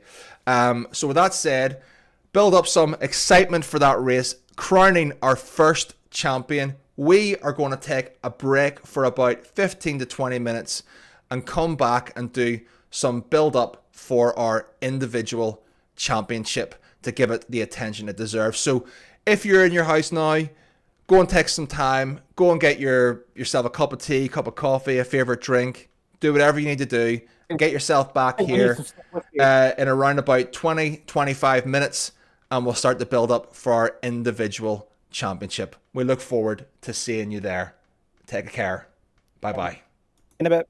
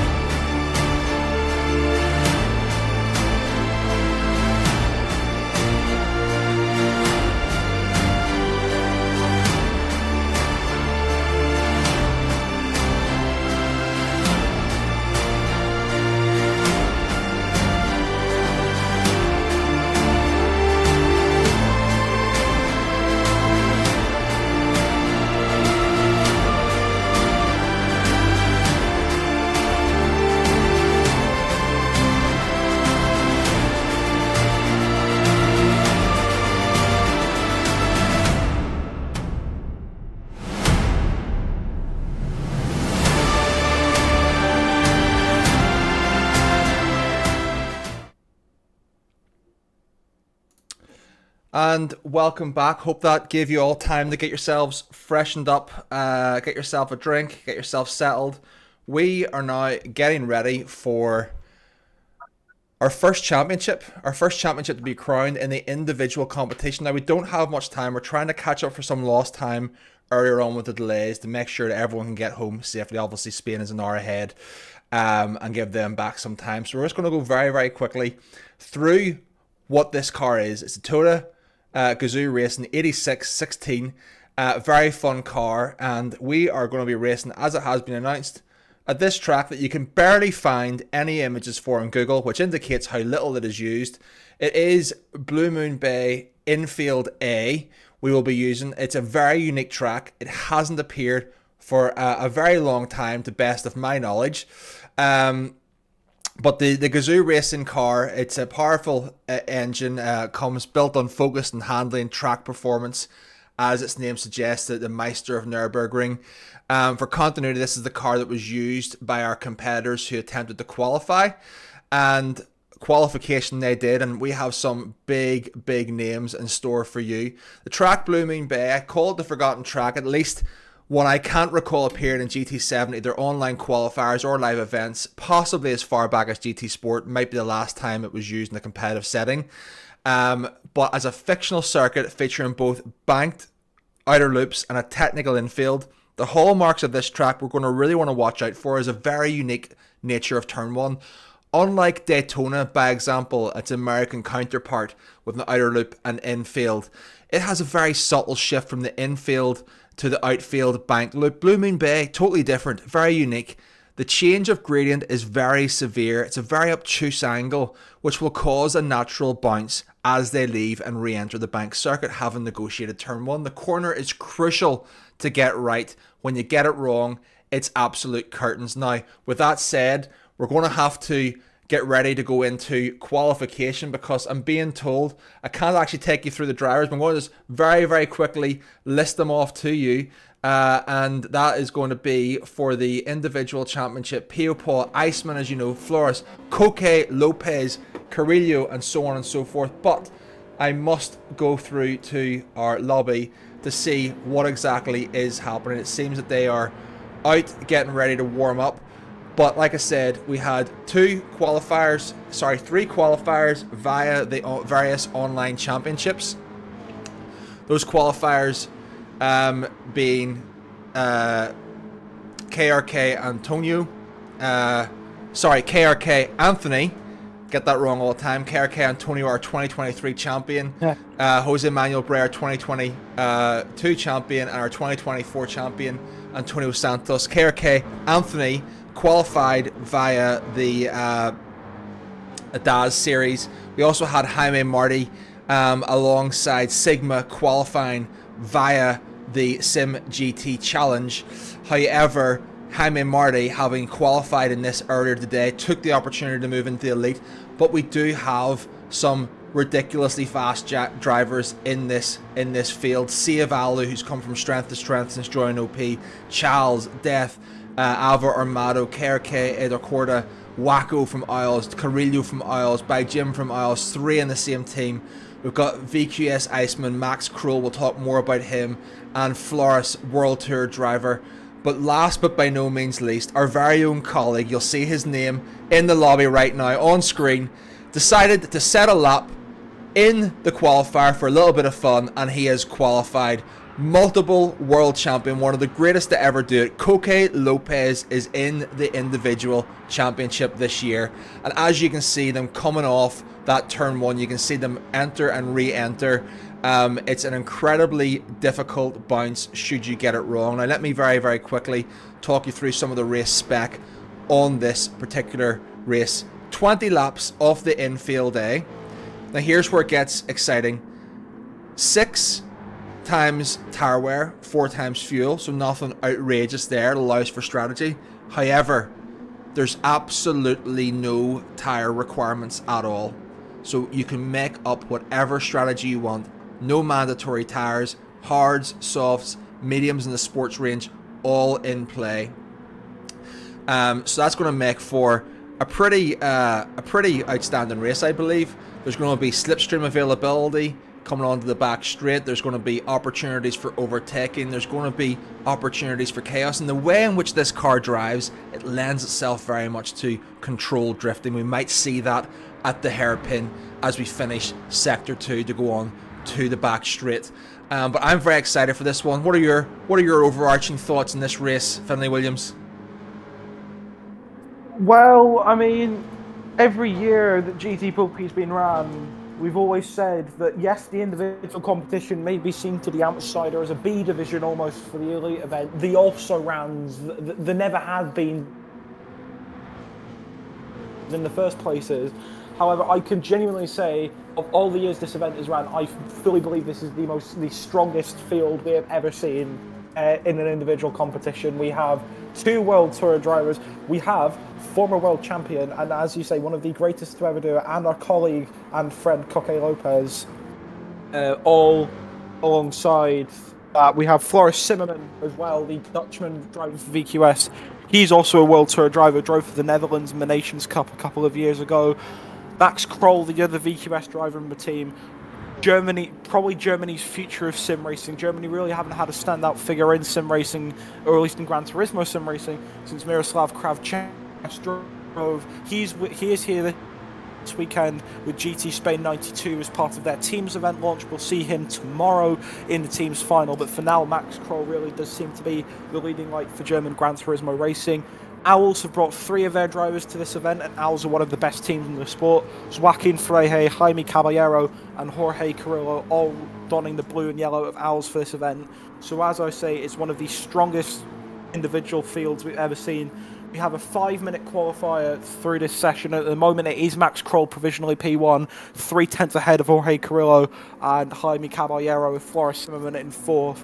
But the strength and depth of this individual field is not to be underestimated. And given this is only the first race, the only race, I should say, of the individual field, this can make or break people's competition. If people don't like this combination, they've just got to suck it up. They don't have anything to come back to. They don't have anything to rebound with. And so at the last moments of qualifying, I'll take you back to Flash to see us through to the end and see who's on pole position for the individual final.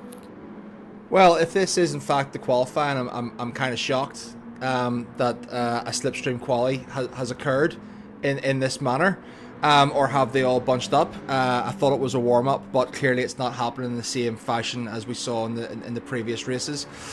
So yeah, it looks like Max Kroll is in fact going to finish off on pole, unless one of our other runners is able to make their way up the field. As Charles, who very famously is a predominant pad driver, has made his way up into P2. Coque Lopez in P3, Carrillo 4th, and by Jim, the Isles drivers putting in some serious pace there. Floris in P6 and Alu 7th. Yeah, so essentially that seems to be what our qualifying lineup will be going into this event. Yeah, and Max Kroll on pole position. We haven't had much time to build up to the event. All we've told very briefly is the directing team tried to make up the time from the lost delays this morning and yesterday due to the weather. So we haven't had much time to build up to the event. But what we have said is that Max Kroll is probably the leading light for German Gran Turismo racing going forward. He's really knocking on the door of a World Series appearance sooner rather than later, and this is really his launch pad for the rest of his career, I'd imagine. If he can go ahead and win this race, it's 20 laps of Blue Moon Bay A to decide the champion. This would be a monumental victory for the German driver. He's got his teammate Floris Zimmerman in support, but again, like the elite competition, this isn't a team's event whatsoever. There is no money to the team for winning these events. It's all on the driver themselves. So will we see teammates work together, or will we see them split separately apart and race their own races without any fear of implications, if that makes sense? But as we're about to get this final race on the way for the individual competition, I'll hand over to Flash to see us to the green flag.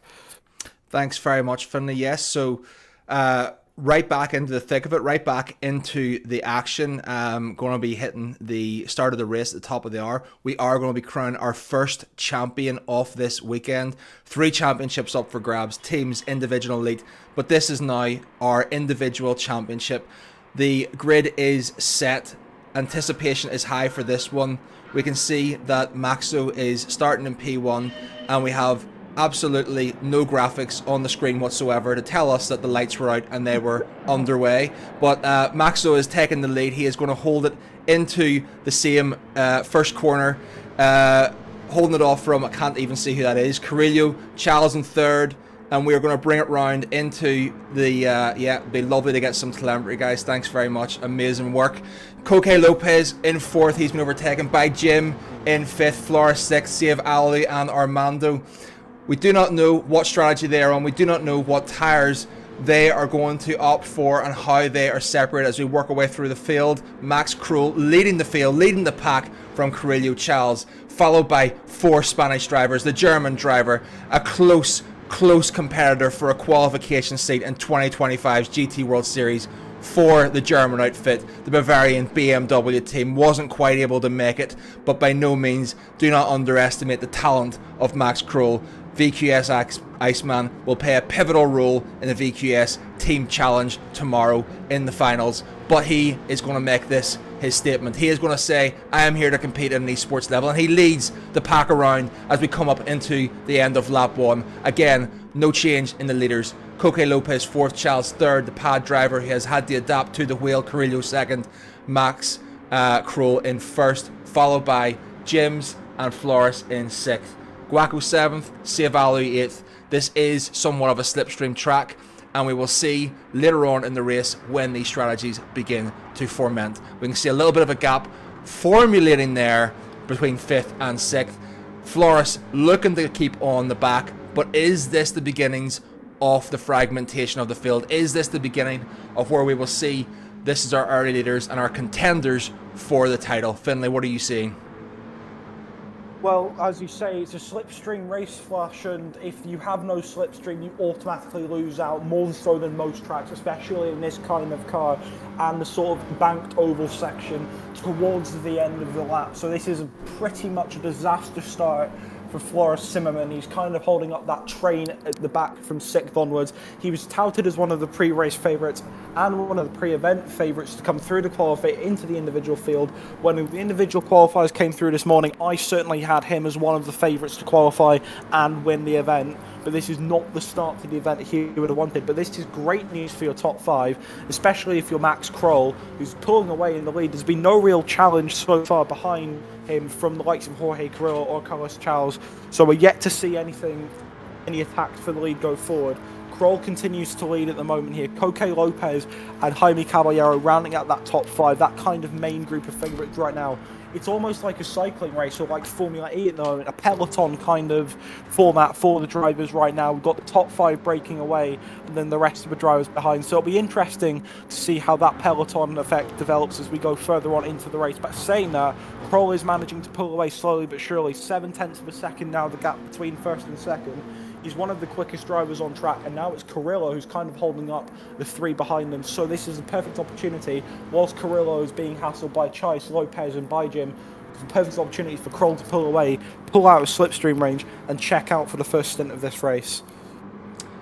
Yeah, it seems that they're all holding their positions. I fully expected, a little bit of bump drafting from the Spaniards coming onto the back straight, but I have to say, Max Krul is doing an exceptional job at the front. He's pushing enough pace and carrying enough speed off the final corner, which is incredibly tricky, given that you have a wall on the outer edge, to have the confidence to send it in such a manner that he's able to hold that lead the whole duration off the straight and fend off the Spanish attack.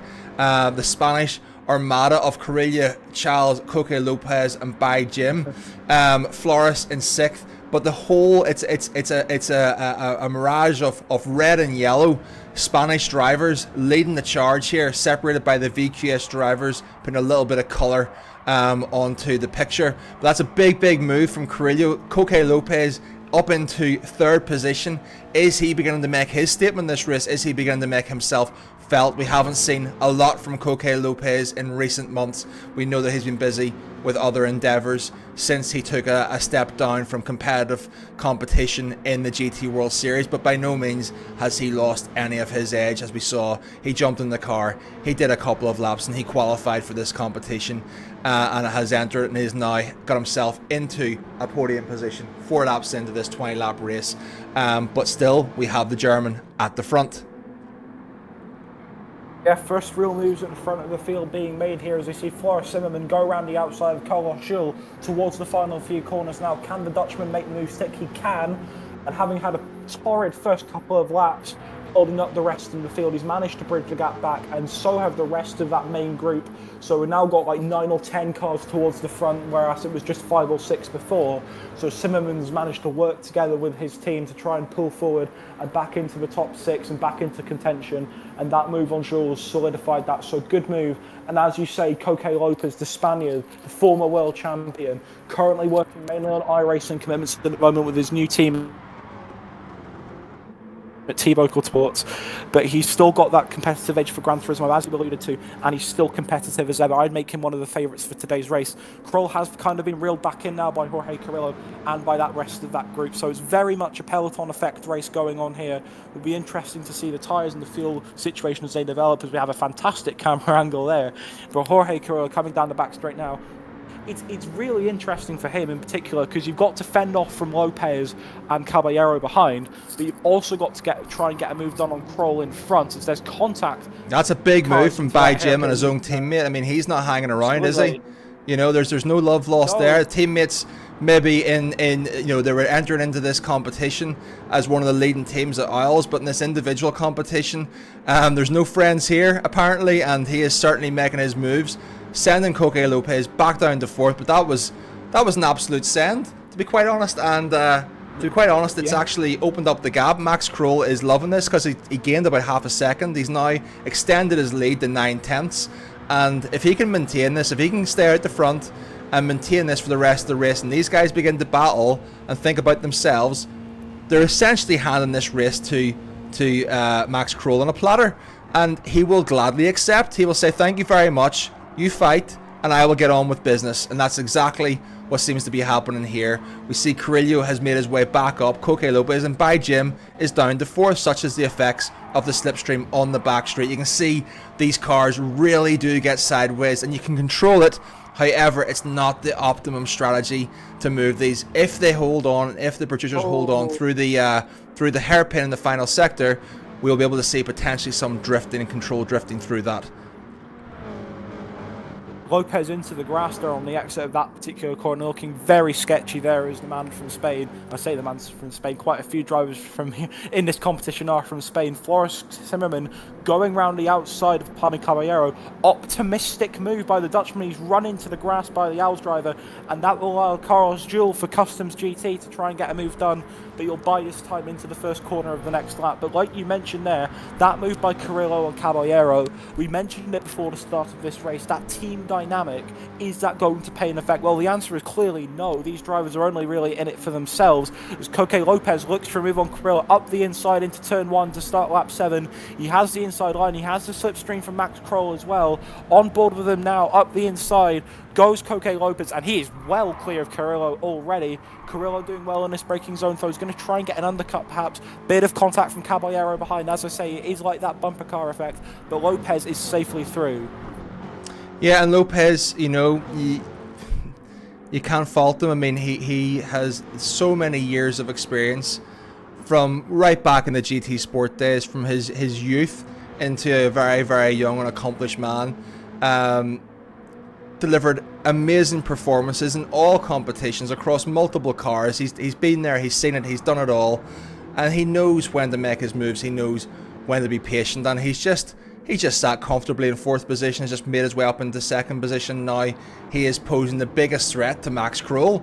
You know, this could end up being a battle between a former world champion and a perennial contender who is looking to break through into the world stage. This could be very, very interesting.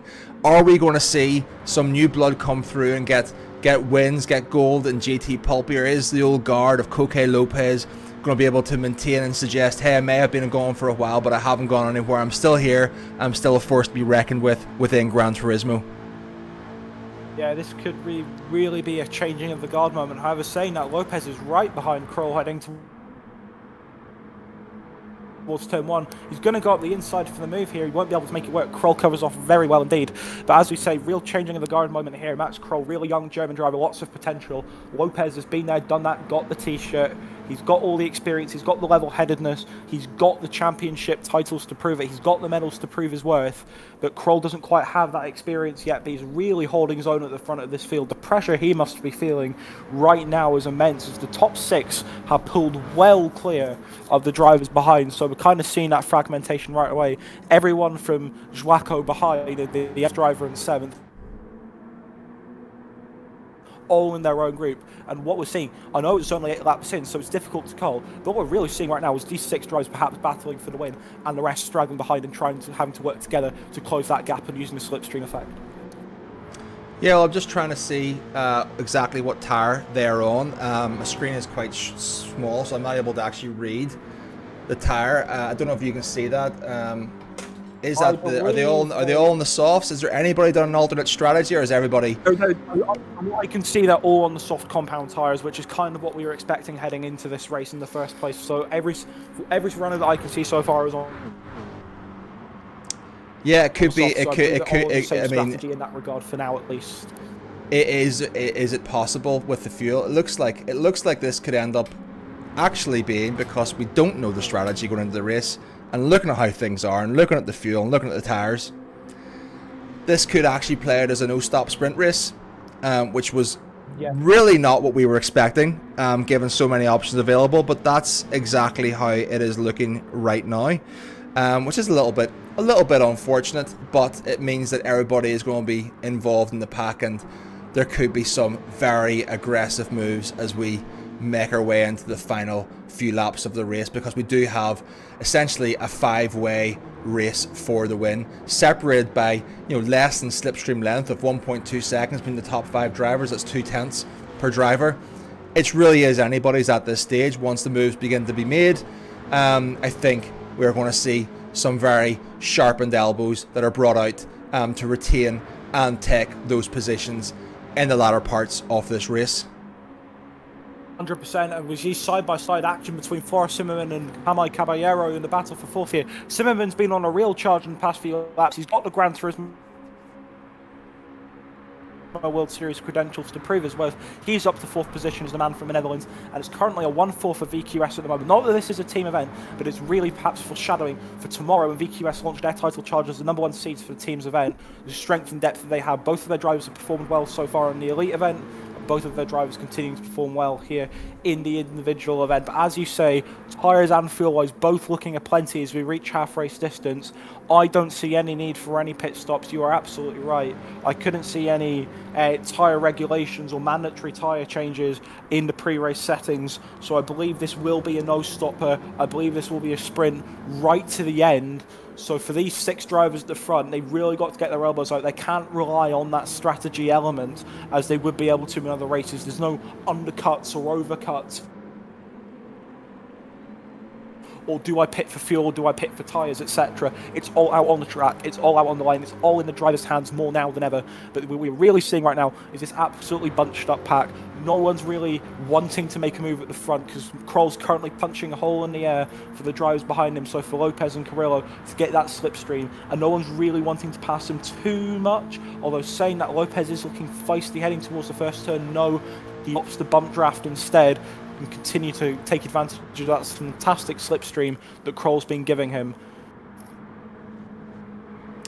Yeah, I mean, Max Kroll he's led this race now for 50%, 11 laps, and he's very much looking like the man to beat right now. But, I do not doubt his pace, I do not doubt his ability to convert this into a win. What I do say is he's got 2 incredibly fast Spaniards behind him who also want this. And there's a big penalty now being given by Jim. That's certainly in a slipstream race like this, that's going to certainly call curtains to his efforts and contention in this particular race. So it's going to be, I think, down to a 4-horse race, essentially.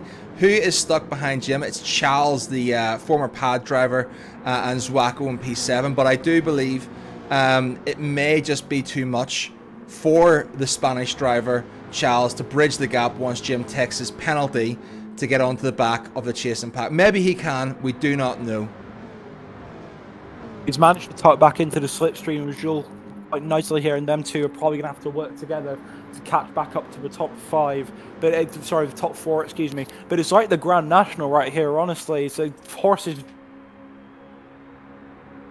dropping out left, right and centre as we continue on with this race, and Flores looking racy once again. He's not messing about whatsoever, up the inside of Jorge Carrillo and into a podium spot for the first time in this race. The Dutchman only qualified 6th for this race, but he's worked his way up the field quite nicely after a torrid first couple of laps. We're seeing drivers being hesitant to make moves, hesitant to pull out the slipstream. None of this from Zimmerman. He wants to pull ahead, he wants to lead, he wants to be the man up top, and he wants to push for his title as much as possible. Looking further back down the field, Zwaco still some way behind alongside Aito Costa, some way behind in 7th and 8th. It looks for them, for their races, for the title at least to be over. I mean, I think I have to say Flores has done an incredible job towards the end of this race. Sorry to cut over you there. You just broke up a little bit there. Flores has done a tremendous job in respect of making his way through the pack. You know, he was hanging on the fringes in the earlier stages in 6th place. As a guy who's been to the World Tour, he's been in these environments, he's sat in the rig in front of an audience before in 2023 as a driver for the Netherlands team alongside Rick Kevlin, and the experience and perennial contender for the world title in Kai de Bruin. He's been there under the bright lights, he's seen the pressure, he knows how to navigate a race, and as you can see, he's just come across the line with the fastest lap of the race. That doesn't give us anything in an individual competition, but it just shows he's making the moves at the right time. We have these 4 drivers. He's put himself up into a threatening position. This will be very interesting. What does this mean for Coque Lopez? Coque Lopez, who's also essentially an isolated driver, no team to back him up. We have the 2 VQS drivers. Are they going to work together to ensure one of them wins? Are they going to make moves? In Coque Lopez's case, it's very, very hard to attack whenever you're having to defend, and that's the position he finds himself in right now as we come into the later stages of this race. What does that mean for VQS Iceman, Max Kroll? Does that help him? Does that benefit him? Does his own teammate put his knife in his back and bump draft Coque Lopez past the VQS driver? What can happen? It's all about to unfold as we enter the final third of this race. It is, and you can actually see in the moves that are being made the tension that's coming to a head here in this event more and more as the race goes on. The drivers starting to get a bit more etchy and a bit more tetchy with the moves they're making. Zimmerman had a couple of looks up the inside and round the outside. He was darting around through that inward section of this track on Coque Lopez. He might try and get a move done here as we start lap 14 up the inside. The 2 World Series drivers in this field come to battle. Jorge Carrillo also behind there as well. He might be a bit more hesitant to make a move. He might want to keep in the slipstream. Although Carrillo's pulled all the way out to the inside. He's going to right up the inside of both drivers. Zimmerman's going to go up into 2nd, and Lopez is going to go fall back into 4th because Carrillo's managed to make his way through as well. They're still side by side. Carrillo files into single file, and Coque Lopez has dropped back 2 positions in the space of a corner, and now he's under pressure from Carlos Houle, the CGT driver, the pad man as he's called. Lopez running wide on the exit of that turn there. Very tetchy on the grass. This is really not good for the former world champion Coque Lopez.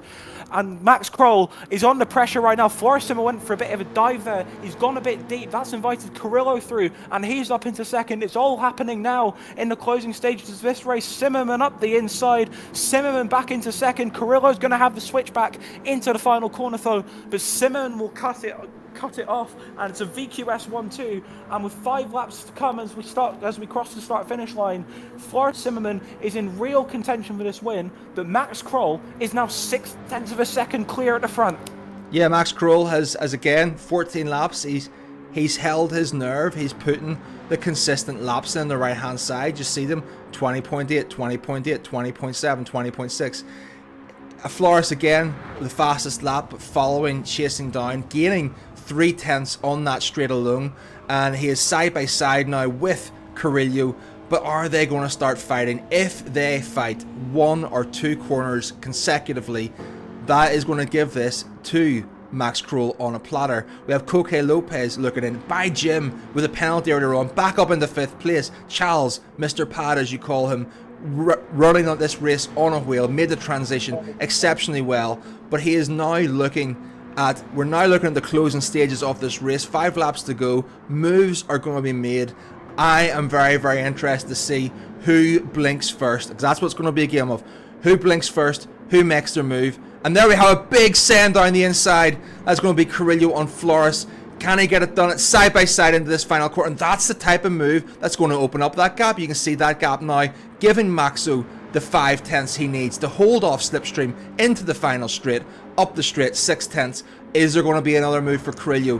What does Carrillo want to do with this? You can see the gap coming down. It's just going to bring under 5/10, but any move made here is going to be a 3/10 gift to Max Kroll in P1, and he is going for the move. They're side by side. How is this going to impact the delta? Keep an eye on that delta and see what does this mean. Is he going to back out, or is he going to keep his nose in there? He went for it. He's absolutely sent it, in fact, but he's very, very narrow in the entry, and he's keeping the Dutch driver Flores Zimmerman on the outside, and he's actually pulled that off exceptionally well, making the move up. But we have Bijim up to 4th, Coque Lopez down in 5th place, Charles in 6th. On lap 16 of this race at Blue Moon Bay in Field A, the race, the Forgotten Track, providing some fantastic racing today in the Toyota GR-MN race cars.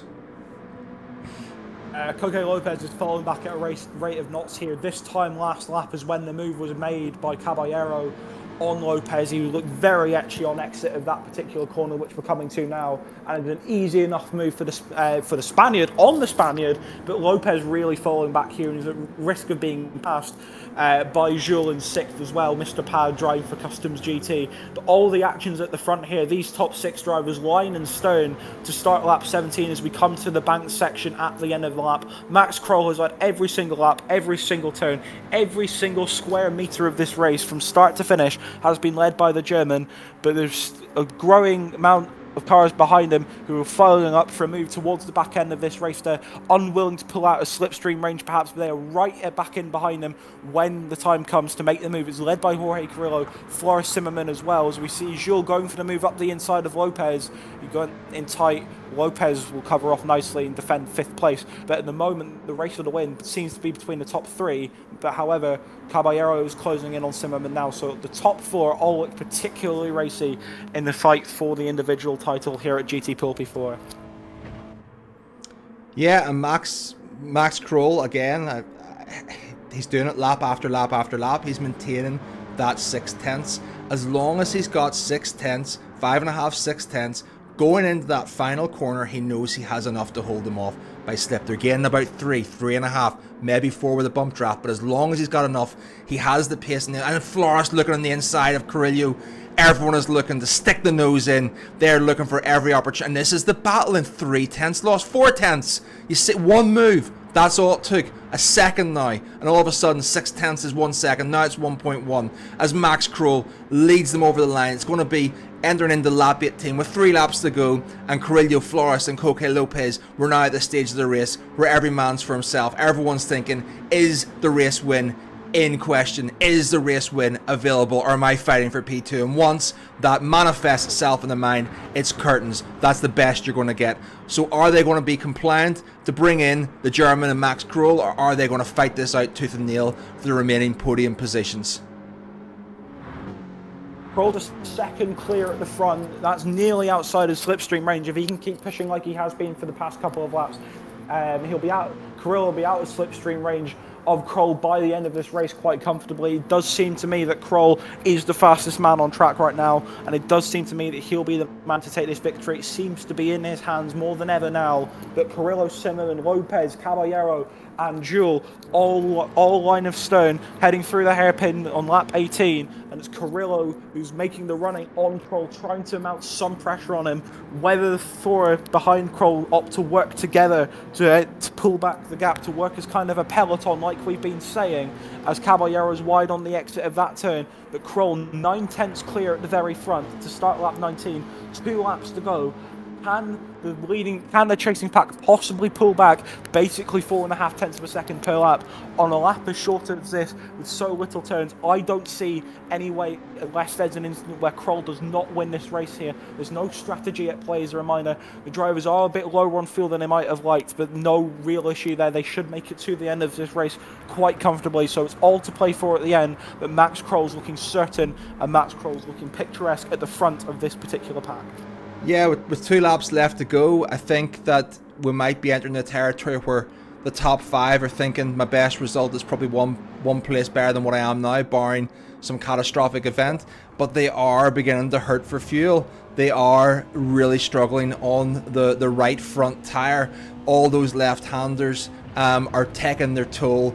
It just takes one mistake, one moment of lapse of concentration to run wide, to make an unwanted slide, to make a simple mistake and kick that rear out and lose several tenths in one single corner. And you see Carrillo is now in a very much a threatening position. We talked about that 6 tenths. He's got it down to 4 tenths, 5 tenths. I think he's going to be in a position to make a move in the final lap. If he keeps this up, he's going to gain 3 tenths, certainly on this slipstream straight. He's inside the strong slip. It's the stronger slip. It comes on in phases. It comes on stronger towards the top end. And as he's looking to hold him down, 4 tenths, he gets it under 3 tenths to the line. What's it going to be through sector 1? Who's going to get the more favourable bounce off the curb into the infield section? Flores is second behind. He's not part of this battle, but he's holding a podium position at this stage. It's Jay Carrillo, Max Kroll, and you can see that gap is now down to 3 tenths. 3 tenths, 3 tenths for the first sector. He's really beginning to rein him in on this final lap. Carrillo is making a charge. He is making himself felt. He is making his presence known to Max Kroll as he sets the fastest sector. This is what he's been waiting for. He is poised and he is ready. Max Kroll, 2 tenths, 2.5. Going defensive for the first time over the right-hand side of this track. It will compromise his exit from the hairpin. He's looking for the move. Can he get it? No, he wasn't able to get it. He has held that inside line. Max Kroll, the second hairpin. How will he get the exit? What will that mean for his drive to the line? Under 3 tenths. These two drivers have been side by side through this final lap. And Carrillo's made a slide out of the hairpin. Is that going to be enough to give it to Max Kroll? Max Kroll through the corner for the final time into the final bend, onto the straight. Get himself a 3/10 gap to Carrillo for the title of individual champion of GT Pulpí 2025, down to 2 tenths. To the line, Max Kroll coming across defensive to the line. Will he bring it home and be our champion? Will it be Carrillo or Max Kroll? Yes, it is, with 1.6 tenths of a second. Coque Lopez taking third, followed by Flores in fourth, Charles fifth, and by Jim in sixth. What a race! Absolutely outstanding. Max Kroll, you deserved that. You led from start to finish. You defended when you needed to defend, and you held your nerve throughout the entirety of that race with World Tour and World Champion drivers breathing down your neck. Absolutely outstanding. Max Kroll, our 2025 GT Pulpí individual champion. Take a bow.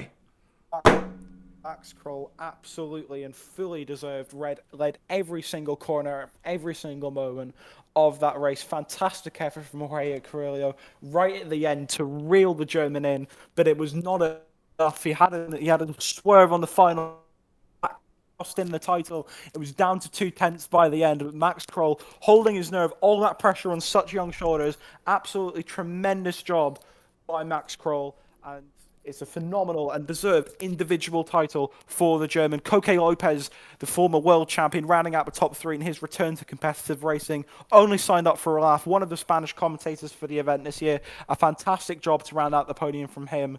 And fantastic effort from all 6 of that kind of main group of favourites to stay clean for that entire event. And we can now move over to the Spanish broadcast, where I believe we're going to have a word with our individual champion, Max Kroll, who's speaking in an interview with the Spanish broadcast team just this second. We'll get words from him now when we can, but we'll cross over to the Spanish broadcast now. Yeah, I think we're just letting Never mind, we will not. We're just letting them set the stage at this moment. But again, what a race. What a race. You know, sometimes, you know, strategy can add to a race. Sometimes it's simply a case of the driving themselves. Sprint racing does have a place in Gran Turismo, and that just showed at that moment exactly what it can do. But I believe we're ready to head across now to our Spanish broadcast team. They're going to have a word with Max Kroll, and hopefully for our sake, he's not a Spanish speaker, but we'll be able to. So I'm just going to bring on some of the volume now, and we'll hand over to them. Alejandro Granado with Max Kroll.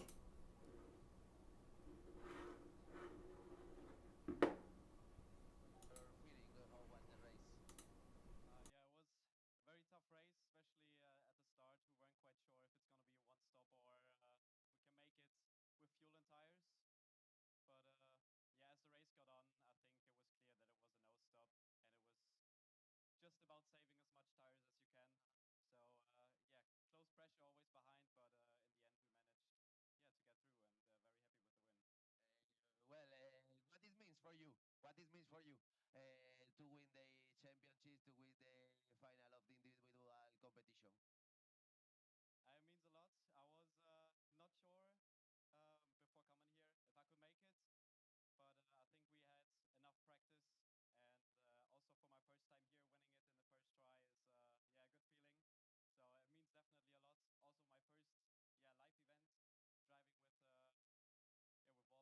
all the guys that came here to watch. So very happy, and also thank you for organizing this event.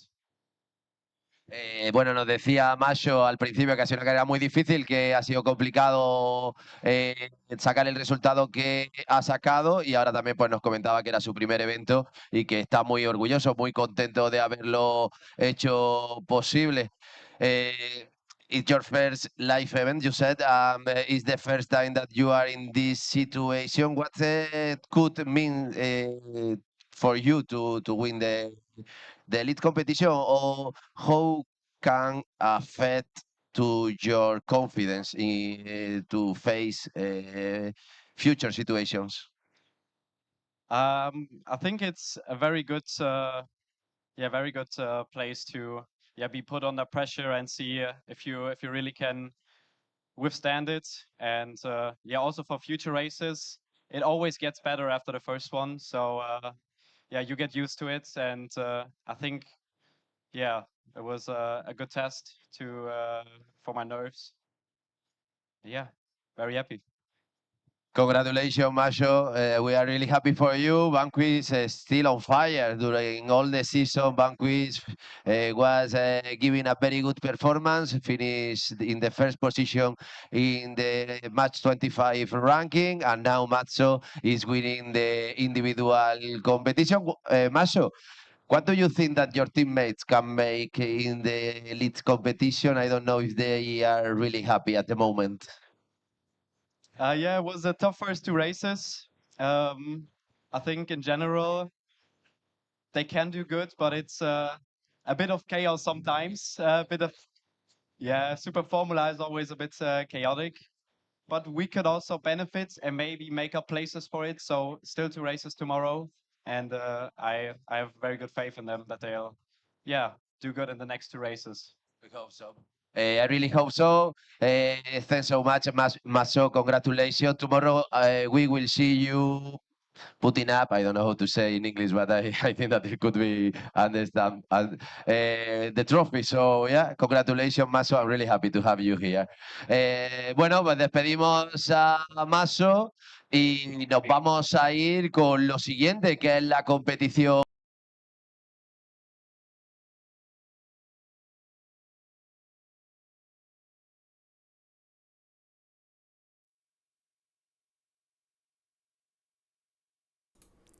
Okay, so that is it. That is your individual champion, Max Kroll. Outstanding job from the young German. I can't show any biases, but certainly for a driver of his caliber who didn't quite make it to the World Tour, certainly a World Tour level driver. He had the bravery to go up against one of the best in the game, the best in sim racing, in Thomas Le Boutelet. Came up a little bit short, but really just demonstrated the pedigree of himself as a driver at this level. He certainly is one to be counted, as we've seen from previous winners in Jose Manuel Brea, Antonio Santos, who've gone on to the World Tour as winners of the GT Pulpí individual competition. Antonio Santos, winner last year in this very same competition, winner in his debut in the Elite Championship, race 1 at Monza. Those two races concluded. We'll have an exciting finish to that championship tomorrow. But Max Kroll is your champion, and we have one race left today, the final repechage event to crown, not necessarily our champion, but to decide, should we say, who the 4 teams are that will be going through to join our 10 qualified teams for tomorrow's finals. So with that said, I'm just going to have a little look at what's in store for our teams in the final races. So I understand that the lobby is being set up at this stage. And it's probably a good opportunity just to walk you through this event. I have been raving about this event for anyone who will listen to me, and this car in particular. It's not a car I'd ever driven before. I just think we're in for an absolutely outstanding race. I don't know about yourself, Finlay, but I know that I've waxed lyrically about this particular car and track combo. What are your thoughts on what we're about to see going into tonight's final repechage event? Well, I had a go at it this morning whilst I was getting ready for the event, as I say, and I had so much fun on it. I already love Trail Mountain as a track. I think it's a fantastic racing track in general. And I think the BAC Mono, from the experience I've had with it, the very limited experience I've had with it so far, it's a fantastic car to drive. It's very responsive. It's kind of very similar to the Ariel Atom in that regard. I know that isn't a car in Gran Turismo, but in terms of the spec and in terms of the way the car works, that kind of gives you an idea of what kind of race we're in for. Trail Mountain itself is a very technical track, with a mix of everything. Long straights, hairpins, chicanes. It has a lot. It's one of the most iconic tracks in Gran Turismo series history. So all in all, this should be a really exciting race. We do once again have the element of strategy, which we kind of missed out on in the individual final just gone. We have medium and soft tires required for drivers. So there'll be an element of strategy there, which we'll cover in due course. But in terms of looking at the standings for the teams event heading into the final race, we've had one race in the teams event today so far. It was the first race of the day at Dragon Trail Seaside in the Ferrari Testarossa, and Anexion took the maximum 15 points from that race, ended up cantering to victory with an almost flawless drive on the perfect strategy, with the perfect drives in general, finished well clear of Team Monza Racing, who were in second, High Tech, who were in third on 10 points, and fourth place Maniacs Revolution on 8 points, and then Joker's E-Team, Thunderlights, Reds Gaming, who were on pole position for this race, but ended up losing it in the first corner and couldn't make a complete comeback. Madrid Motorsport have 3 points, Tooth Holcayanos, Deluxe have 1 point in 10th, and Only Sim Racing Sport, very unlucky to not finish the race due to a brake failure in their sim. They had to take home 11th and last position, and thus no points for them. However, it's worth noting for this race in particular, the last race of the repechage to qualify for the final event tomorrow, it's the top 4 teams that qualify at the end of this race that will qualify for Sunday and join our top 10 seeded teams. But this race is worth 25 points for the race winner, 18 for second and 15 for third. So any notion of this being a foregone conclusion, get it out of your heads. Anexion are far from secure from winning this title. Whilst the 15 points for winning the first race does help, there is absolutely opportunity for realistically all of these teams to come back and make a mount for a qualification tomorrow. Only Sim Racing Sport currently on 0 points. If they win and get the fastest lap, for example, they will qualify. 26 points will be enough to qualify you for the next round. And it will be the same for any of the other teams through this event. Because as a reminder, there are two extra bonus points for fastest lap in this event. So I should say 27 points rather than 25. But Anexion, the favourites for this one, having finished the race one in first, they have 15 points from Team Monza Racing, High Tech and Maniacs. But all in all, Flash, we're in for a really exciting end to today's action here at GT Pulpí 4. Yep, absolutely, Finlay. Thanks for giving that overview and the points. I've just had notification from our producers. There are no post-race penalties from the Testarossa race at Dragon Trail Seaside.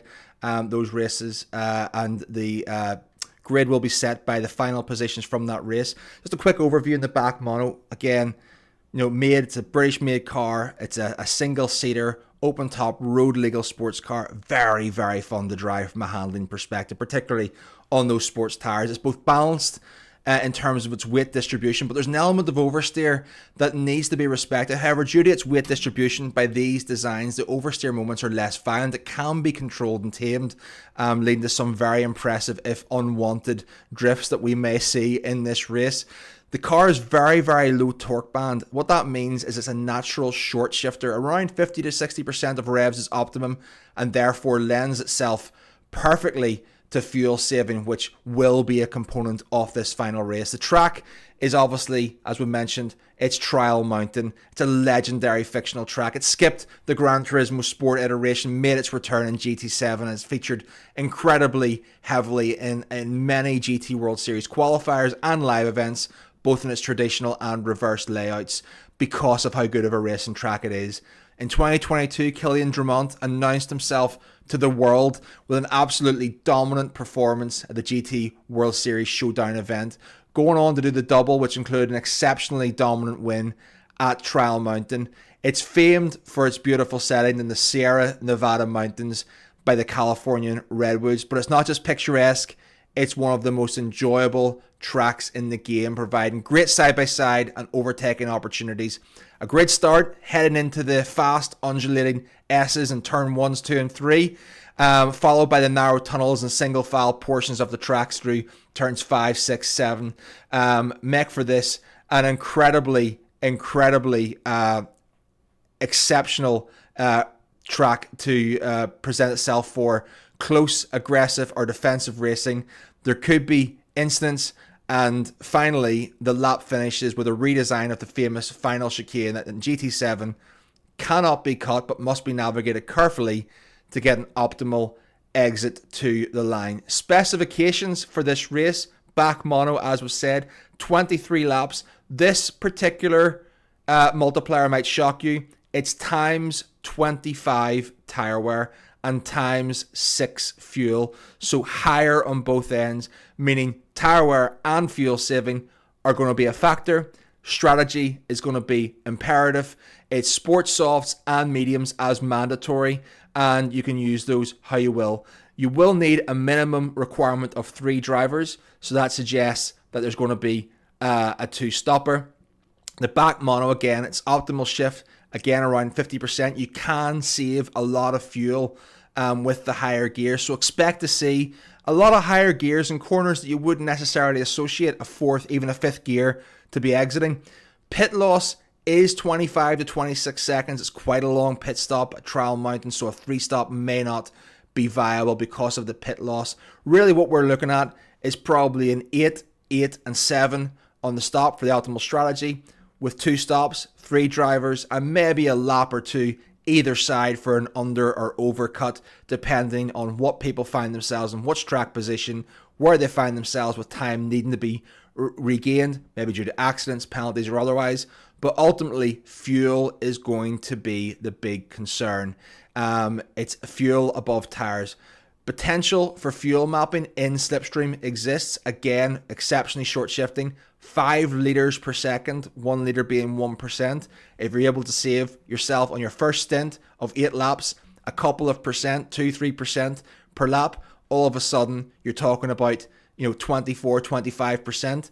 That's another 4 or 5 seconds saved in refueling in your pit window. The problem with the car is it doesn't brake very well, and traction will be a big concern to be able to manage the power on those sports tires with that high torque. But all in all, this is going to make for an absolutely incredible race, as Trial Mountain always does. And I, for one, have been looking forward to this race all day. They may have saved the best to last. I don't know. Fuji is certainly a contender in my eyes. But this, in its own right, is set to be an incredible event. And we will, by the end of things, know exactly who our 4 teams are that will be joining the top 10 qualified teams for tomorrow's team's grand final. Finlay, any thoughts to contribute to that? Well, it's all I can really say is it's going to be a fantastic race. Based on what we've seen today, we've had 4 phenomenal races so far today across all 3 championships. Obviously, Max Kroll's just been confirmed as our individual champion, and long may that continue, this run of fantastic racing. And I'm fully confident in a car like the BAC Mono and a legendary track like Trial Mountain that this will serve up a final race of the day to remember. Now, just as confirmation that, as Flash previously alluded to briefly, the grid order will be set based on the race order from the first race of the day, which was held at Dragon Trail Seaside in the Ferrari Testarossa. We're just hearing word from our producers now that there were some issues with High-Tech's rig. However, they're ready to go. The grid is being set and the race will start in a few minutes. So just as a very brief reminder of how the grid will line up for our final teams race of the day and the final shot for the repechage, from the repechage to qualify for tomorrow's final day action. It'll be Annexion Racing Team on pole position, having won the maximum 15 points from the first race. They'll be joined on the front row by Team Monza Racing, who I made my pre-event favourites to qualify for the final. I really hope that comes true for my sake. High Tech had a bit of a shock this morning. Nobody really expected them to come along, but they finished third in the race one, so they'll start third today. And Maniacs Revolution, some pundits' favourites at the start of the season to qualify, and even in the top 5 for Pulpy this year. They're the 11th seed, but they had a good first race, and they're currently in a provisional spot to qualify for tomorrow. Joker's E-Team will go from 5th alongside Thunderlights in 6th. Reds Gaming will start in 7th. They had a nightmare race this morning at Dragon Trail. They did qualify on pole position, but they threw it all away at the first turn and they were unable to recover for the rest of the race, and they'll take home 7th. Madrid Motorsport will start in 8th, the team that only hire drivers based on being from Madrid, so similar to Atletico Bilbao. For any football fans at home, their kind of transfer policy is they only sign drivers from Madrid. Holcayanos Motorsport will start in 9th. And Deluxe will start in 10th. And only Sim Racing Sport, after the cruel fate of the brake failure in their sim rig, will start in 11th and last. So that's your grid for the final race of the repechage for the team's event. Who will qualify for the final event tomorrow? We have 2 races tomorrow at the Red Bull Ring in Le Mans to decide our champions, our 10 top seeded teams, and then our 4 qualifiers today. Flash, who do you have your eyes on as we build up to the green light here at Trail Mountain? Well, I have to say, I think any one of them can take it. I think obviously Team Monza Racing showed great pace, but Anexion, they held it together. They had their strategy down pat, and they are able to execute on their strategy. Apologies, Flash. We're about to start racing here at Trail Mountain. Apologies for cutting you off, but we're about to get going here for our final teams race of the day. Who will take home the maximum points and take home the 4 qualification spots for the final event? It would be great if we could watch the race start now instead of from the spectating area if possible. But at the moment, I'm not seeing anything. They are racing now, but we are not currently watching the race right now, so I can't really update you on anything that's happening as we speak. We're just waiting on them to confirm that the race has started and that we can spectate this race, but they are heading down towards turn 1 now. There appears to be an issue for a car at the back of the grid. We will get you images from the race as soon as possible. We are on the way. Anexion and Team Monza Racing are side by side heading into the tunnel for the first time. Round the outside go Team Monza Racing. Can they make it stick on the exit? No, they can't. Anexion are through and they are safe in first before we head down to the long back straight through that tunnel and towards the hairpin bend. But we go through the tight and twisty S-base section now and down towards the hairpin that will take us to the back straight. But Anexion and Team Monza Racing have pulled clear. Deluxe have had a fantastic start. They started in 10th. They're all the way up to 3rd. There must have been absolute chaos for them. They're up to 3rd. But all that battling in the meantime has allowed Anexion and Team Monza Racing to pull clear. Deluxe are 3rd. Thunderlights are in 4th, and rounding up the top 5 are Maniacs Revolution, Madrid Motorsport 6th, Holcayanos 7th, only Sim Racing Sport 8th. I wonder what's happened to Reds, and I wonder what's happened to High Tech. We did mention they had issues with their rig at the start of this race, so I wonder if that could have been the issue for it. Holcayanos up the inside of only Sim Racing Sport, 2 teams going side by side into the big hairpin. We go on board with Holcayanos now as we head up the hill for the first time, and they are clear of only Sim Racing Sport, and they'll look to push ahead to Madrid Motorsport. But Anexion and Team Monza Racing clear in the first few sections of this race, Flash. Yeah, I think a great start by Anexion. I think also followed by Team Monza. I don't think they're making any silly moves at this stage. Just keeping an eye on the tyres. Is this organic pace, or is it, as we can see, Madrid Motorsport on the mediums, Holcayanos on the mediums as well? Is there an early pit stop for the Maniacs Revolution? That seems to be incredibly early to me for a medium stop. I don't know what that is. It couldn't be a retirement, surely. There's another. No, well, this is a strategy that we had not accounted for coming in after lap 1 for the mediums. Are they going to be looking for 3 stints on the softs? Is that to account for the fact that all 3 drivers must be used and given the 2 stints on softs to their primary drivers? What are your thoughts on that? It certainly wasn't a strategy that we had accounted for in our pre-race build-up. No, it certainly wasn't, and I think that might be the case. I think the teams are looking to go soft to the end or with as little stops as they can. But what I am noticing looking ahead right now is Thunderlights have a penalty, and the penalty zone in this circuit is particularly brutal. As Monza racing up the inside, there's contact. Monza racing through into the lead, bold and brash from the Italian team, through on Annexion and into the lead of the race for the first time here today. But what I was mentioning is that Thunderlights have a penalty. The zone is down this back straight, I believe. No, forgive me. Is it down this back straight, Flash? Do you know? No, the penalty line is on the home straight just as you exit the chicane. So yes, it's punishing. It's right at the start of a long straight, which will obviously have a significant impact on pace. It's not just before a braking zone, which can be favourable. It is at the beginning of the straight, so he will feel the pain of that. 100%. Yeah. Okay. So confirmation then that penalty zone is at the end of the lap. So Thunderlights will probably see that position to Deluxe in fourth once they cross the line. Maniacs and Jokers, the two teams that have pitted early on the first lap off the mediums, presumably onto the soft, so that we can't see with telemetry right now, so we'll try and get that sorted and brought to you as quickly as possible. Monza Racing and Annexion line and stern together as we head through the final sector for the second time and start the third lap. Is there a move being made towards the first few corners? As only Sim Racing Sport now come into the pit lane at the end of lap 2, perhaps a similar strategy for them.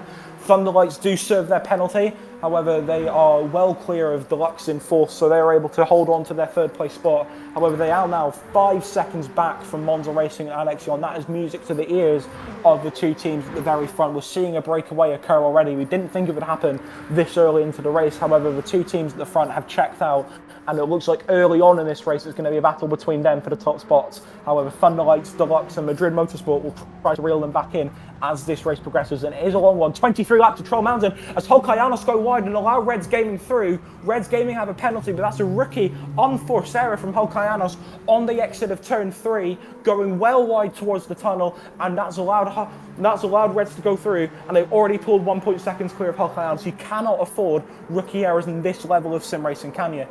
Yeah, well, Finlay, it's looking to me, you know, the penalties are very, very easy to pick up, particularly in Sector 1 through the S's. They are punishing as you take those S's on a car which naturally wants to snap the tail out as much as possible, dealing with those weight changes, dealing with the lack of stability, dealing with the the sports compound of tyres, cutting those corners to gain the maximum speed. It can pay off, but it can also be costly as you pick up these penalties. What I'm really interested to see is some of these early pitters. We were not expecting, from the notes that we've been given quietly by some teams, that there would be the potential for a one-lap stop. I have to assume that they have worked out that even on a ×6 tyre wear, that will be essentially 1 lap on mediums, and then potentially an 11 and a 12 lap soft stint. Yeah, so I mean they're going to be in a lot of pain. I saw another runner come in for the mediums after lap 3, but this is around the window maybe now 4, 5 and 6 that I would have expected those medium runners to come in for soft tyres. Yeah, gap's really starting to build out across the front now, and I believe Reds also got through on Madrid Motorsport and have pulled out quite a gap there as well. Now 2 seconds between the two teams, so perhaps another error from the Madrid team there. So line and stern between High-Tech and Holcayanos in the battle for 7th, 1.1 second gap between the two. High-Tech finished race 1 in 3rd on 10 points. They looked in a prime position to qualify for tomorrow. However, they can't really afford to be this far back, especially when 60% increases in points are offered. 25 points for the race winners, as we mentioned, and only Sim Racing Sport, Joker's E-Team and Maniacs Revolution, the 3 teams to have gone and risked it all for that early pit stop. But at the moment, Annexion 9/10 clear now of Monza Racing. They have pulled away.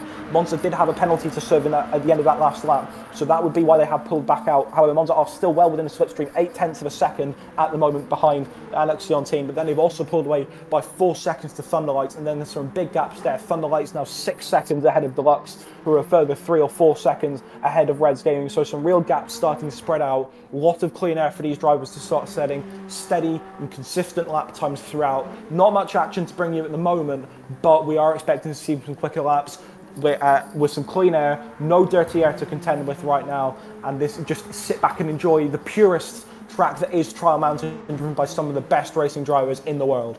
Well, yeah, it's an absolutely stunning track. I mean, like we said, it's beautiful to drive and it's just beautiful to look at. But these drivers will not be focused on the scenery around them. They are focused on the opportunity to be one of the top 4 teams contending for that title against the 10 qualifiers over the last 5 leagues in 2025. The likes of VQS, the likes of Krakensteins, the likes of Isles, and so on and so forth, to be there and considered one of the very best esports teams in Europe. Is still up for grabs. There's a point differential. We see multiple drivers now coming across with these half-second penalties to take them on the line. It's absolutely punishing for them to take these penalties. You can see just how much time they are losing as High Tech Sports move up into 7th place, Madrid Motorsports in 6th. We do have an Axion and Team Monza. They do seem to be asserting their own dominance across these repechage events. Earlier in the afternoon, our first race of the day at GT Pulpí 2025, an Axion Racing taking the win from Team Monza Racing on the alternative strategy. And again there in P1, it seems to me with a 3 or 4 tenth gap that these two know the drill. They are not for fighting each other at this stage of the race. They understand that being the soft runners, they must increase the gap. They must be compliant. They must work together. And later on in the race, when it gets really exciting and it gets down to brass tacks, they will pull knives out, they will pull daggers out, and they will stick them in each other's backs. And that's the beauty of sim racing. You can be friends one moment and absolute enemies the next. And I cannot wait until I see these two going toe to toe through Sector 1 in the final stages of this race, if it gets that far. And other teams on the alternative strategy, the medium starters who've pitted early for the undercut on the soft tire runners, when will they come back into the race? Will they be matching their pace? We think these teams are doing well. Maybe they're not. Maybe one of the earlier pitters is landing in better pace. But we see an Axion with the fastest lap. I don't see much bump drafting from Team Monza, but at the moment there's absolutely no threat. It's non-verbal communication at this stage. I am not going to overtake you. It's too early in the race. We're building up that gap of 5 seconds to Thunderlights. Deluxe Racing Team in 4th, moving back through the team through the grid. We can see there's some battling, there's some fighting. This is playing right into the hands of our race leaders. Really interesting. Yeah, I was just going to say that was really interesting because Jokers, as High Tech come into pit, Jokers are one of the early stoppers. They've already done one of their stops. They're now on the soft tyres, I believe. Or so I'm led to believe, or maybe they were a team that had issues. Either way, I think they were one of the early stoppers, and so they're coming down the back straight now and teeing up a move on Hulkayanos for 8, because High Tech did come into pit there. And that's really interesting to see how quickly the soft tyre runners now, who just previously pitted at the end of lap 1, have caught up to those who haven't pitted yet, as Joker's E-team well through on Hulkayanos into turn 1. Hulkayanos didn't fight it at all, and Jokers, who have stopped already for reference, in 8th at the moment, Maniacs Revolution also in 7th, they've also stopped as well, as have Only Sim Racing Sport in 10th. So already we see some teams who pitted early building their way back up to the front and to the pack that haven't stopped yet. So that's really interesting to see this early on. I didn't think it would take them that long to catch back up. Maybe that just shows the disparity between the tyres and how a lap's difference can make all the difference. As Team Monza Racing are through into the race lead, I doubt Anexion would have fought it too much into the hairpin. As we said, they're all playing nice at the moment, and they're all just letting each other through with the slipstream, making it work, making them pull away. It's now 5.5 seconds between the leading pack and Thunderlights in that second group. So they're all playing nice right now, and they'll just kind of let each other by and just do what's amicably best for both of them before the daggers come out at the end of the race, as you alluded to there, Flash. Well, look at the tire wear now on lap 6. I mean, can you see a tire like that coping for 11 or 12 laps? You know, is it a 3 stopper that they're looking at? Is it a 3 stopper? Is it 1 lap on mediums and 3 off 2 7s and an 8 potentially on the softs? That seems maybe potentially more likely to me. But what you were mentioning with the Joker's E team, yes, they've pitted early, yes, they have the faster tire, but they're held up in traffic. The parts of the track where they can make up the time is in the corners, and if you're held behind someone, you're not going to get any of that time. On the straight, it's negligible. The tire compound is irrelevant at that stage. But what is relevant is your exits onto those straights, because that's what generates the speed. And if you can't get your exit and you're going behind someone who's on a slower compound of tyres, it completely nixes your strategy altogether. And that's what I believe that we are seeing with the likes of Joker's E team and some of these teams who have pitted early. This may come back to bite them later on as Team Monza and an Nexian Racing team continue to put in the fastest laps of the race in unison, working together, 2 tenths separating them. There's no battle, there's no fight. As I say that, a Nexian is looking out the outside. Are we coming into that potential first pit window? Are we looking for someone who says, I've potentially done more fuel saving than you, I'm going to beat you in the pits and come out outside of slipstream, and I want to get ahead? Because he certainly had a look there. He showed his intent to go around the outside, and Team Monza has covered that off. I think we may see a pit from either of these drivers. If one goes in, one might stay out. If one goes in, they might both go in to continue bringing that gap.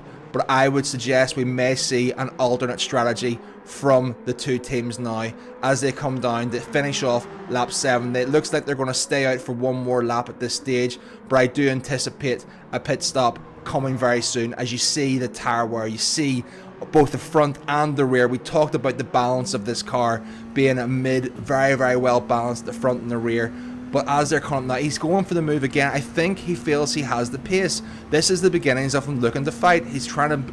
The next thing wants to keep him pinned in for the narrow line. Team Monza Racing is trying to hold him on the outside. Is it going to be 2x2? It's not. Monza Racing gets it through to holding the S's.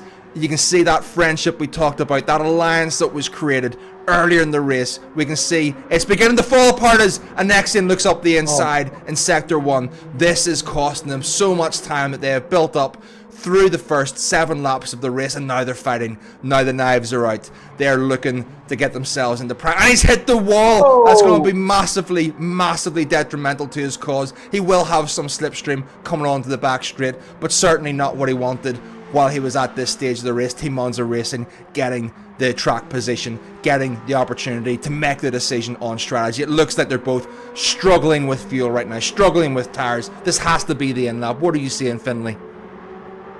Monza absolutely with some breathing space there, and I think the idea of them racing is perhaps one of them wants to get ahead into the pit lane and get out of that stop first. I do believe both teams will come in at the end of this lap. That's kind of a strategy we had predicted would be lap 7, 8-ish would be when the main strategies would come in. It is interesting to see the alternate strategies starting to perhaps prevail a bit more. They are working their way back up the pack now. Reds Gaming, I noticed, were the first main soft tyre runners to come in at the end of last lap. They filtered out in 7th, ahead of only Sim Racing Sport, but behind Maniacs Revolution. Joker's E-Team and Maniacs both on the same strategy as a reminder. They both pitted at the end of lap 1, and they're gradually working their way up the field. They might try to extend that soft stint by a couple more laps and then bring themselves in, but both lead teams into the pit lane as we predicted at the end of this lap. So we'll see the pit race. Thunder Lights will join them, and I'll imagine Deluxe will as well, so that might see Jokers filter out to the front as the race leaders, but we'll wait and see. It'll also be interesting to see what tyres drivers come out on as we see Monza Racing enter the pit lane with Anexion, Thunder Lights and Deluxe all pitting at the end of lap 8 as we expected. Let's see what drivers they decide to fit on Flash. I think there's an argument for both tyres that could be fitted on here. Yeah, I mean, I'm looking at the fuel, I'm looking at the tyres, I'm just looking at who wants to make the judgment call. It looks like they're both going to be going on to softs again and potentially finishing on the mediums.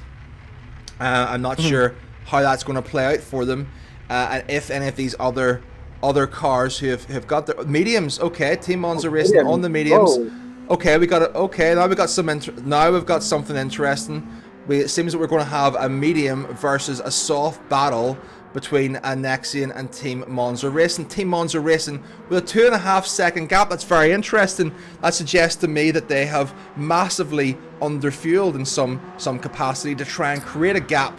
Maybe they're thinking about going longer on the last soft stint, so they're refueling for a shorter stint on the mediums, hence the gap that has come out, gaining the time with the 5 litres per second of refueling to open that gap to Anexion on the medium tyres and potentially slow Anexion Racing down should they look to pass. My understanding is that Anexion are on the softs. I could be proved wrong, but I thought it was.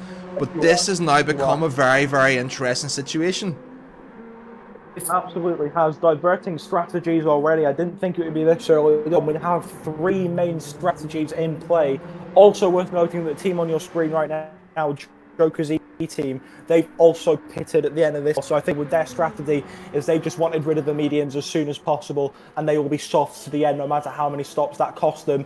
As we see, Holcayanos 10 seconds back already from Madrid Motorsport before they even came into the pit lane. Their race is going from bad to worse, and as is their charge for the final spot tomorrow. It will take a miracle from here to get them qualified for Sunday, but anything can happen in Mach 25 gaming, and it usually does, as the late great Murray Walker once said. So Anexion leading from Team Monza Racing. Monza Racing are off. Were they ahead before, or am I making that Monza up? Racing were on the mediums, like we said. I assumed that Anexion were on the soft tyres. I assumed that they were on a different strategy. It seems that we haven't been able to see it, but Anexion has made the pass on the soft tyres. Whether Team Monza put up much of a fight to slow down their overall strategy remains to be seen, but they are certainly on the medium tyres, and maybe they're thinking to themselves, we can get a few laps out of holding slip. If we can hold slip, maybe we can slow someone else down, but they certainly have a strategy in mind for this race. They didn't get the strategy right in race 1, but were able to pull off a P2, and actually nailed their strategy in race 1, took the win. They're in first place now on paper, but how does that hold up later on in the race? I believe that Team Monza Racing are going for a very, very short stint right now on the mediums, hence the underfueling, and they will come back in for a longer stint on the softs to finish their race. Thunder lights on the wall very briefly there, and I was going to very briefly say that that's brought them back right into this race, this strategy divergence. Thunder lights now really pushing forward. They're kind of joining this main group of favourites at the top as well. Maniacs Revolution had pitted before. I was going to say, I think there must have been some form of incident involving Team Monza Racing. Yes, there's that tyre disparity between the mediums and the softs, but I wouldn't have seen them harbouring that much time. They were 2.5 seconds clear coming out the pit lane. They're now about 3 seconds back off of Anexion, so there must have been some form of incident there. Thunderlight's a bit too far back to make a move on Monza Racing, saying that they've gained a whole lot of time in the braking zone, and that's just showing how much better the softs are than the mediums in this particular circuit. It gained so much time with Thunderlights through that hairpin in the braking zone there, but Anexion have checked out. All this fighting between Monza and Thunderlights means that Anexion now have a 2.5 second gap clear, and Team Monza Racing under significant pressure from Thunderlights. But it'll be interesting to see how much longer Team Monza Racing put up with the mediums before they come in and presumably go softs to the end of this race. Yeah, I think Team Monza Racing, they were trying to take control of the track there. They didn't put up a great deal of a fight for Thunderlights, but this, for all you know, this could work out very, very well for Team Monza Racing. They're going to get another straight full of slipstream. They'll probably retain even a little bit off it through Sector 1 onto the back straight, and that in itself, holding that slipstream, could be worth 3, 4, potentially even as much as 5 tenths to gain 2 full straights of slipstream from a faster car.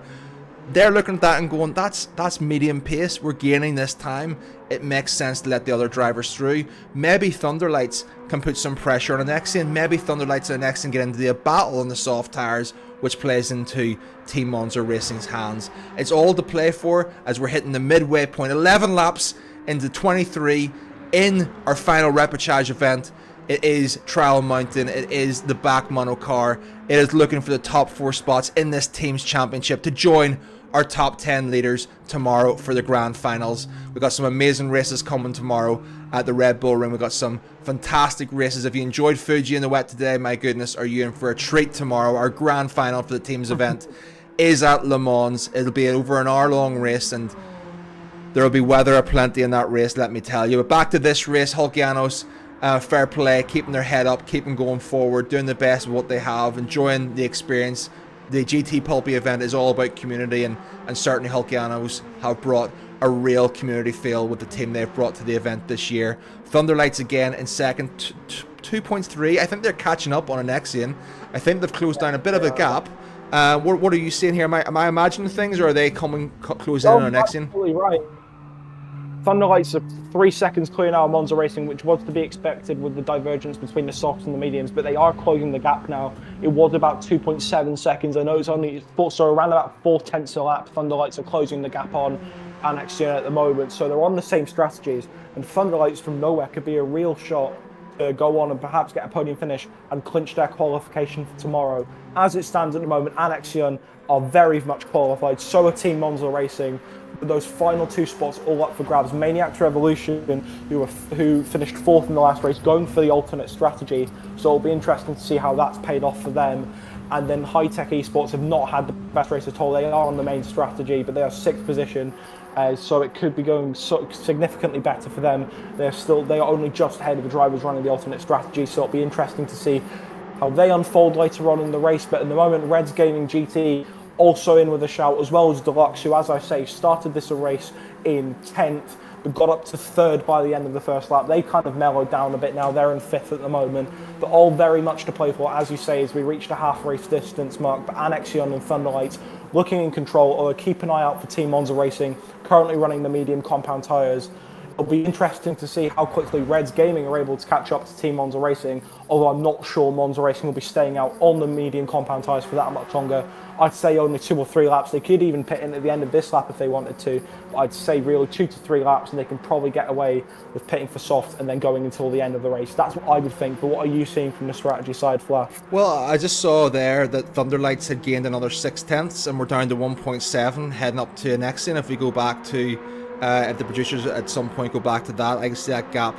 And Jokers have picked up a penalty on the soft strategy. That's not what they want to see. It's just going from bad to worse, but an absolutely sublime livery. If extra points were in order for the best livery, I think they may be picking up the trophy on that one. But Thunderlights are Annexion tire saving at this stage? Are they thinking of a longer stint? Are they fuel saving at that stage? Is the race pace not there without slipstream to Team Monza Racing? There's some questions that need answered. We don't understand just yet why this disparity in pace exists with Thunderlights, who, with all due respect to Thunderlights, given the conversations we've had with them beforehand, they have been somewhat of a mid-tier team. They haven't really contended towards the top, despite developing drivers the likes of Jaime Martin and Jose Arteaga, who are now thriving at Isles. They are a developmental team, but they want to be a team in their own right. So where is this pace coming from in Thunderlights? Are they driving exceptional pace, or are Annexion slowing down for some unknown reason? Tire saving, fuel saving, or just a lack of confidence in the driver in the seat right now? We said fuel saving would play a crucial part in this particular race, and we perhaps even mentioned the prospect of fuel mapping, which isn't the most popular way of fuel saving. It does tend to be to teams and drivers' detriment, fuel mapping. However, it's such a fuel saving race, this one, that fuel mapping might be in order, so there is a potential that Annexion 1.1, sorry to interrupt you, 1.1 seconds. He's in slipstream now. No. He's closing in at 6/10 a lap. Yeah, Thunderlights absolutely closing the gap here. I'd imagine by this time next lap, perhaps even at the start of lap 14, there'd be an opportunity for a move here. And that would give Thunderlights clean air. That would give them all the freedom in the world if they were to keep at this pace to set lap times after lap times. But I will mention there was a bit of disparity in the fuel. Annexion are about halfway through their gauge. Thunderlights are nearing on 3/4 through their gauge. So it'll be interesting to see how much longer Thunderlights can continue with this kind of fuel rate, or whether they're pushing this hard to come in early and then go maybe another stop after this one. But there is definitely a disparity in fuel, and it'll be interesting to see how that progresses later on, because Annexion, yes, they're harbouring time to Thunderlights. It's now down to 7/10 of a second. There might be a move at the back end of this straight, but looking at the fuel disparity at the moment, Annexion have the best fuel saving strategies at the moment, and so it'll be interesting to see how that pays on later down the race, because it could pay dividends. Yeah, and you can see really the fuel saving, you can see, is beginning to rev out 6th gear towards the end of that. But Thunderlights, they were shifting at 30% there. I think they're aware that maybe their fuel isn't quite on track.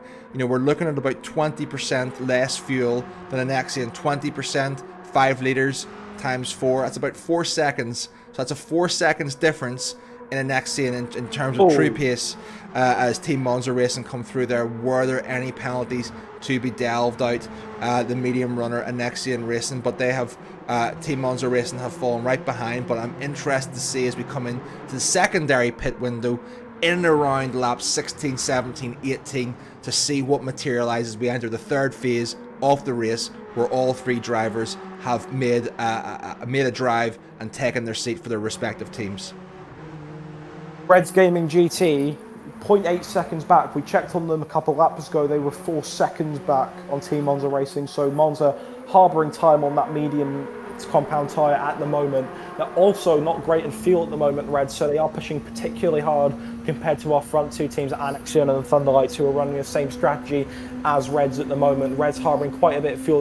They do have the fuel warning light on now, so I imagine stops are in order in the next 2 or 3 laps as Reds really closing the gap on Monza through the hairpin now. And as we head up the hill, Monza skating about on the exit there. That could open the door for Reds, but Monza cover off well, but there could perhaps be moves coming in the back end of this lap and looking to the start of the next lap. But I would really think it would be time for Monza Racing to move off of these medium compounds and extend to softs as Reds go wide and hitting the fence nearly towards the end of this lap. They're really struggling on those soft compound tyres. It's got to be time for a stop soon if you're Reds. But towards the front, Anaxion and Thunderlights now 5 tenths back. I think they are starting to slow down a wee bit, and Reds have pitted, as I alluded to. They just did not look comfortable on those worn softs, and the fuel warning light was on, so they come in for an early stop. They stopped early enough anyway on the first stint. They are now continuing that trend and stopping earlier on the second stint. Bit wide from Thunderlights there into turn 1, so Anaxion pulling away even more there. The gap's now up to a second, but Thunderlights, perhaps their common sense is starting to kick in a bit more, and perhaps that fuel saving techniques are starting to come in now for Thunderlights. Yeah, and you can see there's definitely a 10 to 15% gap. I think Thunderlights have saved some fuel there. I do think they are looking to fuel save. I think Anaxion realised that they were being fuel saved behind them. I think they had some extra pace in the lockers. Reds Gaming are due to come out of the pits. They're refueling now on the sort of full tank for Reds Gaming with 8 laps left to go. I think someone has said the Anaxion's here, you need to get these guys out of your slip. They're going to fuel save and you're going to bring them back into the race. And that's maybe what has led to that slight increase in pace there to really assert their position. But I'm really looking at Team Monza Racing. Team Monza Racing, at my last glance, were only 12.5 seconds off the lead of the race. The math isn't mathing there. You know, they've done another 8 laps. They should have been losing 2 to 3 seconds per lap, but they haven't done on the mediums against the soft runners at the front, only losing about 1.5 seconds, which tells me that Team Monza Racing have put in an incredible medium stint and will be very, very strong as they go on to their soft tyre for the final stint, but they will be having to come from behind. Anaxion retaining that track position. Thunderlights, having got into the slip and put themselves and brought themselves to the party, will also be looking to be part of a 3-way battle potentially towards the end. Or, again, some of these other earlier pitters on the alternative strategy, anyone going for a 3-stopper, for example. What will happen? Is that Team Monza Racing coming? It is Team Monza Racing coming in very early in this race. Medium tyres, 5% left. Thunderlights with 9, they're in as well. They're going to be in alternate strategies. Now it's a case of, does Thunderlights make it easy for Team Monza Racing? The Thunderlights battle on the medium tyres versus the softs of Thunderlights and make it easy for Anaxion. And when do Anaxion come in themselves to make the pit? This is where it's all becoming in the final third of this race, Finley, to see who is going to materialise, who's going to go through, and who's going to take the big points, 25 points up for grabs for our winner of this event. Thunderlights underfueling a little bit there, and they're also on the soft compound tyres. Now, I don't believe Thunderlights have used the mediums yet, so they're guaranteed to have another stop at a point in this race, so that's important to note. As Deluxe and Joker's E-Team filter through into second and third respectively, Joker's looking very racy all over the gearbox of Deluxe heading through the tunnel right now, but Thunderlights are yet to use their medium compounds. Monza Racing, I don't think will be able to make the softs work for this amount of time left in the race.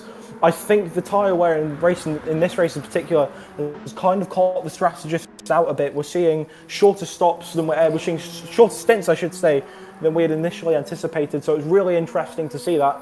Anaxion now 30 seconds clear of Deluxe in second. They are still your current net race leaders. However, they are running on a different strategy to the rest. That front right tyre in particular is looking really bad. So it'll be interesting to see when Anaxion come in next. They are running low fuel. The warning light isn't quite on yet, although I expect them to be in sooner or later, as Joker's E-Team tee up a move on the inside of Deluxe into the hairpin and move up into second place. And Anaxion are in flashes. There's contact between Deluxe and Joker's. Elbows out for both teams as they head up the hill. They will go side by side. Joker's around the outside, and they are through. So Joker's into provisional second right now. However, they will filter through, presumably pitting at the end of this lap. They are on the same strategy as Anexion, despite having gotten rid of those medium tyres after the first lap. Deluxe are yet to run the mediums, I believe. So Anexion are in Flash. What are you seeing from a strategy point of view? Well, Anexion are in. I think we're looking at 25 to 26 seconds for a pit stop and then some fuel. They came in with 12%. I believe that Thunderlights came in with 7. There's probably about a second of difference there in fuel. In terms of the gap, in terms of the newer tyre, I really don't know how this is going to look. I'm really going to look to see where Team Ons are racing. Team Ons are racing down in 7th. Anexion coming out on the medium tyres now at 20. Was it 16, 11? Okay, it's coming down pretty quickly. 5, 6, 7, 6 seconds to Thunderlights. So a bit of a gap there. I think they're going to be both medium runners at this stage, if I'm right in saying. Or were you? They're actually on the soft tyres. So Thunderlights are on the soft. Yeah. They're on the soft, and Red's gaming with a penalty. So I think Thunderlights are maybe, if this is their final pit stop, are going to be all over Anexion within the next 2 laps. And what does that mean for the battle for Team Monza Racing? Well, Monza Racing currently won 14 points. They did pick up the fastest lap points in race 1 at Dragon Trail Seaside, as well as their second place finish. They're side by side with Deluxe. Deluxe pushed them out wide. They're going to go side by side through this S section. Monza Racing will cover off Deluxe and hold 4th position for now, but that move is looking ever more likely for Deluxe to complete. Monza Racing on the brink at the moment. They are currently qualified as things stand alongside Anexion, but things can change, and Monza Racing running the alternate strategy. They've still not got rid of those medium compound tyres as yet. They really do need to get rid of them some point soon. I imagine Anexion are going to the end now. I don't see them getting rid of the mediums unless there's enough room for them to perhaps pit for the softs. This is still all very up for interpretation. We don't know the strategies, because these are strategies that we did not expect. That Nico Romero, our head strategist who came up with these combinations, former World Tour driver Nico Romero, did not account for most of these strategies. These are very interesting to watch, and it's really exciting to see all this unfold. Are Anexion having space for another stop? Are they going to pit again? Or is that them to the end of the race? And we can ask the same question about Thunderlights. Are they going to make the softs work till the end? Do they still have to pit for the mediums? These are all questions that will become very apparent towards the back end of this race as we approach the final few laps. Yeah, again, there's a lot of unanswered questions that we don't know. There's a lot going on that we don't obviously get to see, and data that we don't have access to, which is that's the nature of watching a race. If Thunderlights have done 2 stops, they're in prime position right now. Team Monza Racing, I want to see what their delta is to P1 and how much they have to make up on the soft compound tyre. I just don't know where Thunderlights have come from. If Thunderlights have somehow bamboozled us all and got themselves into a position where they're 2.5 seconds off the lead of this race with some extra pit stop, and they're battling essentially for the win on the soft compound, then kudos to them. I did not see it coming. I don't think we gave them really any credit until they came into the race a few laps ago. Were they quietly working away whilst Thunderlights and Team Monza Racing and Anexion battled it out in those previous few laps. But Team Monza Racing in 1.4 second gap. He's going to be all over him at the end of Sector 3, maybe making a move into the S's, leading into Sector 1 of lap 19 would be a good place to do it. 3 seconds to Reds Gaming. I want to see where Reds Gaming versus Team Monza Racing is. I want to see, have Team Monza Racing left it too late, or are they able to get themselves into contention to be fighting for the win in this race? It seems, yes, down to 6/10, Thunderlights closing in again on Anexion Racing. How much resistance do Anexion give it? They'll have an eye on things. Their teammates will be in their ear. If they show some level of resistance, I imagine that Thunderlights are in this race. If they let them pass, knowing they're in an alternative strategy, I imagine that Anexion know that they have to make another pit stop. I'm not too sure at this stage, but it's all to play for. Anexion won the first race at Dragon Trail. If they finish second, they will comfortably qualify. Perhaps teammates are in the ear right now basically saying, look, if we finish second or third, we've qualified. There is no point in fighting Thunderlights at the moment, because their qualification isn't certain, whereas Anaxion, with a second place, will comfortably qualify, and they'll qualify in first position for the event, having won the race at Dragon Trail. So their qualification, if they keep their nose clean throughout these next 6 or 7 laps, is almost certain. As we look at High-Tech Esports now, teeing up a move on Maniac's Revolution. Maniac's Revolution, slightly disappointing in this race. They pitted early off the mediums and onto the softs. They're going softs to the end of the race, we believe. They finished 4th at Dragon Trail. They now find themselves in 6th and really fighting between the skin of their teeth for the final qualification spots. We don't know who's qualified at the moment. We'll work it all out for you at the end of this race. Of course, the results will be provisional. As Anaxion and Reds Gaming are side by side, Thunderlights are through. Anaxion are falling back off a cliff now. Reds are going to go side by side with Anaxion down the hill towards the hairpin. Reds are going to have the outside line, but they're going to have all the grip of those soft compound tyres. They might even be through already thanks to the slipstream. They cut Anaxion off, they go around the outside, and they are through. So Thunderlights and Reds both through on Anaxion. They've lost 2 positions in the space of a lap, and it's advantage to the top 2 teams. However, Thunderlights and Reds Gaming, both of whom didn't exactly impress in the first race, they're going to be battling it out for the race lead now as we approach the start of lap 20 and 4 laps to go. Thunderlights going slightly wider than they would have liked there, and that could present an opportunity for Reds heading towards the final chicane. Here's Team Monza Racing, currently 4th position, but we go back to Reds Gaming. Are they going to look for a move up the inside? They are! Up the inside into the final chicane. Thunderlights alongside them, they'll have the inside line for the next corner. They're going to try and squeeze each other off. Thunderlights defend well. Reds catch the fence, but Thunderlights defend well. They keep their position for now, but Reds in the slipstream. They're going to head down towards the front straight to start lap 20. Could there be a move into the first couple of corners here, or will they all play nice and will Reds try and launch a move into the tunnel for the first time, for the 20th time, I should say, the first time in this lap? Heading up the hill now towards the tunnel section, the first tunnel of 2 on this track. Thunderlights look to have a bit of a gap now, 0.3 of a second, bit far back for Reds to make a move, and we head towards the S's now. It'll be a bit more difficult for moves to be made there. Thunderlight's going to cover Reds off. Are Reds going to go up the inside here? No, they're all playing really nice just now. I don't think it's worth the risk of battling this early on with Anaxion. Yes, they're 2 seconds back, but they are still breathing down their skin. If there's an instant between these 2 teams, Anaxion will be right there to capitalise on them, but they look safely qualified for now as we see Team Monza Racing in 4th in no man's land. 8 seconds back from Anaxion, but 8 seconds clear of Joker's E-Team. But Thunderlights and Reds Gaming are through on Anaxion.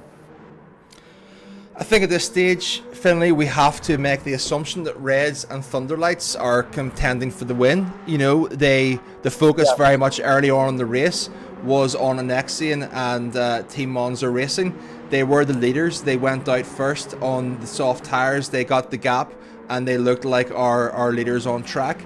But it seems to me that Reds and Thunderlights have done some... I wasn't able to follow the exact strategy, but it's looking to me like these 2 are battling it out for the win. And Anaxion and Team Monza are going to battle it out for the podium. Should those positions remain the same, I think it's comfortable to say that Anaxion and Team Monza will go through to tomorrow's grand final. For Reds and Thunderlights, I understand, having heard from the producers in our ear, that they will confirm all the totals by the end of the night, update the website, and those results will be confirmed tomorrow. But I think it's between Reds and Thunderlights here, with Reds given a 1 second gap to the lead and continuing to push very hard and extend that gap.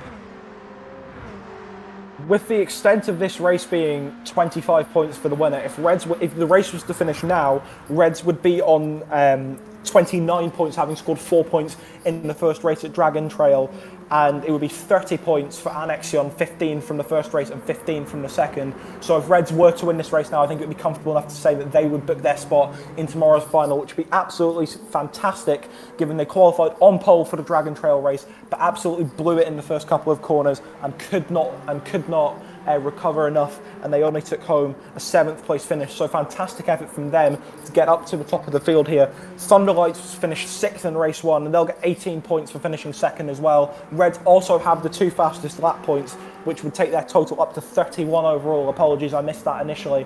So that would put them comfortably through to tomorrow alongside Team Monza Racing and Anaxion, and then it would be a little bit of a battle between Maniac's Revolution, Thunderlights and High-Tech maybe, for that final spot. But we'll keep you updated as the race finishes. Of course, but by the end of the night, I'll run the numbers and we have an idea of who we will see featuring alongside the 10 teams tomorrow in the final. Remember, it's the top 4 teams that qualify from the repechage through to tomorrow's final alongside our 10 top seeded teams. Yeah, just to get a little look there at Hulkianos, it's just gone from bad to worse, unfortunately. Again, a real pillar of the esports community within Spain. They always show up, they always bring the liveliness and bring the atmosphere and excitement. It just hasn't worked out for them today, but it's nice to see they keep going, they keep moving forward, and they want to finish out this race.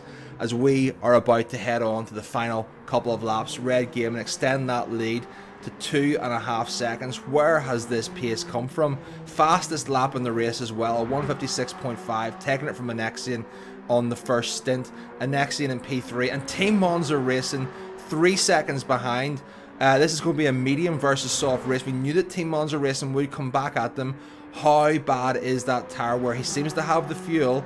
But what is he going to be able to do? It's going to be, I think, comfortably Reds Gaming, Thunderlights P1, P2.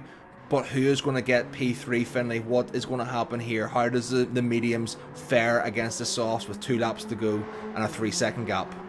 Well, Anexion need to ensure that they don't lose 1.5 seconds to Team Monza Racing here per lap for the last 2, and that's going to be extraordinarily difficult. Monza have one of the most talented lineups, not just in the repechage, but in the event in general. They have the only 2 World Tour drivers in this repechage, in Giorgio Mangano and Marco Busnelli, both of whom I will have assumed will have featured in this race, one of whom could easily be featuring right now. We're none the wiser as to who's in the rig with these teams right now, as a reminder, and it's 1.9 seconds already, 1.8 now, so it needs to be 1.5 seconds per lap. But like we always say, catching is one thing, passing is another, but there are 2 fantastic opportunities for overtakes here at Trial Mountain, into the big hairpin at the end, which we're coming to now, and into the final chicane. So there'll be 2 main opportunities once Monza catch Anexion, if they catch them, for overtakes and for that 3rd position spot, and that could put some very interesting implications on the final qualification. However, I think if Anexion and Monza finish 3rd and 4th,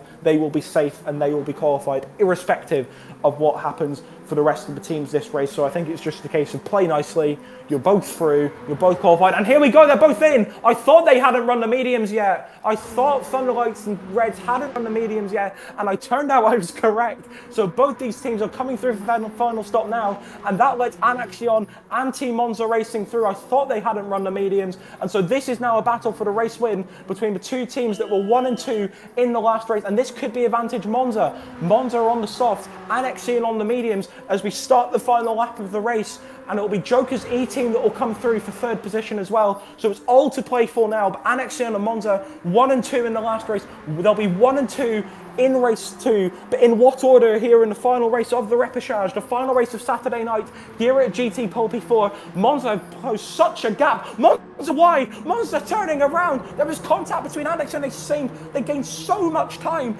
in that opening few sectors. Just shows the disparity between the softs and the mediums as they head down the hill and towards turn 4. Do Monza go for a move? No, they're going to take their time and play nice and try and maybe get a move done down the tunnel and towards the main hairpin. But Monza all over the back of Anexion. Monza really harrowing those soft tyres around. They're going to go around the outside towards the tunnel now. Are they going to get a move done all the way around? They are. Monza through to the race lead here at Trial Mountain in the last race of this repechage. Anexion in 2nd, and that should be that. Monza on the softs, Anexion on the mediums. Will be incredibly difficult for Anexion to catch them now. They could give it one more last-ditch attempt down the hairpin, down the straight towards the hairpin with the slipstream. But Monza with the soft compound tyres, they'll gain some time here comfortably with the disparity. Those mediums starting to wear off pretty quickly, and that looks to be that. Monza, barring some form of incident in these last few corners, will take home the race win and will qualify for the finals here at GT Pulpí 4 in the team's competition tomorrow. Anexion will more than likely join them. Joker's E-Team, I also believe, will join them as well with a 3rd place finish as they finished 5th in race 1. We'll calculate all the points for you at the end of this race, but coming through now towards the final chicane, it's 1.1 seconds gap for Team Monza Racing ahead of Anexion. This all looks sewn up for the Italian team. They can take their time towards the final couple of corners. Just don't bin it. Just make sure take the car home, round the final corner, and down the back straight, it'll be Team Monza Racing to take home victory at Trial Mountain in the BAC Mono and book their spot into the 5 teams finals tomorrow at GT Pulpí 4. Anexion will join them in second. They're also booking their ticket to the finals. Joker's E-Team will come home in third. They're also qualified for tomorrow, I believe.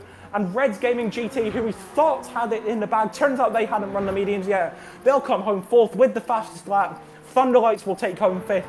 And that is your top 5. Maniacs Revolution finished 4th in race 1. They'll take home 6th in race 2. They'll be in contention for a final spot. High Tech will come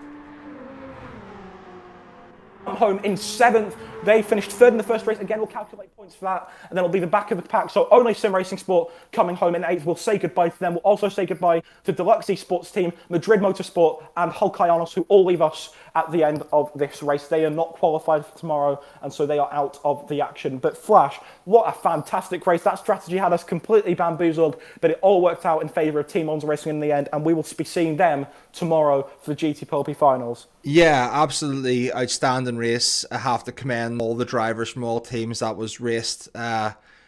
It delivered exactly what we thought. It was interesting. It was fast. There was overtakes. There was strategy involved.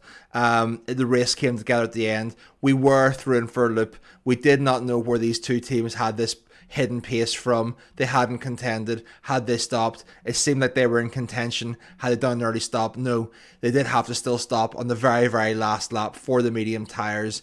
And as such, it became a 2-horse race again, like race 1 between Team Monza Racing and Anexion, exchanging wins, but with the bigger points for race 2. Team Monza Racing are pretty much again preliminary before any challenges. I did not see any driving or questions that need to be answered for their race, but it will become official tomorrow. They're likely the guaranteed 2 teams, Anexion and Team Monza Racing. The other 2 positions will certainly be confirmed later on, but very much an absolutely outstanding race. They're all celebrating, they're all congratulating each other. It's great to see the community atmosphere within the GT Pulpí. They're all there to support each other. Just a fantastic race. Yeah, absolutely unbelievable scenes. And there we are, the CT Monza Racing and Anexion. They are both qualified for tomorrow's action. And we do have our 4, confirmed, our 4 provisional teams qualified for tomorrow's final. And it is Team Monza Racing who win the repechage on 39 points, 25 for today's race win, as well as 14 for second at Dragon Trail. Anexion will qualify in second, and provisionally they will be joined by Joker's E-Team and Reds Gaming, which means we will say goodbye to High Tech, to Maniacs Revolution, and what a massive shock for the event. Maniacs highly tipped as one of the big teams to qualify for Sunday. Well, they have not made it. They have not made it at all, so they will miss out. So will Thunderlights with a commendable effort in that last race, as well as Madrid Motorsport, Hull Kayanos, Deluxe, and only Sim Racing Sport. So those 4 teams, Monza, Anexion, Joker's E-Team, and Reds, will start P11 to P14 respectively at the Red Bull Ring in our finals race 1, alongside our 10 top seeded teams tomorrow as they wheel around the Mazda RX Vision GT3 car. That's based on their position in these standings over the 2 races. So Monza will go from 11th. It'll be 12th for Anexion, 13th for Jokers, and 14th on the grid for Reds. But the main thing is they are in tomorrow's finals. They will face off for the title over the next 2 races at the Red Bull Ring and that fantastic final race of the day at Circuit de la Sarthe. And they have punched their tickets through to the big time. We will be seeing them tomorrow in the team's final. Congratulations to them. Brilliant. Yes, Finlay. Thanks for that. I think just an outstanding day's racing. And just to recap some of the results from the competitions, we started off, we've had 5 races today. Apologies again for a slight delay, but we made up some time and hopefully get that back to you this evening. But if it's your first time watching GT Pulpí, I think you at least now know what the excitement was all about, what the drama was all about, what this event brings to esports and brings to the community of Gran Turismo, certainly in EMEA, but growing and expanding as its own international event. We started off with a teams race, the first teams repechage, leading and bookmarked the event with the second teams repechage, as Finlay has so well articulated, who will be going through to join our 10 finalists tomorrow. In regards to the individual, we have a new individual champion, Max Kroll, a fantastic drive from Max Kroll. He will be crowned tomorrow and joins a litany of other outstanding drivers. And then, of course, we had our 2 elite races, Antonio Santos as a winner and Valerio Gallo crossing the line as winner. Points will be totaled tomorrow. And that's essentially it. Go ahead, Finlay. I was going to say, I can provisionally give you the standings for the elite competition so far. These are all provisional.